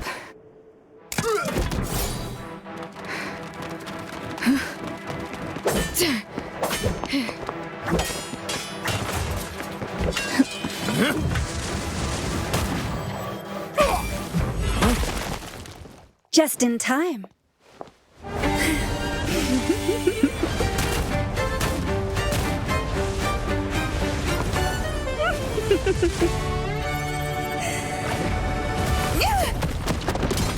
All taken care of? You've been keeping me busy. Detective, are you all right? After all the times I've helped you, isn't it time we officially work together?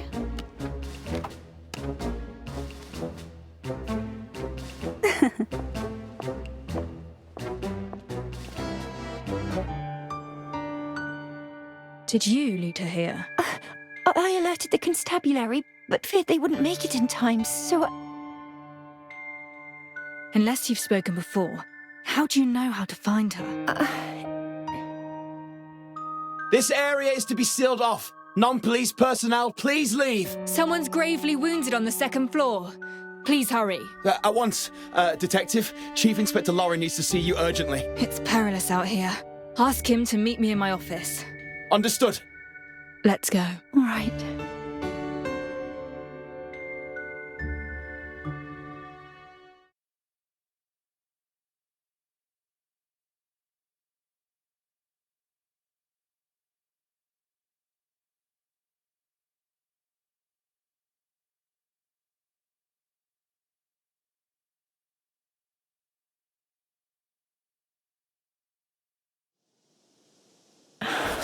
It would be unwise to linger.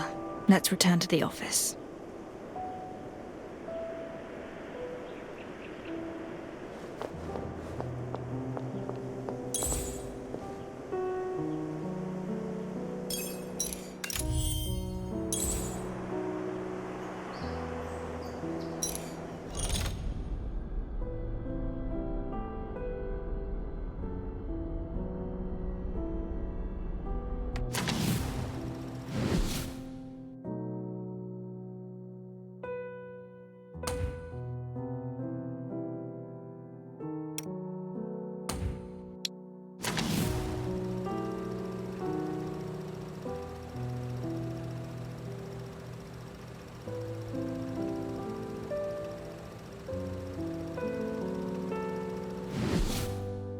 hours.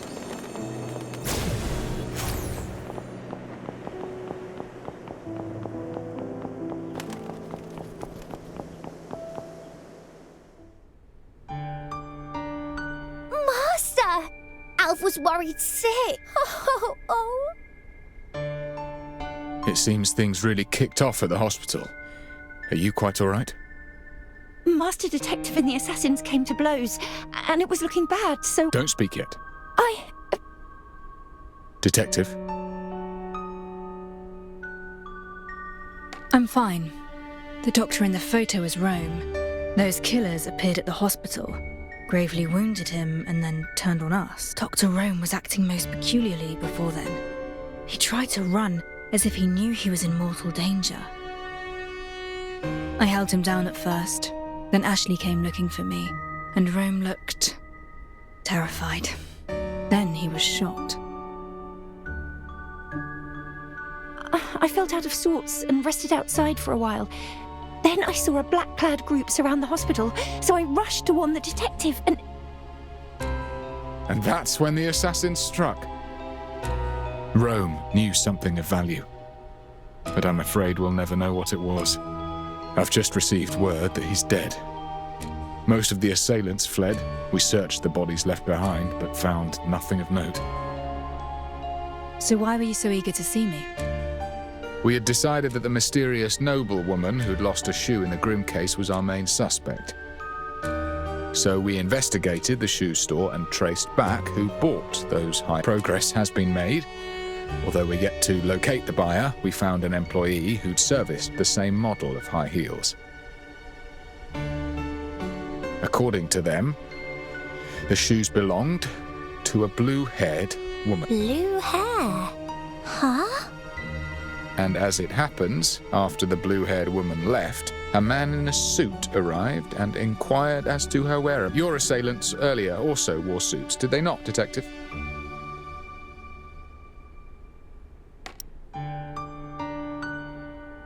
You recruited a helping hand in the interests of safety. That may have backfired. I knew you were hiding something, but I left it alone as you've been genuinely helping Detective. But the hair colour, the killers in suit, Rome's behaviour, and the fact he was silenced like that. And your reaction to the body. That wasn't the look of someone seeing... I didn't kill Rome. Perhaps not. But you are privy to case information that could be shared with those killers, enabling the murder. Seeking work as an assistant, cozying up to the detective. You planned this. I would never mean to harm Master... Given the situation, I have no faith in your innocence, Ashley. I'm taking you in. Master Detective, you doubt me too.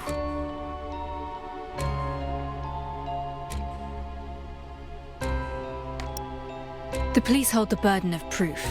Unless you have evidence, she stays. But she is suspicious enough as... Perhaps, but suspicion is not evidence. If we are to gain that evidence, then we must...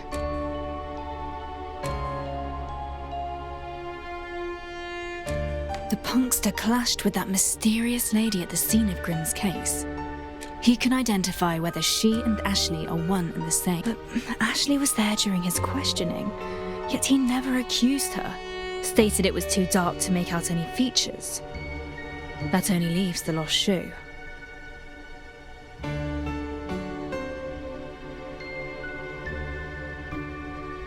The mysterious lady in question was dressed in finery, hence the punkster thought her a noble. If Ashley had bought such clothing, then we have our evidence. That said, there was no full account of her clothing or hard evidence, and there's an apparel shop around every corner. We can't ask them all, which leaves us with a lost shoe.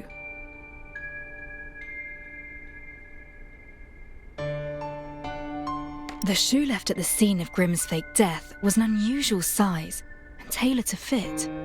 That if the shoe fits, then Ashley is the mysterious lady. Isn't this just like the Cinderella tale? Ashley, try it on.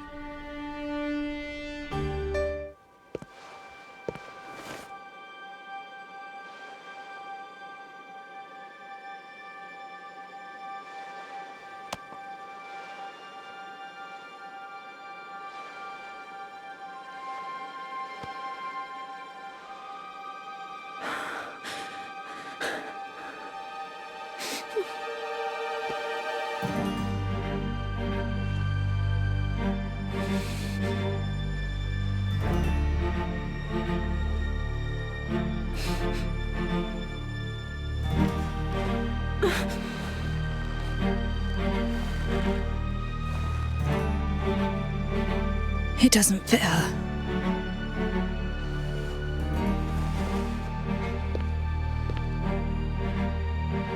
She's not the Cinderella you're after.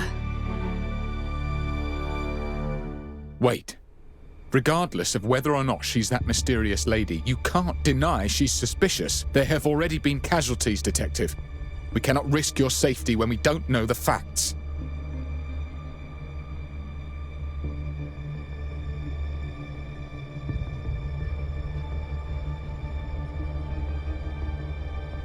Chief Inspector, we agreed she's not a suspect unless evidence proves otherwise. We must stand united, or else the enemy will tear us apart. But... Master Detective, I wish to resign as your assistant. Chief Inspector Lorin is not wrong. I am dangerous, and you should steer clear of me. Your suspicions are understandable. There's much I've kept hidden that I can't tell you. Not yet. I suppose my trial period's over, and I was found wanting.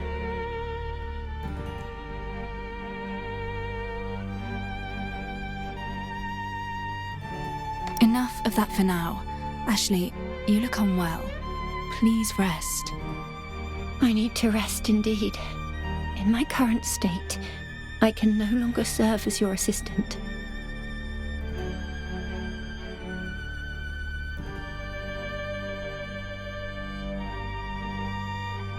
But where will you go?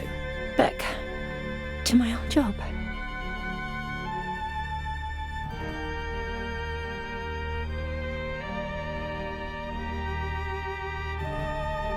I trust you and I require your insight. Stay, Ashley. Help me piece the truth together. No. The truth will only bring misfortune, invite calamity. Surely you have already realized that. It's too dangerous to act alone. You can't just leave. Do not worry about me. I will find a way to stay safe.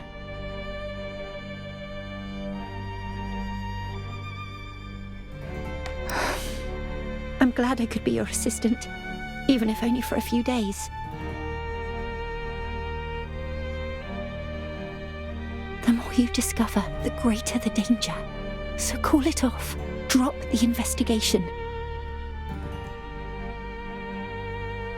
As for the riddle, maybe have a think when you have the time.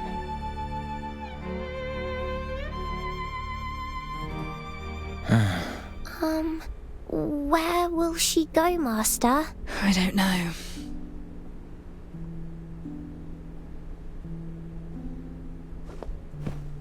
Just like that, she's gone. I can't even see her in the distance.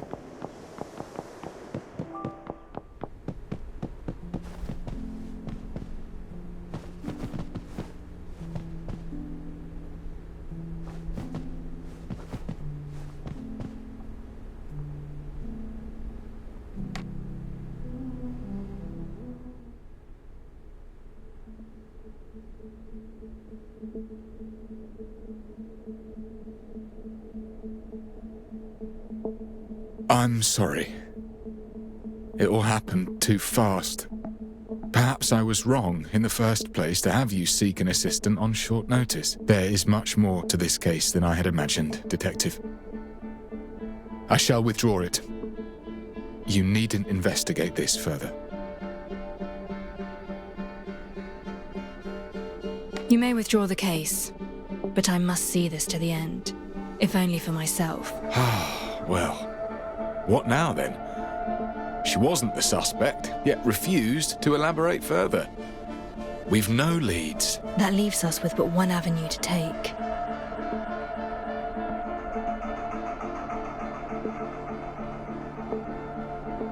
Ashley enlisted that odd dancer's aid before.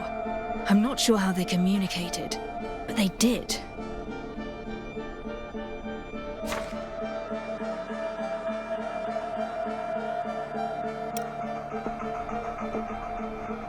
An invite to the boutique quarter ballroom? What has that got to do with anything? It's a hint left to me by a mysterious informant. It's time I sought her out.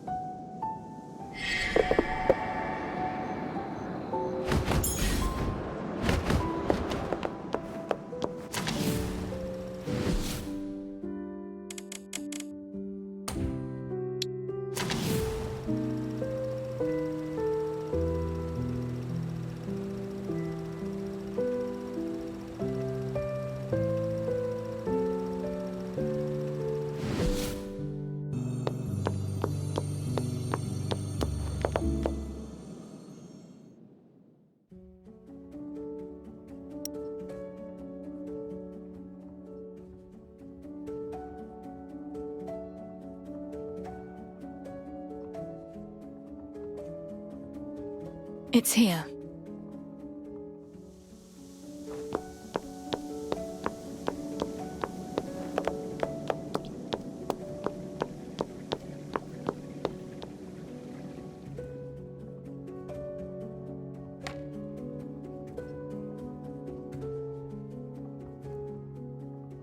Please enter.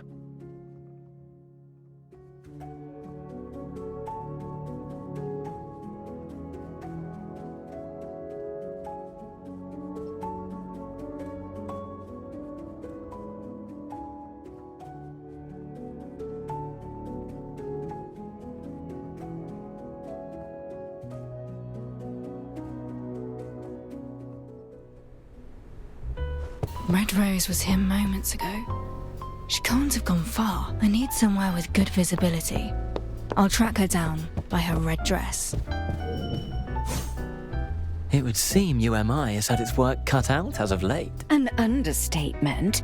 Their pressure to hit sales quotas aside, there's infighting going on too. Is that so? Those newcomers looked down on the old blood years ago. Well, looks like we've had the last laugh after all. They're new money. What do you expect? Ready your wallet. Their stocks will plummet, and we'll swoop. Well, gladly, Mrs. Ramon. Here's to a brighter, wealthier future. Well, that wasn't Red Rose.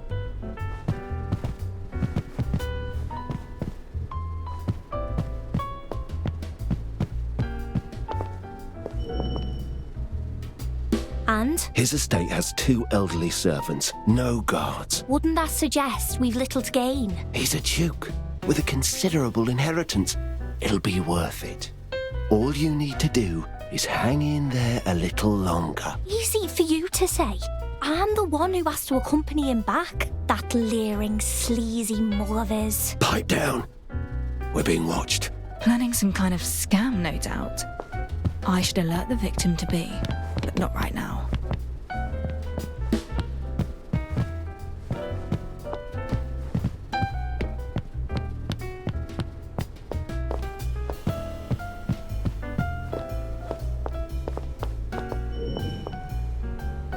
Oh, Julio. Do you dance like that every night too? Drinking, dancing, flirting, never stopping for anyone. Do you remember how we danced the night away when we first met? Your whispered words of love, of eternity. Listen, it's our song, our first dance. When you hear it, do you think of me still? I should try my luck elsewhere. There are too many people. Listening in one by one is a fool's errand. It's Red Rose I'm dealing with. She'll not sit still to be found. I need to change tactics. Wait, the woman earlier mentioned a melody that brings back memories. It's worth a try. Excellent.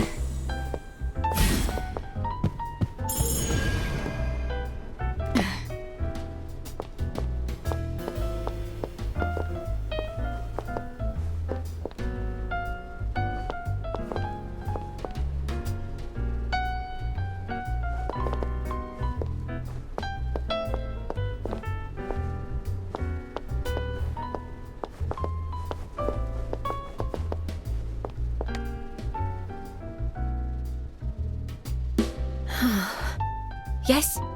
Can I help you? You hit a wrong note just now. Apologies. It's likely fatigue. Where on earth is Maud? My fingers are growing numb. Have you seen a lady in red? In red? I'm afraid that describes rather too many. Besides, my attention's been on the playing. I can't exactly remember every guest passing by. You seem exhausted. Shall I take over for a song or two? You're serious? You can play the piano? Not a whole evening's repertoire like you, but I'll have no trouble with a few pieces I know well. Please, have a seat.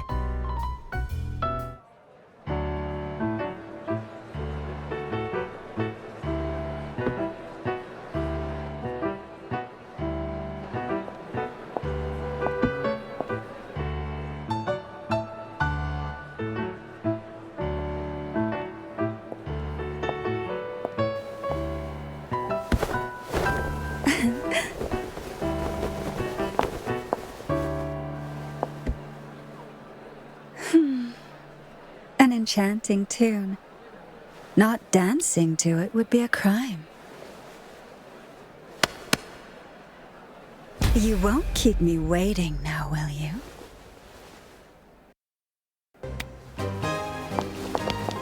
And what dance do you have in mind?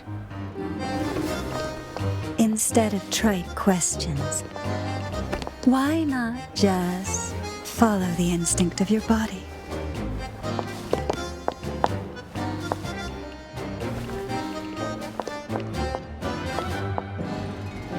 Candidate, assassin, or last-minute reinforcement. Tell me, with which red rose am I dancing? Shh. Now, don't spoil the moment.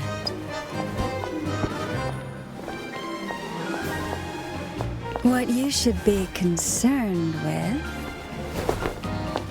is how this dance of ours will end.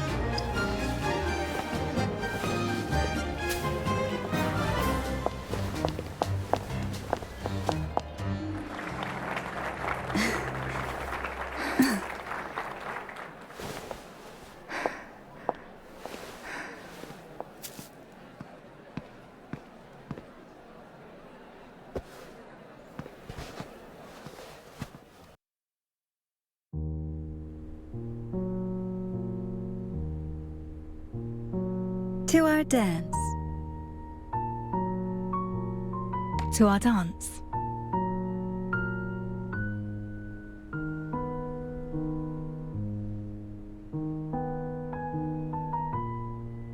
I've had my fun, so I suppose you deserve a reward. I'm sure you came with questions. Before our pulses slow once more, ask away. You're a woman of many faces. Which is the real you?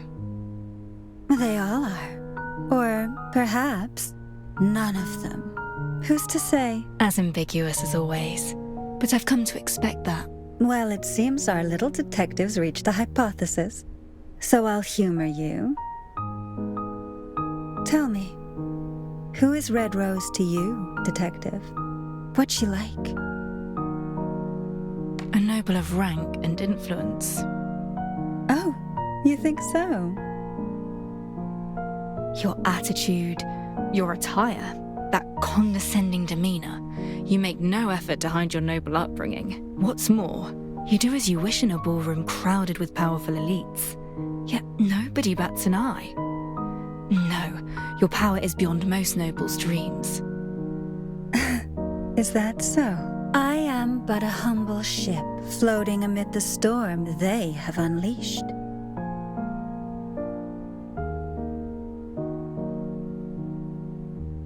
Just what is this place anyway? I'm aware it's a noble ballroom, but I believe there's more than meets the eye.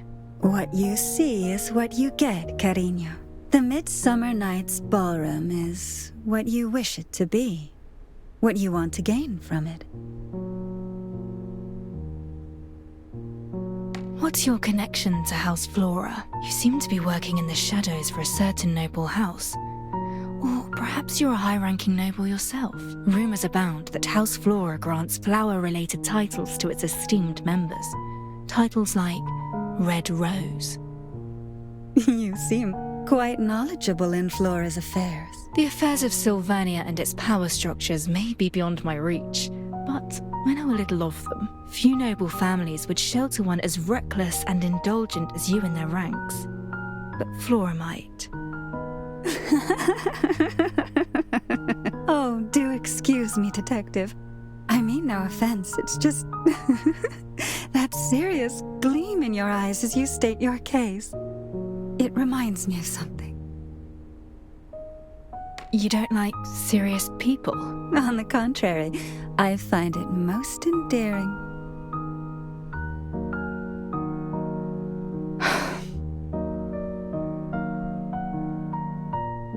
Tell me what you know of Ashley. Now that's more like it, detective.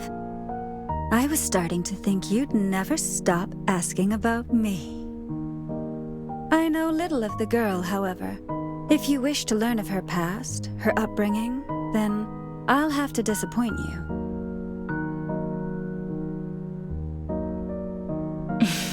You see, I've never cared much for identity. I think it's a boring construct. Such things are tools to be used when it's convenient, when it interests me to do so.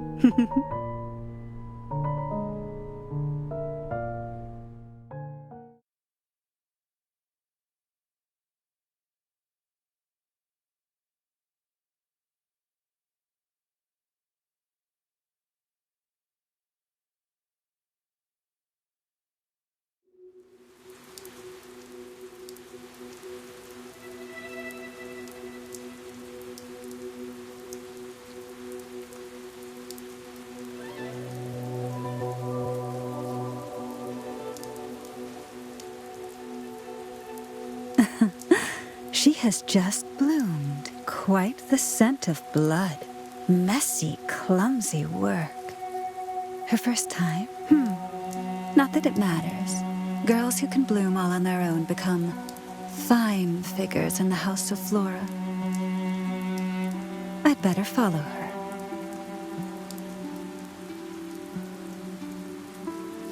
Yes, but no closer. Best to give her space. One ought not startle a frightened fledgling. It wouldn't end well.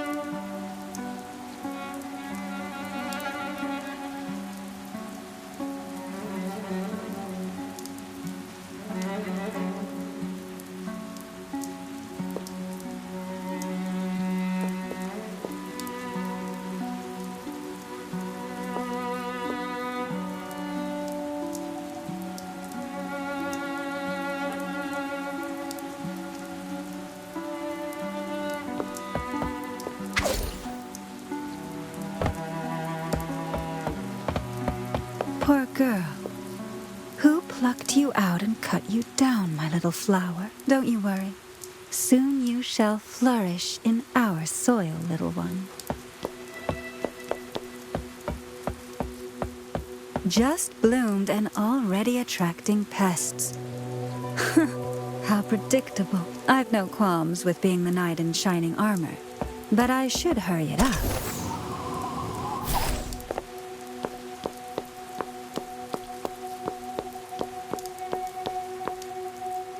All alone at this hour, girl? Where you headed for, eh? You're soaked. Come home with me and I'll dry you off, eh? Well, cat got your tongue? Oh, whatever. I like him quiet. Drag her off! Ah! Who's there?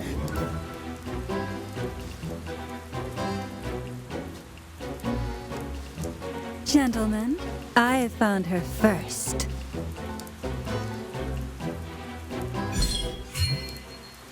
Get the bitch! Watch it! She's got a gun! You all have 2 left feet.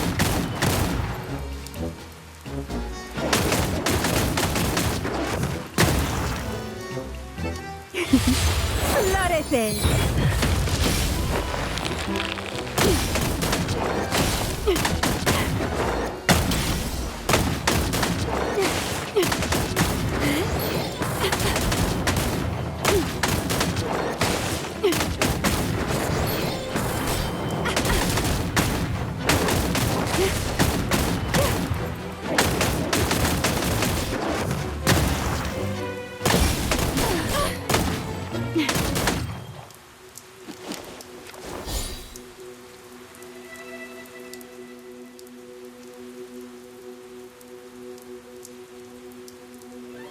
Why don't you come with me?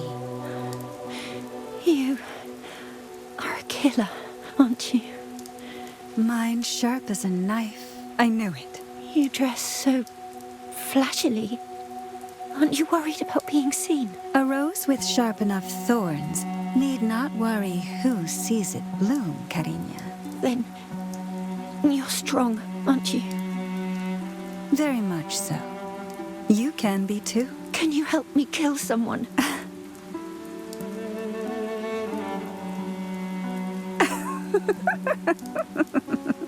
Oh, what a response. You know, I've taken many in before, and no two react quite the same. But that's a first. Can you? If I felt like it. Who? Someone important. A celebrity? Or a noble, perhaps? For the right price, even the queen isn't out of the question. No. He's with you, am I? The United Mining Industry.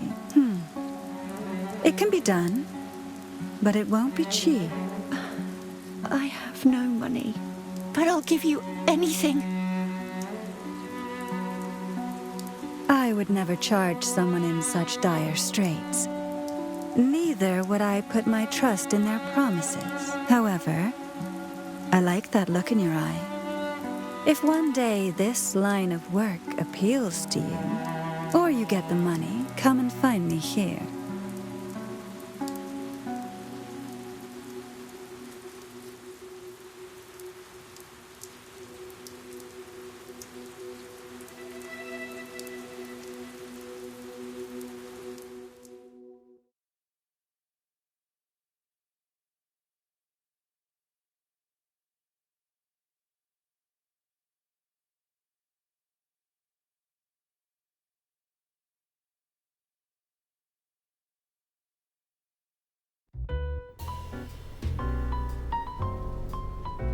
So you first met on a rainy night.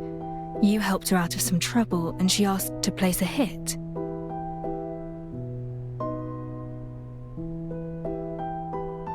You say you're just looking for a useful tool, for convenience, but why help out again and again? All in good time. As I was saying, the poor girl looked for me time and again. Yet things didn't pan out as I'd hoped, and she refused my invitation. She saved up money, somehow. Not enough for a high-profile hit, but more than enough for a few odd jobs. Odd jobs? So every time you show up, it's because... Oh, like capturing a nameless clerk? Or coming to a certain detective's rescue when needed? That kind of thing. And she did this why? Why? I never asked. In my line of work, curiosity kills the cat, as it were. She paid for my help, and the job happened to suit my taste. A fine deal is all it was.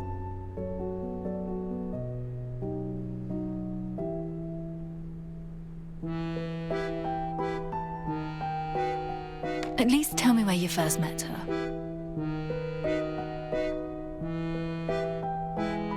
I've met with her 3 times. Twice here, then there was our first meeting. In Bridgehead. Bridgehead? Can you be a little more specific? Oh, come on. It's been a while. I can't recall every detail.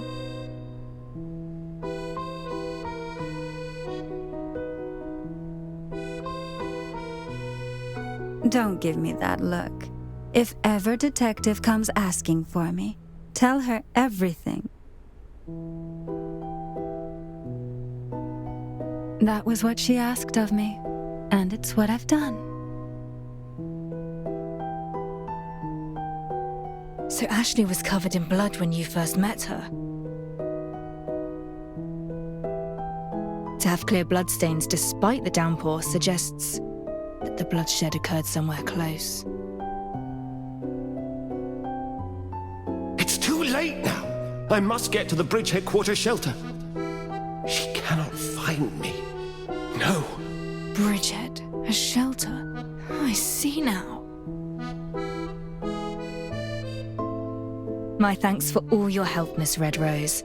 That's all for now. Farewell. No, you don't. Take this with you. And this is a single-use skeleton key. No need to thank me. Consider it a reward for that splendid dance. And a word of caution. It's not just anyone who's after your head, Detective. Most never tread waters this deep, and the currents only get deeper. So be prepared, if you value your life. Oh, and one more thing. Regardless of her true intentions, that girl cares for you. So, don't let her down. I know. Thanks.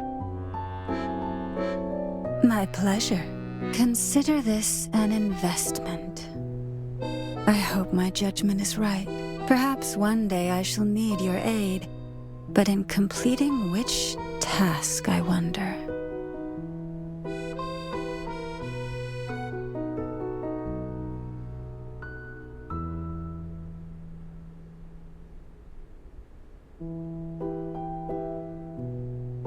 Red Rose and Ashley first met at Bridgehead.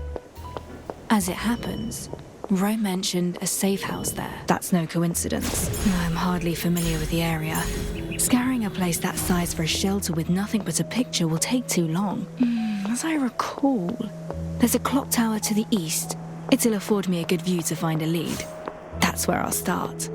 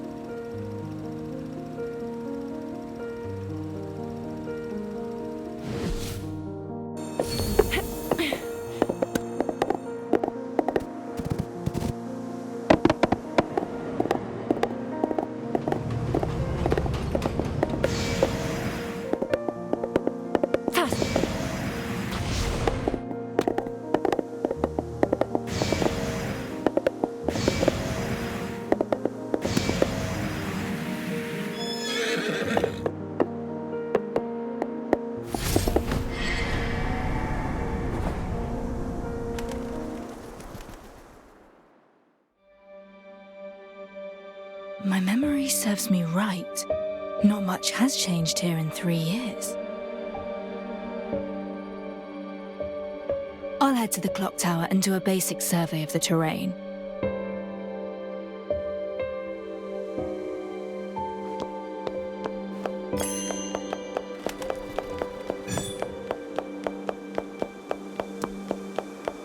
No! Please don't! You're behind on protection money, eh, Miss Luger? Please, sir. My husband had an accident at the factory. We've not a dram to spare. He can't even get out of bed without help. We need my earnings. Have mercy. Just give us a few days. We'll figure something out. I swear. Oh, how pathetic. Wonder what Boss Avius would say about that, eh? I've passed my UVW interview already.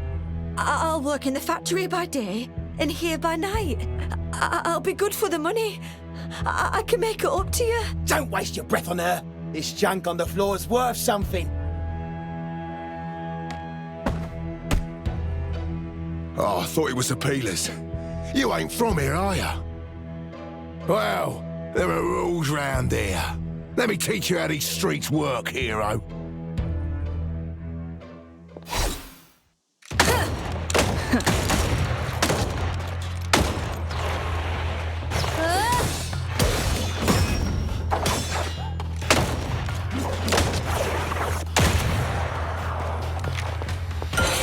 Reset the board.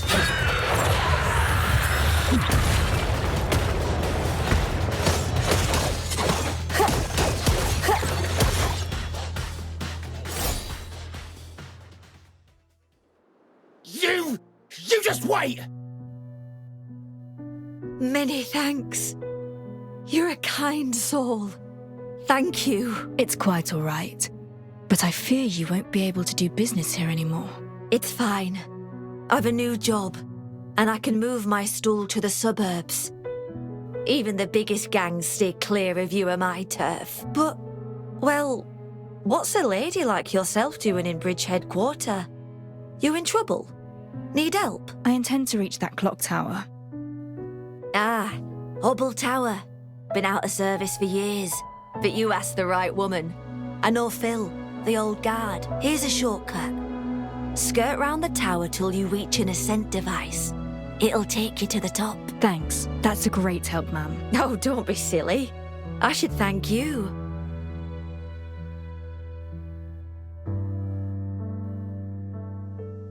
There's a shortcut behind the tower. I should look for some kind of silvarium apparatus.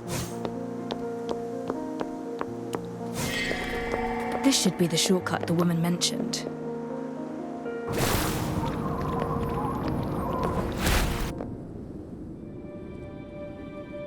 To the south of the UMI factories.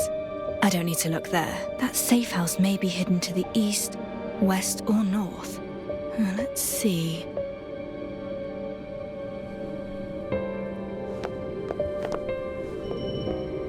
One of Bridgehead's smaller high streets, next to two main roads. Transport hub to the north, and heavy foot traffic. All sorts mill about there. Even if spotted, it would be easy to shake off pursuers amongst the crowds. Were I to set up a shelter in Bridgehead, I'd say that'd be the best place. It would make sense to search that area first, then.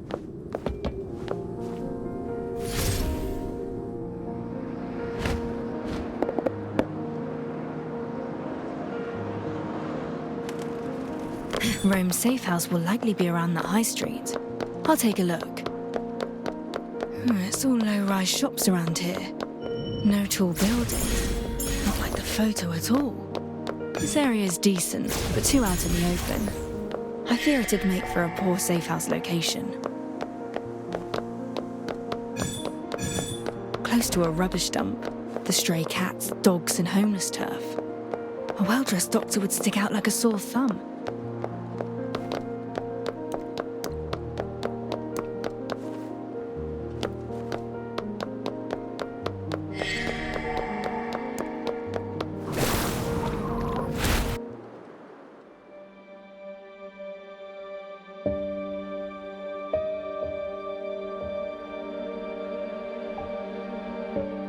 This office building's in a decent spot.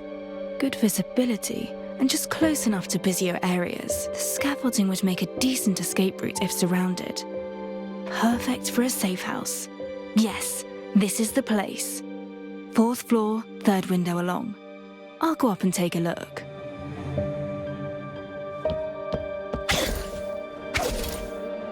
The air's heavy and stale.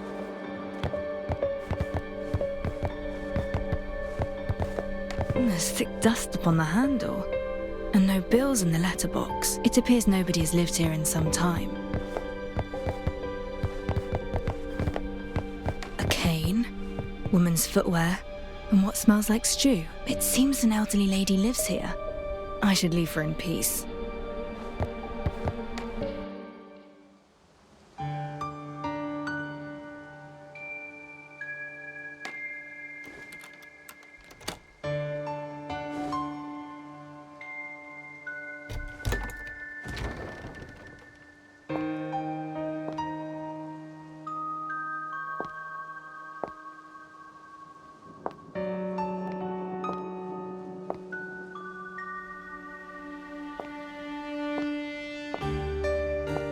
Newspaper clippings and an evidence board. The owner is versed in intelligence and deduction. Rising detective cracks cold case.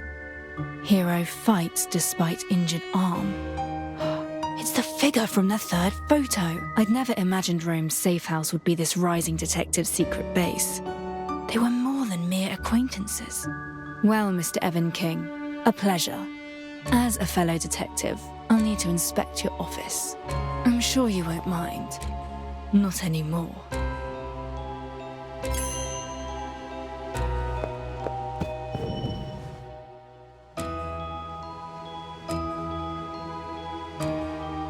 The photos annotated, escaped, burned to death, bodies cleared, unidentifiable. Looks like the outside of some abandoned factory. Written above is the word Cinderella. We are investigating the same case. It's a woman in labourer attire. The photo has been crossed out. Remains dealt with. Relatives silenced. It seems the commission he received was completely different. Another one. Escaped. Presumed burnt to death. No body found. Sadly, the photo's been burnt.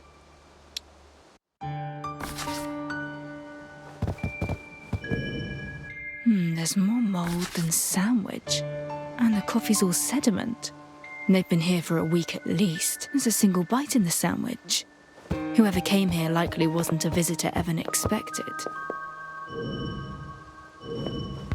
A safe? The owner's a smart one. I should have a look inside.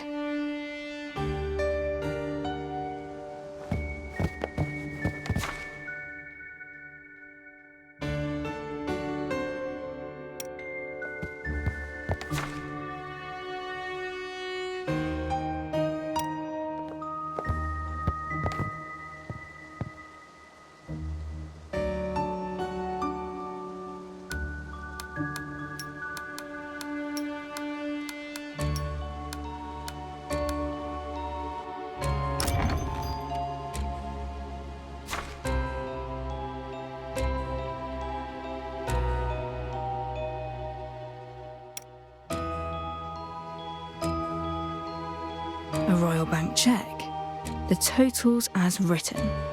Both the cheque and letter are in United Momentum Works' name.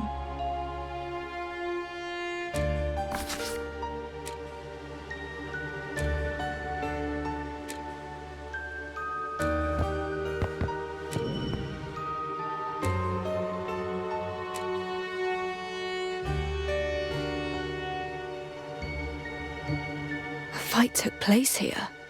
Someone was shoved and pinned here, their head smashing into the wall. Judging from their height, that someone wasn't Evan. The victim struggled hard, leaving scratches along the wall and furniture. Evan was trying to strangle them, but... There's a large splatter of blood. Evan bit off more than he could chew. He was stabbed. From the pattern and scale of this bloodstain, I'd wager his carotid was severed. Evan lost too much blood, couldn't fight back, and soon collapsed. But what of the weapon?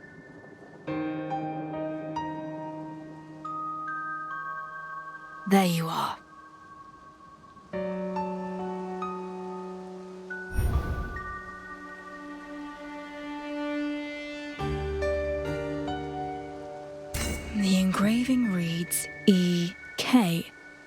Evan King's initials, just like those on the knife he's seen carrying in news photos. The murder weapon was his own dagger. The bloodstains along its edge had been dry for a while. It wasn't tampered with, just discarded at the scene.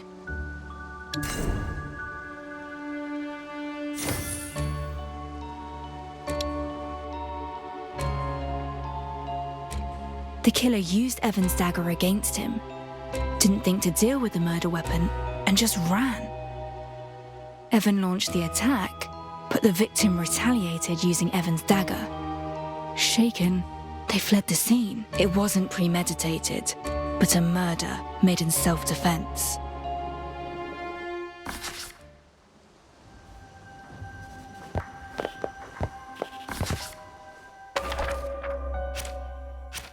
One day, he received an unexpected visitor. He was the first to attempt murder. The victim accidentally killed him in the heat of battle, then ran from the scene without so much as wiping the weapon clean.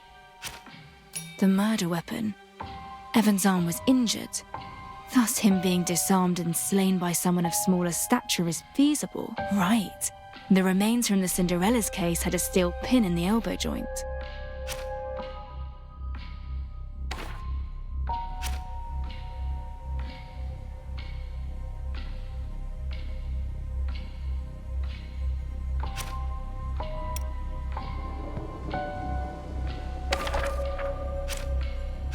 Evan King must have been tasked with some kind of cleanup for the Cinderella's case. Most people on the evidence board are confirmed deceased. Only the one in the damaged photo is noted as escaped.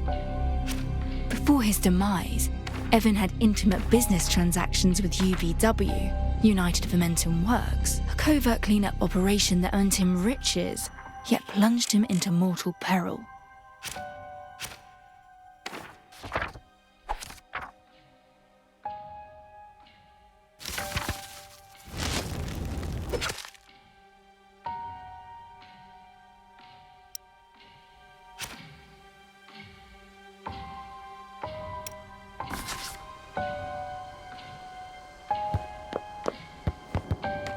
They're in labourer attire, but the photo's too burnt to make out their features.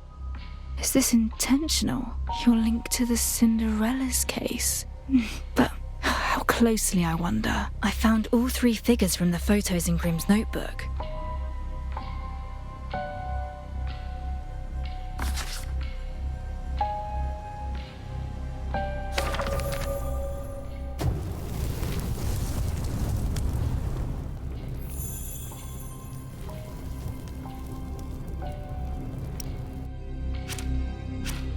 The rich man in the photo is a renowned investor, Daniel Bolden. He exploited his railway business to smuggle out antique silver coins and attempted to pin it on the rogue. He has close relations with the UVW official, Vorsch. The second photo shows Dr. Rome of Skia Private Hospital. He was pursued by assassins when I found him. I wasn't able to save him. He'd often go on UVW house calls. This cannot be a mere coincidence. The thread connecting them all is clear to see. Now.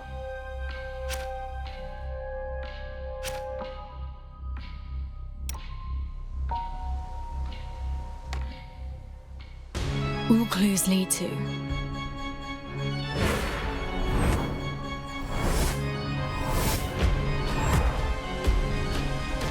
United Momentum Works. Who's there? My dear detective, there seems to have been a misunderstanding between us.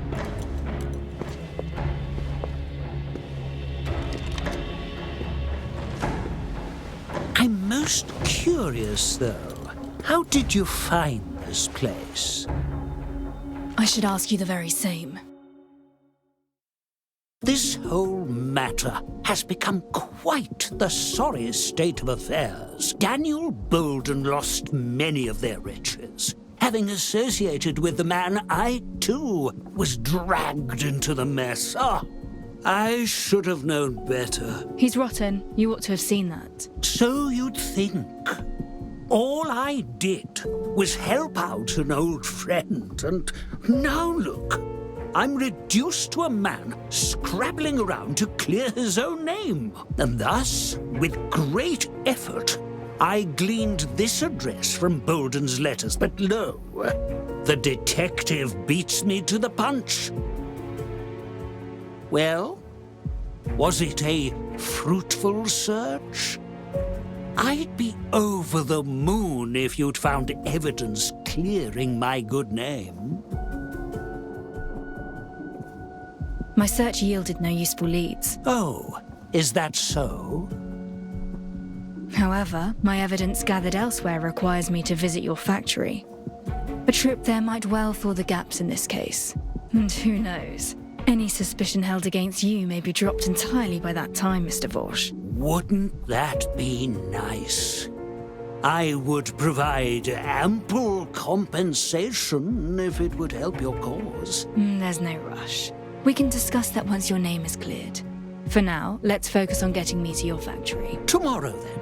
It will be open to the public as it happens. UMI deems mine an exemplary factory.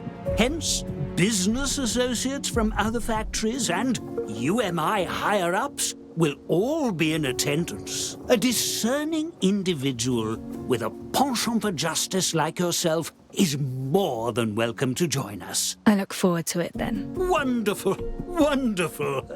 Ah, yes, the factory is a bit of a way away in the suburbs. I shall arrange for you to be escorted there. A carriage will be waiting by your residence. They'll deliver you to my factory early tomorrow morning. How does that sound?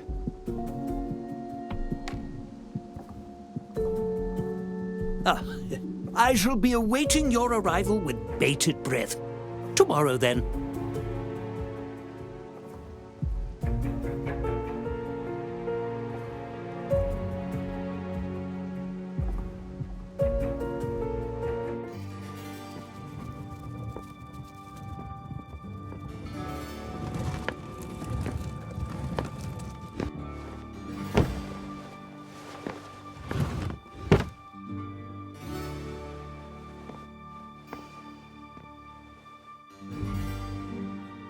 Midnight shall soon strike, my dear mare.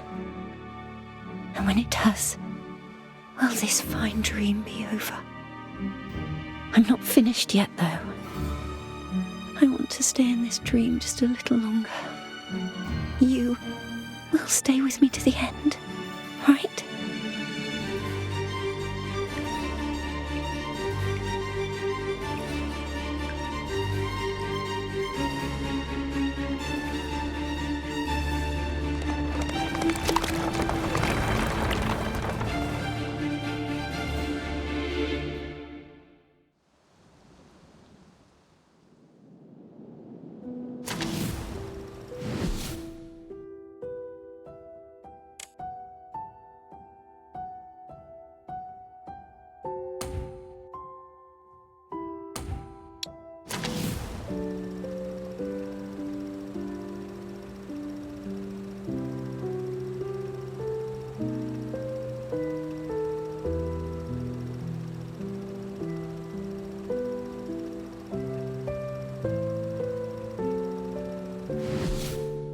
That needs a knight.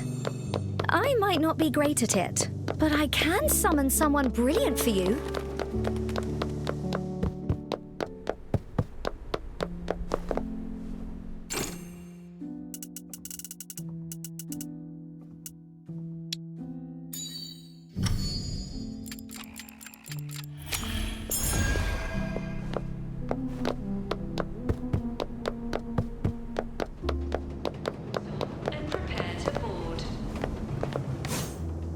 Are you ready to visit the factory, Mum? I have matters to attend to first. I understand. Let me know when you wish to depart. Are you ready to visit the factory, Mum? Yes, I'm ready. Very well. I shall take you there.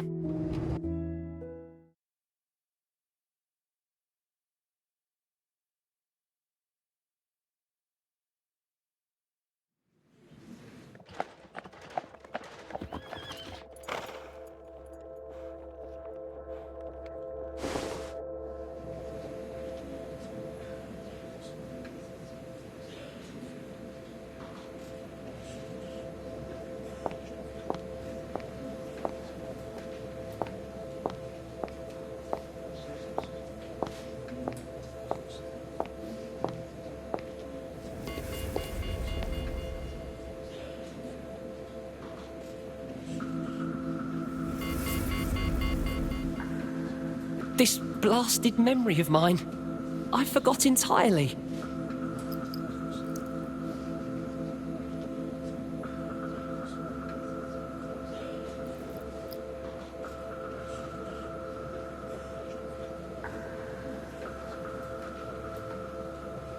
What are the stringent checks? They've never been lax, but it's stricter than usual. You're right. I heard that product silverium content didn't match that of the raw materials used, so they sent... Then what? Well, they're still checking. This place has been running for years, though. Doubt they'll be able to find anything at all.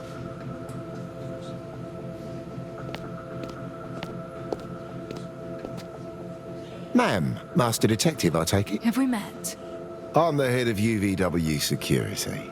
Mr. Walsh has his hands full at present. I must ask that you wait outside for a short while. I can just queue to enter. I'm afraid not. These UVW premises require entrants to have registered and filed their information without proper documentation. Of course, as an esteemed guest of Mr. Walsh, you'll be granted entry once he is free. He'll be sure to greet you. Very well.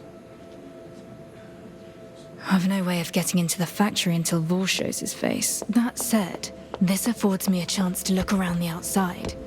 I may find something of interest to the case.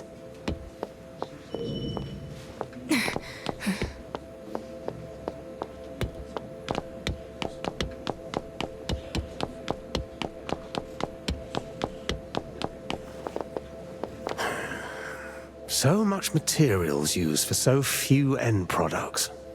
It seems too wasteful. You can't deny that only the absolute minimum acceptable yield is being produced.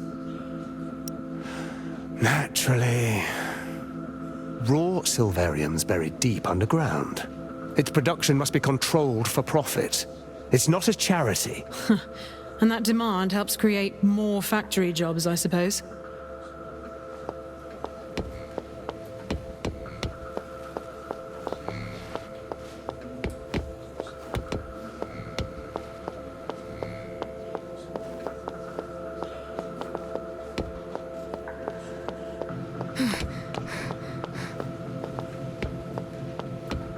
Hey, think there's any truth to it? That silverium discrepancy. I reckon it's true. Why else would they be doing all this, eh? Who's behind it then? Doubt those peasant laborers could pull it off. It's not impossible. Yet the factory's security is top of the line. Even Vorsch can't sidestep it, so who then?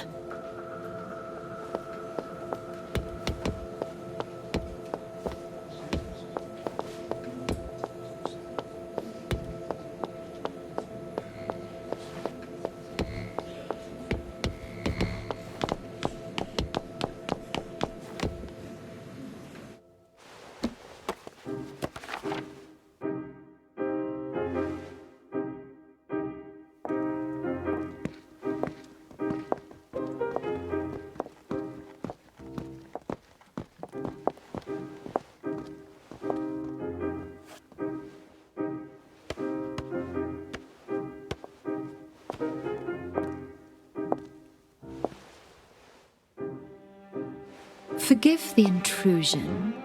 Might you mind if I sat here for a moment? Please.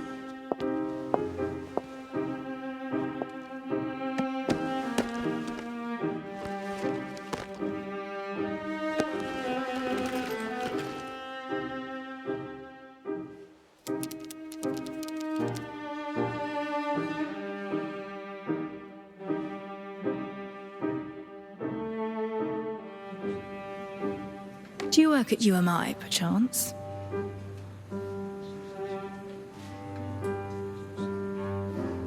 What kind of work there? Secretary work. So what do you think of the factory and everything? And everything? Well, you know, the stolen silverium. United Momentum Works has been in operation for 15 years, during which UMI's board of directors has changed thrice, with zero impact on UVW's upper levels. In other words, UVW is highly autonomous. Many matters and decisions are unknown even to its headquarters staff. You're suggesting that the Silverium theft did occur? I'm suggesting that curiosity can be a dangerous thing. Earlier, you were pacing around the periphery, showing unusual interest in the security screening and sorting apparatus. You're certainly not with UMI, nor another rival company. Private detective, perhaps. Your expression tells me all I need to know. Well, who hired you?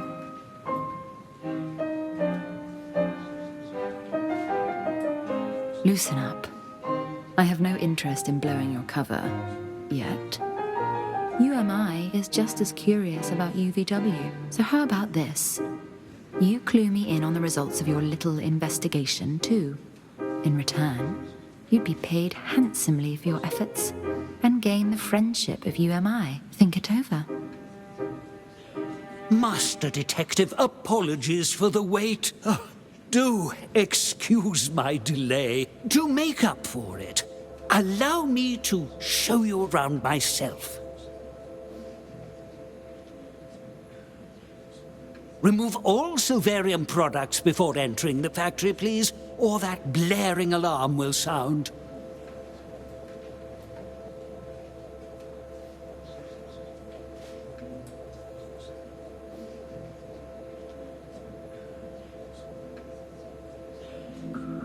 All I need to do is look close enough.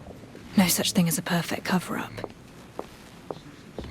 Our security scan system is entirely automated and runs around the clock. Even I am no exception.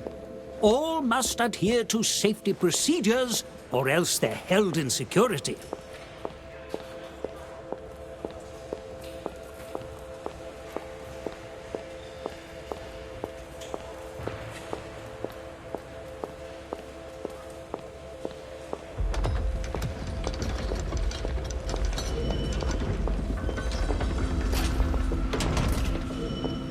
And here we have UVW's assembly line equipment, the 5th generation we've released, and the greatest card up our sleeve that makes us so competitive as Silvernia's largest manufacturer.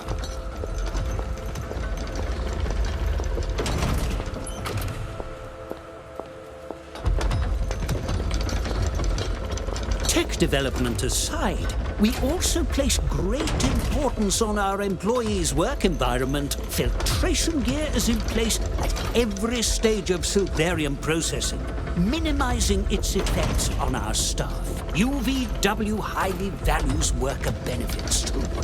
New hires even receive free training and health checks, meaning roles are in high demand. Excuse me.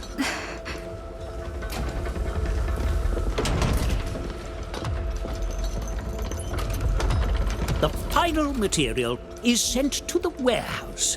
Its output channel opened only in the presence of headquarters personnel, ensuring that it...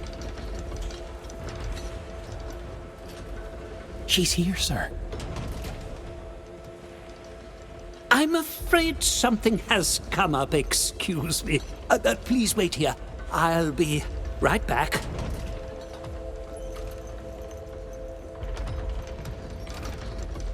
It's obvious. You? Have we met? Why, yes. Just yesterday when you scared off those thugs. Remember? Right. So this is the new job you mentioned. Indeed it is. I work the assembly line. It's my first day. I see. Would you happen to know anyone who's worked here a long time? Yeah, I'm afraid not. The ladies in my group are all quite new too. Oh, wait!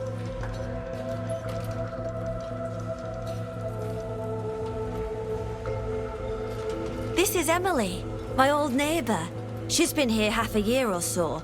Ever such a sweet girl. This is the lady I told you about, who sent those thugs running yesterday. A true saint. I think I hear the foreman calling. I'll leave you to it. Ask Emily any questions.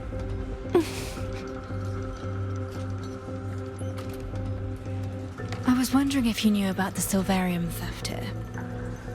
No.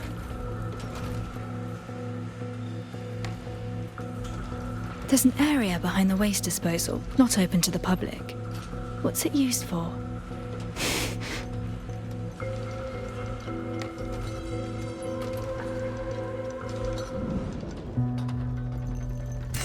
She's withdrawn. Eyes darting around, likely hiding something.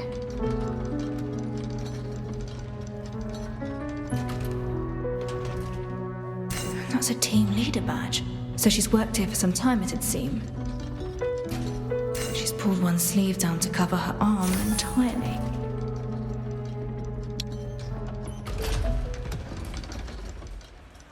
Do excuse me, I'm just curious as it's my first time here. Apologies for disturbing you. It's quite all right. Oh, but one more thing. What happened to your arm?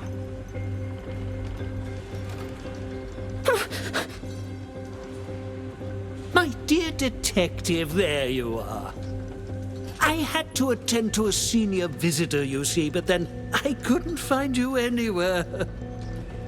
I'm to blame. I've left you waiting around twice today, most improper. Come along, let me make it up to you. Well, don't just stare. Answer our esteemed guest when she talks to you. These labourers have the literacy of sewer rats, I tell you. I tried to teach them manners, but to no avail. You cut the debt this week's wages. Go find the manager. You're on the night shift from now on. Well, there's no need for that. She's a forewoman, not service staff after all. I made her uncomfortable. That's my fault. You hear that? Our dear guest is most forgiving. Well, I suppose I'll let you off just this once. I fear it's getting late and we won't be open much longer. Shall I see you off?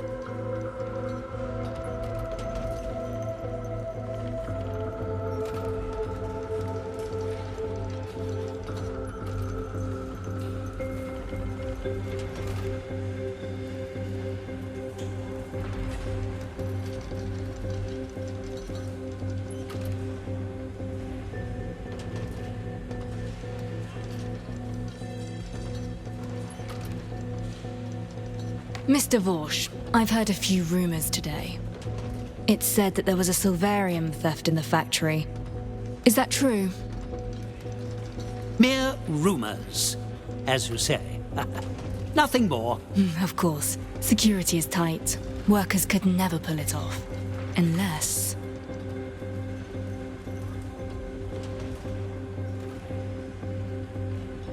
It was not a worker, but one in charge. Oh, I love your sense of humor, Master Detect. As I mentioned, it's a 24-hour system controlled by UMI headquarters. Even I can't skirt around it. Heavens, even the CEO himself has to swipe his pass and proceed through security. I see. So they're quite groundless then, these rumors? Entirely so. Slanderous, in fact. I suppose such spite is to be expected, given our years of success and enviable... Well, here we are. Farewell. I do hope we get to meet again.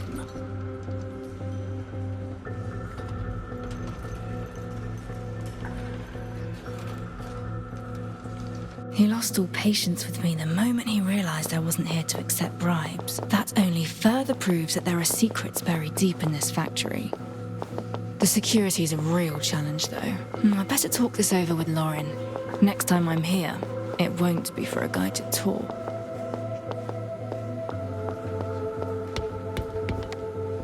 Shall I escort you back?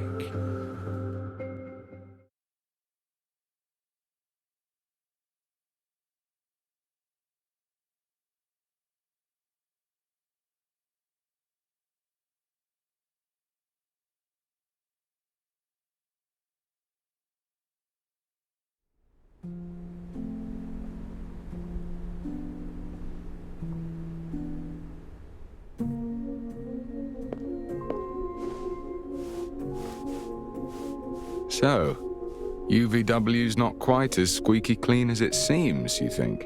Precisely. Almost all new hires. The only worker with experience I found had burns on her arm. Potential abuse. I'm certain there's evidence hidden in that area they kept shut off. A rather suspicious processing area. But how will you get inside? You say their security measures are formidable. The security gate is out of the question.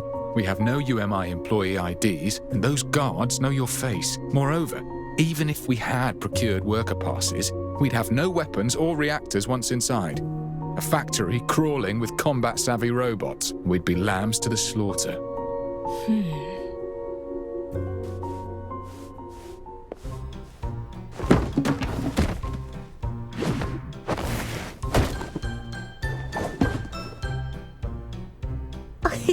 I've got it! If human access is all but impossible, why not use the cargo route instead? Nice work, Alf. Huh. Really? Oh, Alf actually helped. Alf, I need you to buy these for me. Thank you.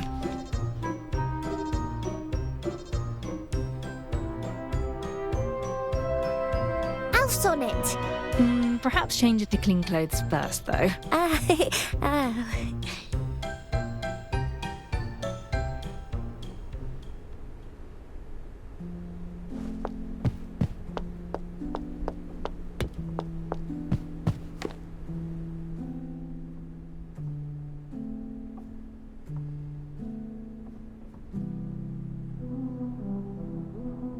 And there we have it. Now, we wait for nightfall and for security to loosen just a little. Oh, don't mind me. Please continue. I'm just observing.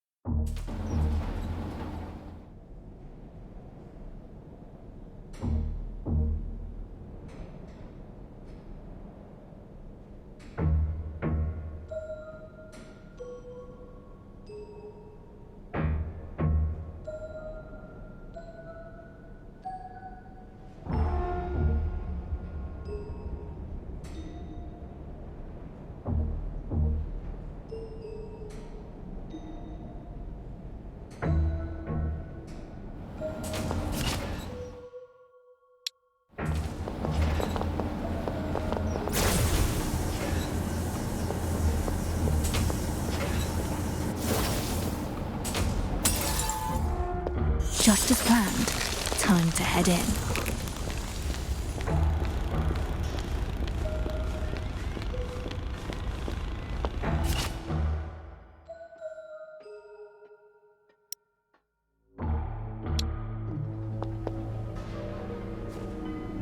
Light shines from the doorway above. Might well lead deeper into the factory. I'll head over and see.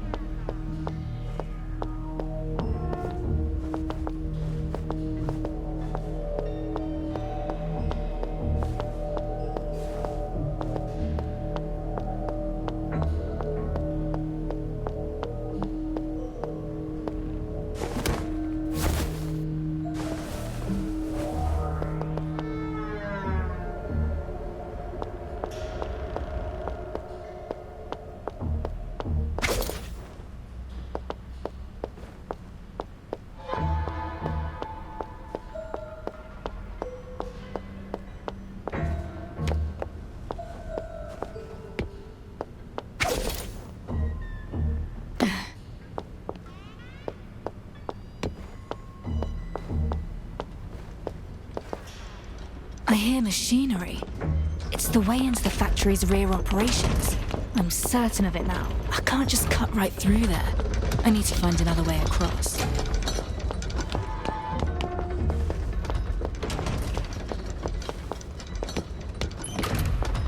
Appears empty outside, but there's activity within. It's a front.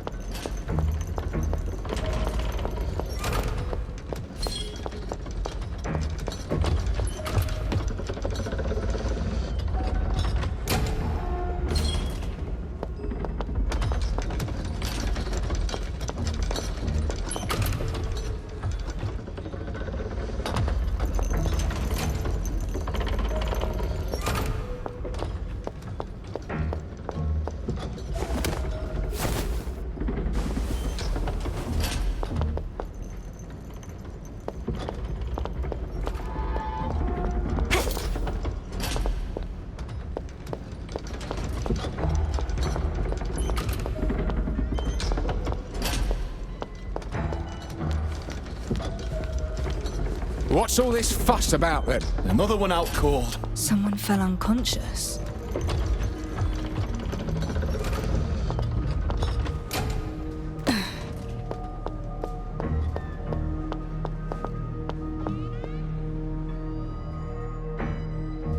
A worker's passed out on the first floor. Go deal with it. What, again? I just got back from my shift. Who's conked out this time? Emily. Emily? The girl's got one foot in the grave. Would save time if she just croaked already. Oh, shame really. She's likely the most obedient of the bunch. The whole family on her back, she wouldn't dare breathe a word.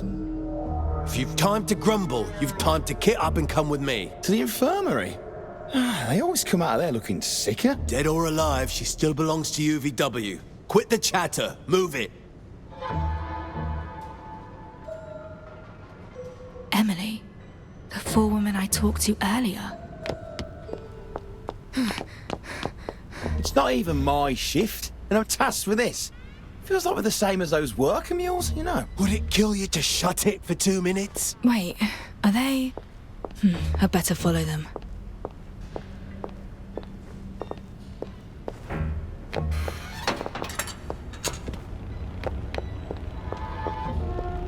Can't get through. I'll need to find another way.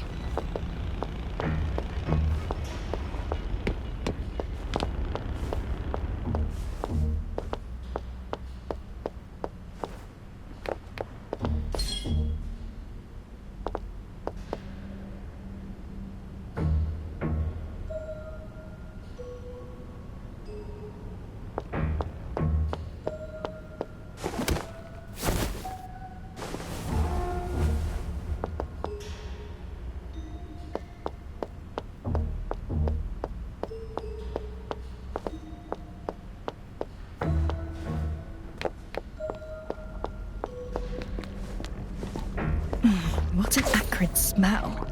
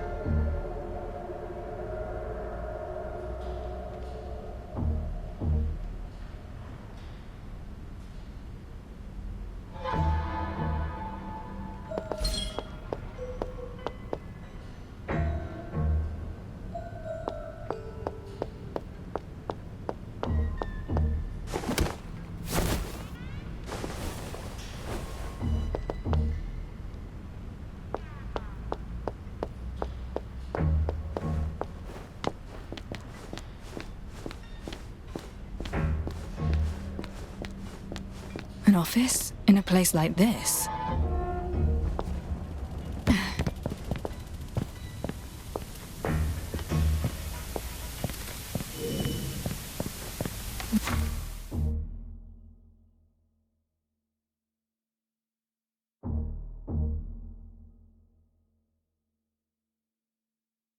Walsh intends to make a move, as I thought, yet the letter's left unfinished. I've no clue who this excellency refers to.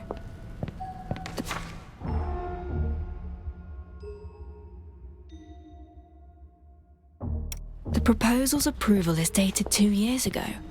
Walsh must have contacted Rome back then and set up the infirmary. I must be in accounting. Walsh's office is here. Walsh took over this factory 5 years back. Wait, production details. The giant reactor has pushed Silverian purity to 91%. That's military grade, banned by royal decree, and worth a killing in black markets beyond Sylvania's walls. There's little else of interest. I should continue investigating elsewhere. Get a move on! Everyone will be dead before we even get there! They've headed over.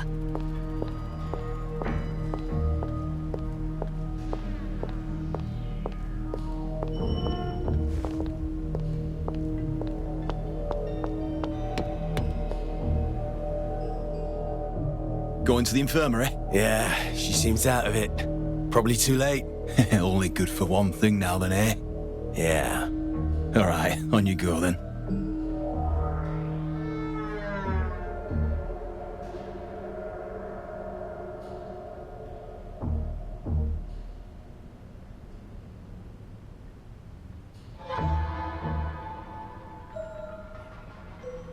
I need to find a way to open that door and follow them while remaining undetected.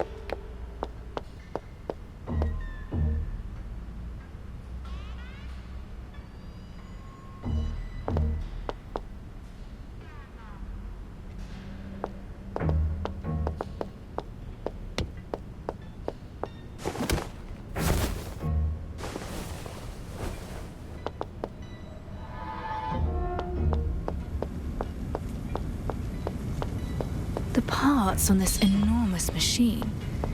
I could swear I've come across them before. The Cinderella's case. Aha! The reactor fragment from the burnt down factory.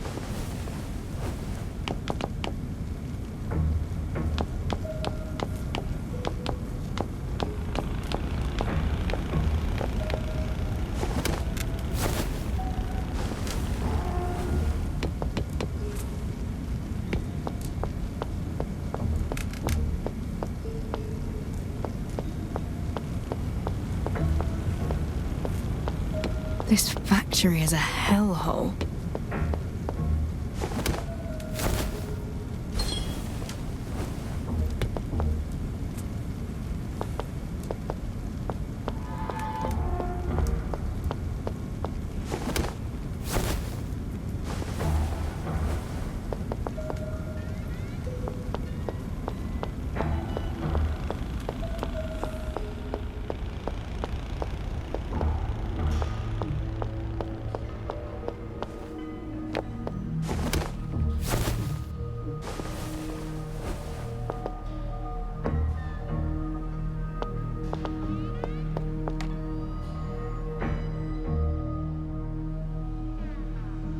Bosch lied about plenty. But he was right when he said security here is a 24-hour affair. So how was that stolen silverium smuggled out then?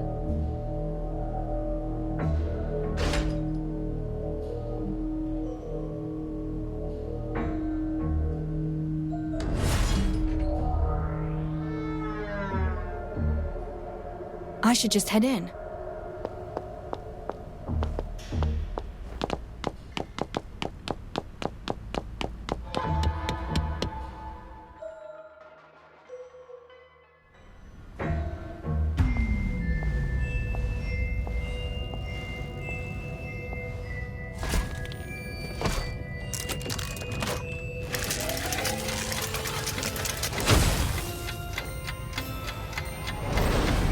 Welcome to the United Momentum Factory, honored guests. How may I assist you? How may I assist you? How may I assist you?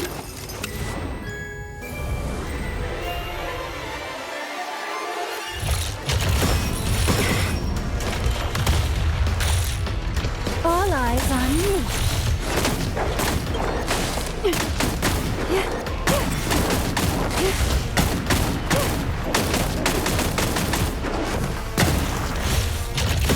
Can I keep up with my step?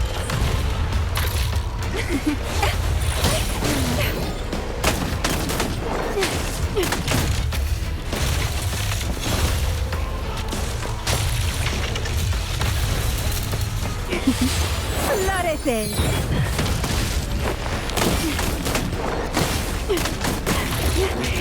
You have a nice day.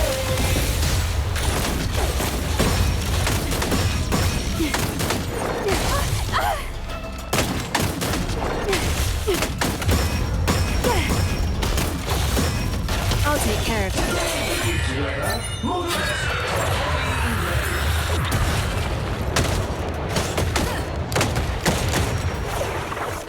Poor little thing.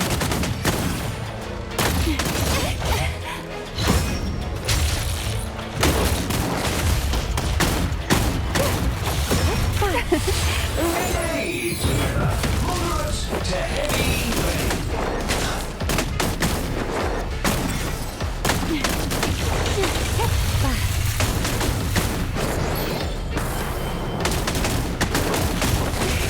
You have a nice day. We hope you have a nice day.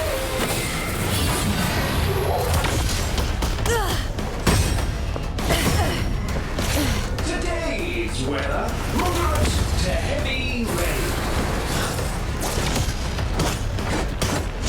Chemical structure is evident. Time to wither.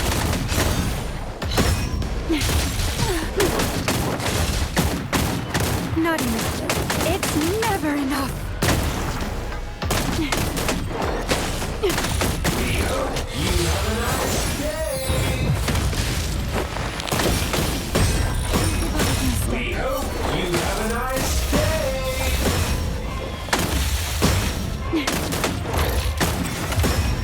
Can I keep up with my step? Today's weather, moderate to heavy rain. We hope you have a nice day.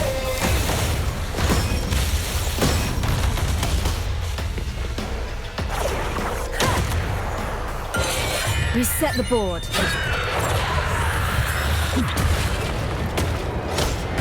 Poor little thing.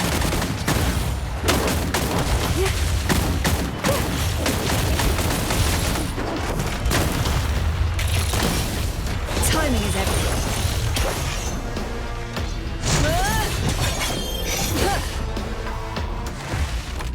Intruder detected. Initiating annihilation module.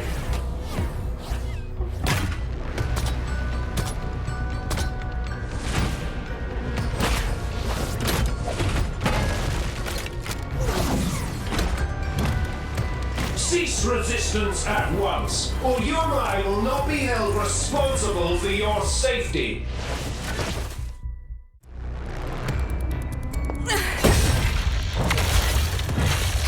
It's all in vain.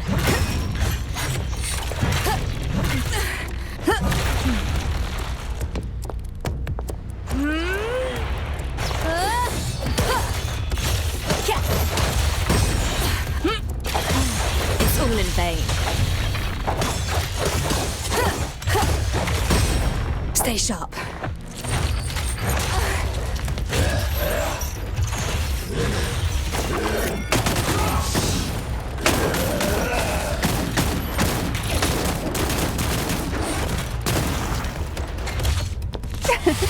Rain of petals!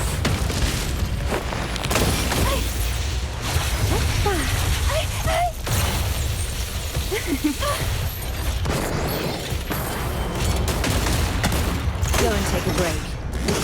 Doing some emergency surgery. Not so challenging. Still making a racket. Exterminate!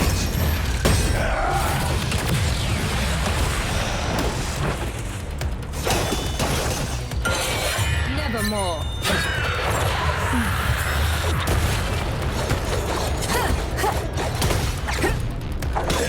Exterminate!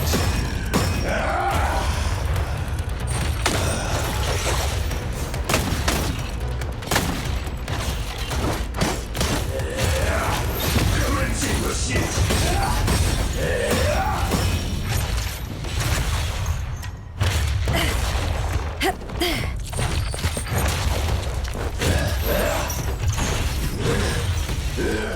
Crush!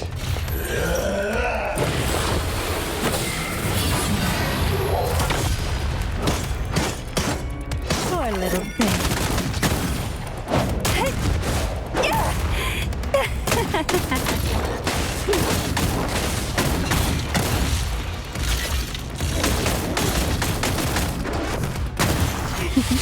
Florece.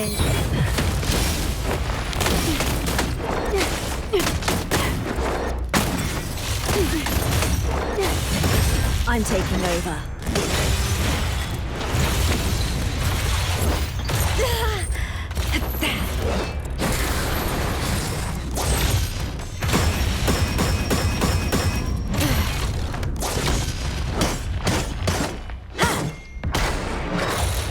Time to wither.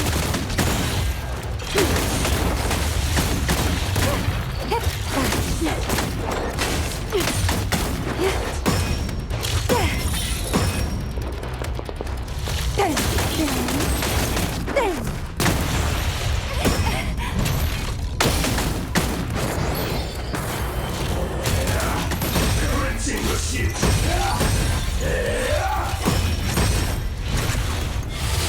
Rain of petals.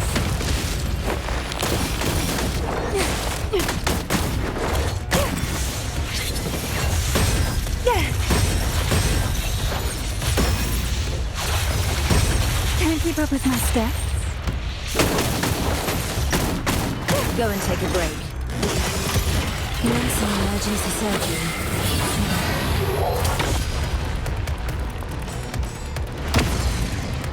Poor little thing.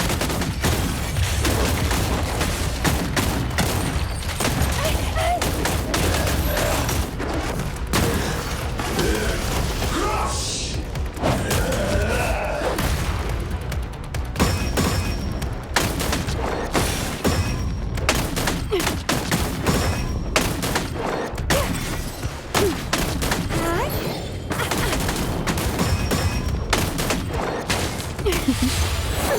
this.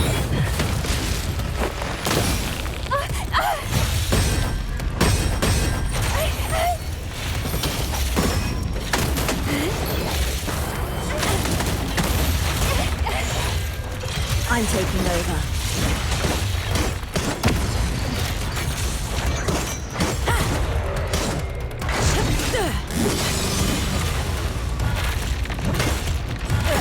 Still making a racket? Want some more, do ya?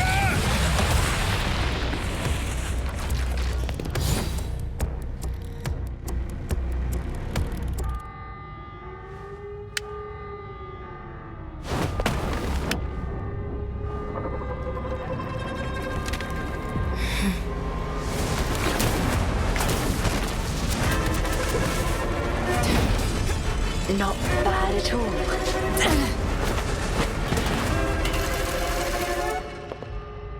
I was right to put my faith in you. And you are? We met less than a day ago. Forgotten already? You look different. Your voice. This is not the time to worry about all that, Detective. I shut off the alarm, but it won't last. The guards will soon notice that something's amiss. I advise you finish investigating before they arrive.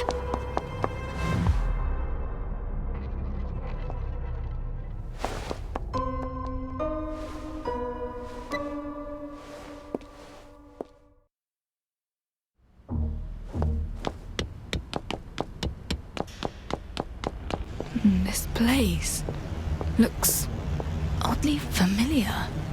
We all think you're the most likely to leave. That voice, where's it coming from?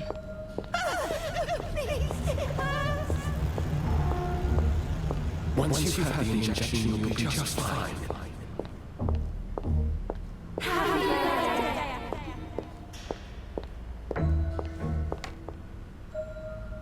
I've seen this door before. In a vision.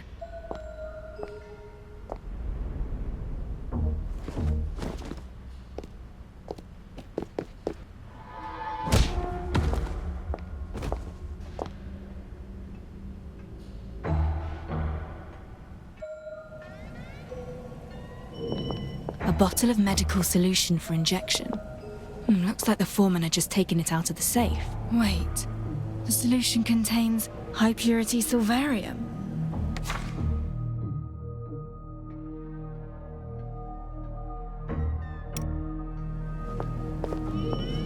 These medicine bottles all bear different labels, and yet the liquid inside looks and smells identical. Saline solution.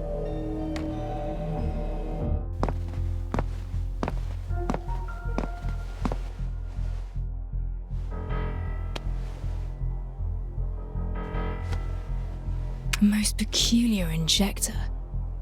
No proper needle to it. The procedure would be exceedingly painful.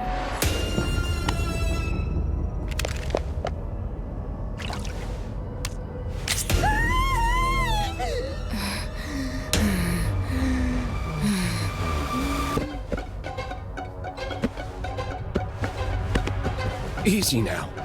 She can't die within factory grounds.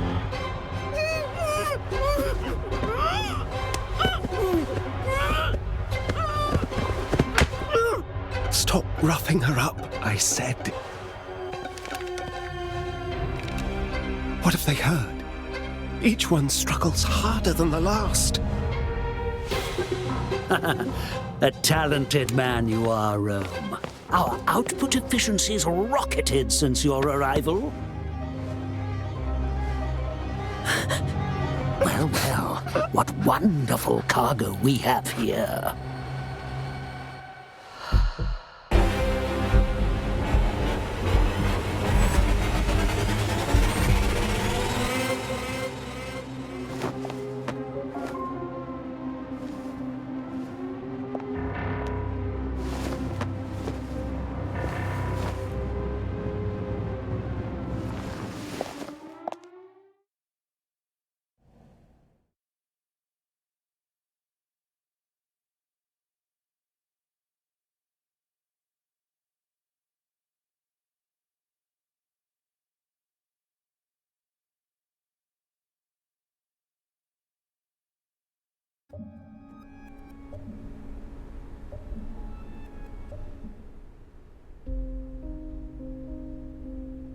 Her condition is poor, to say the least. Yet she can still pull through. You know, I feel I've done nothing but trouble you since my return. I'll save it. No point saying that now. Find any leads, then? I saw something. What I believe to be a factory worker's memories. Someone was moving female labourers' bodies. I saw cargo crates, gantries, like at a dock. Wait. What exactly do you mean by saw? I went through something like this when I collapsed at the Toroid Spine Fair. Yet what I saw this time, it was far too vivid to be just a dream. You mean you saw their memories? I know it sounds absurd, but the theft of Silverium from the factory really did happen. If they're planning to smuggle Silverium, the docks are the only way out. I'll have to look into it. That place you saw is likely Bridgehead's company docks. The area was renovated in your absence. It's the only place in High Piers with gantries like you described. That's a great help, thank you. Wait, whatever it was you mentioned just now, it takes a terrible toll on your body. And I've yet to solve the problem of your stabilizer resistance. You know what that implies. I do. Indeed. You know everything, don't you? Though I don't know how far this investigation's taken you. It's evident that the truth you seek is now closer to hand. Before surgery, I tell patients they must be prepared for recovery. And potentially, for death. Now you've always had the strength and resilience that facing the truth demands. But heed my advice. Be as prepared as you can be. I'm ready. As I thought, you're always one step ahead of the rest, Detective. Go then, and don't die.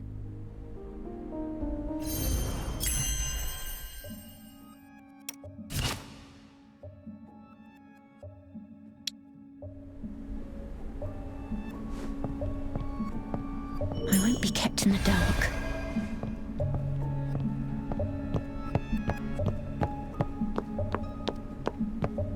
Bridgehead, freight dock. Firtho mentioned that it's the only place in High Piers with gantries. Bolden has dealings with Vorsh, and while Rome seems to tend to the female labourers, there's obviously something deeper at play. And that rising young detective, he hunts the labourers who try to escape, leaving no witnesses. Those horrific scenes I witnessed, were they what the labourers endured? The memory ends at the dock. That's where the answer lies.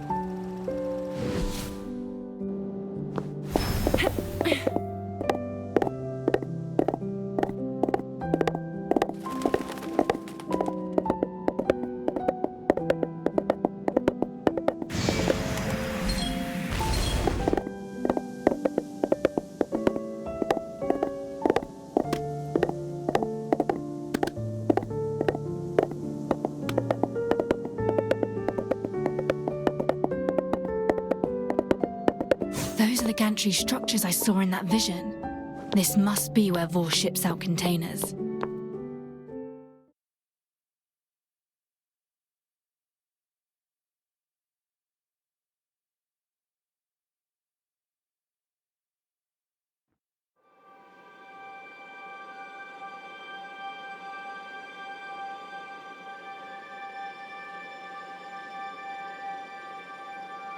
Time to see just where they plan to send these crates.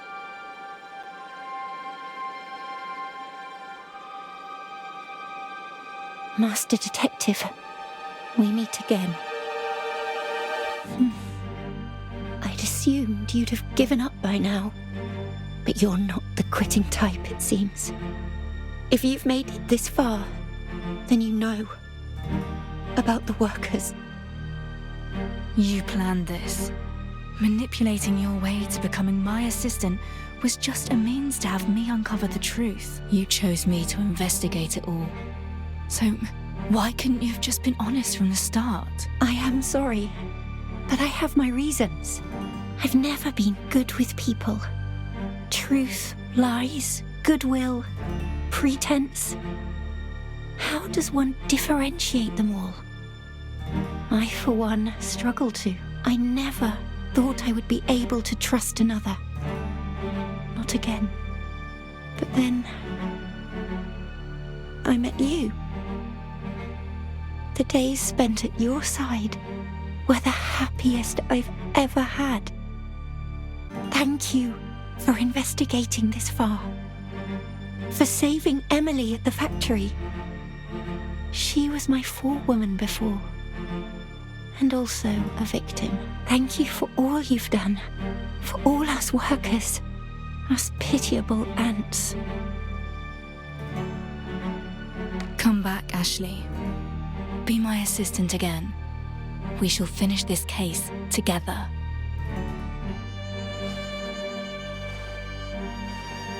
You're my prince. Sorry, I can't stand to see you in any more danger. Were I just a normal girl, I'd be able to stay by your side and help you. But I can't.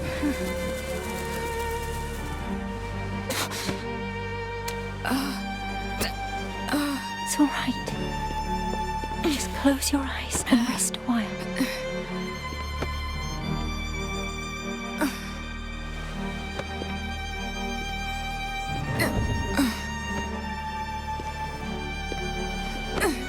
Ashley, what? Why? I know you and the constabulary possess sufficient evidence. Enough to expose their crimes. And I must put an end to it all. I must have my revenge. I'm so sorry. I was dishonest with you until the very end. Take care of yourself.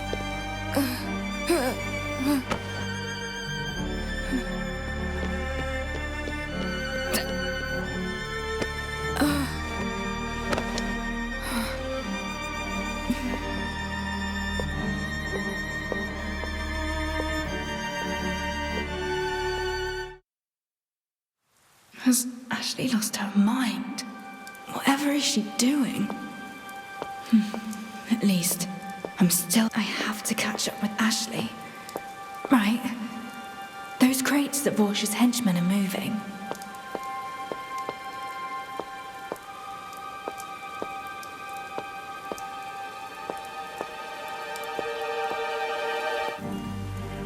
These are the crates they're transporting. They should end up in the same place. I hope I can still stop her.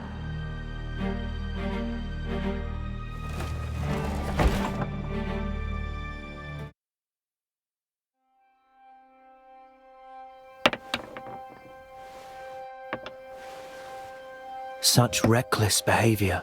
It's not like you at all. The greater the danger, the closer you come to the truth. Now is the moment to concede. One wrong move from here, and it's over. Checkmate. I'm in a dream right now, aren't I? Why do you say so? Because in reality, you've never beaten me at chess.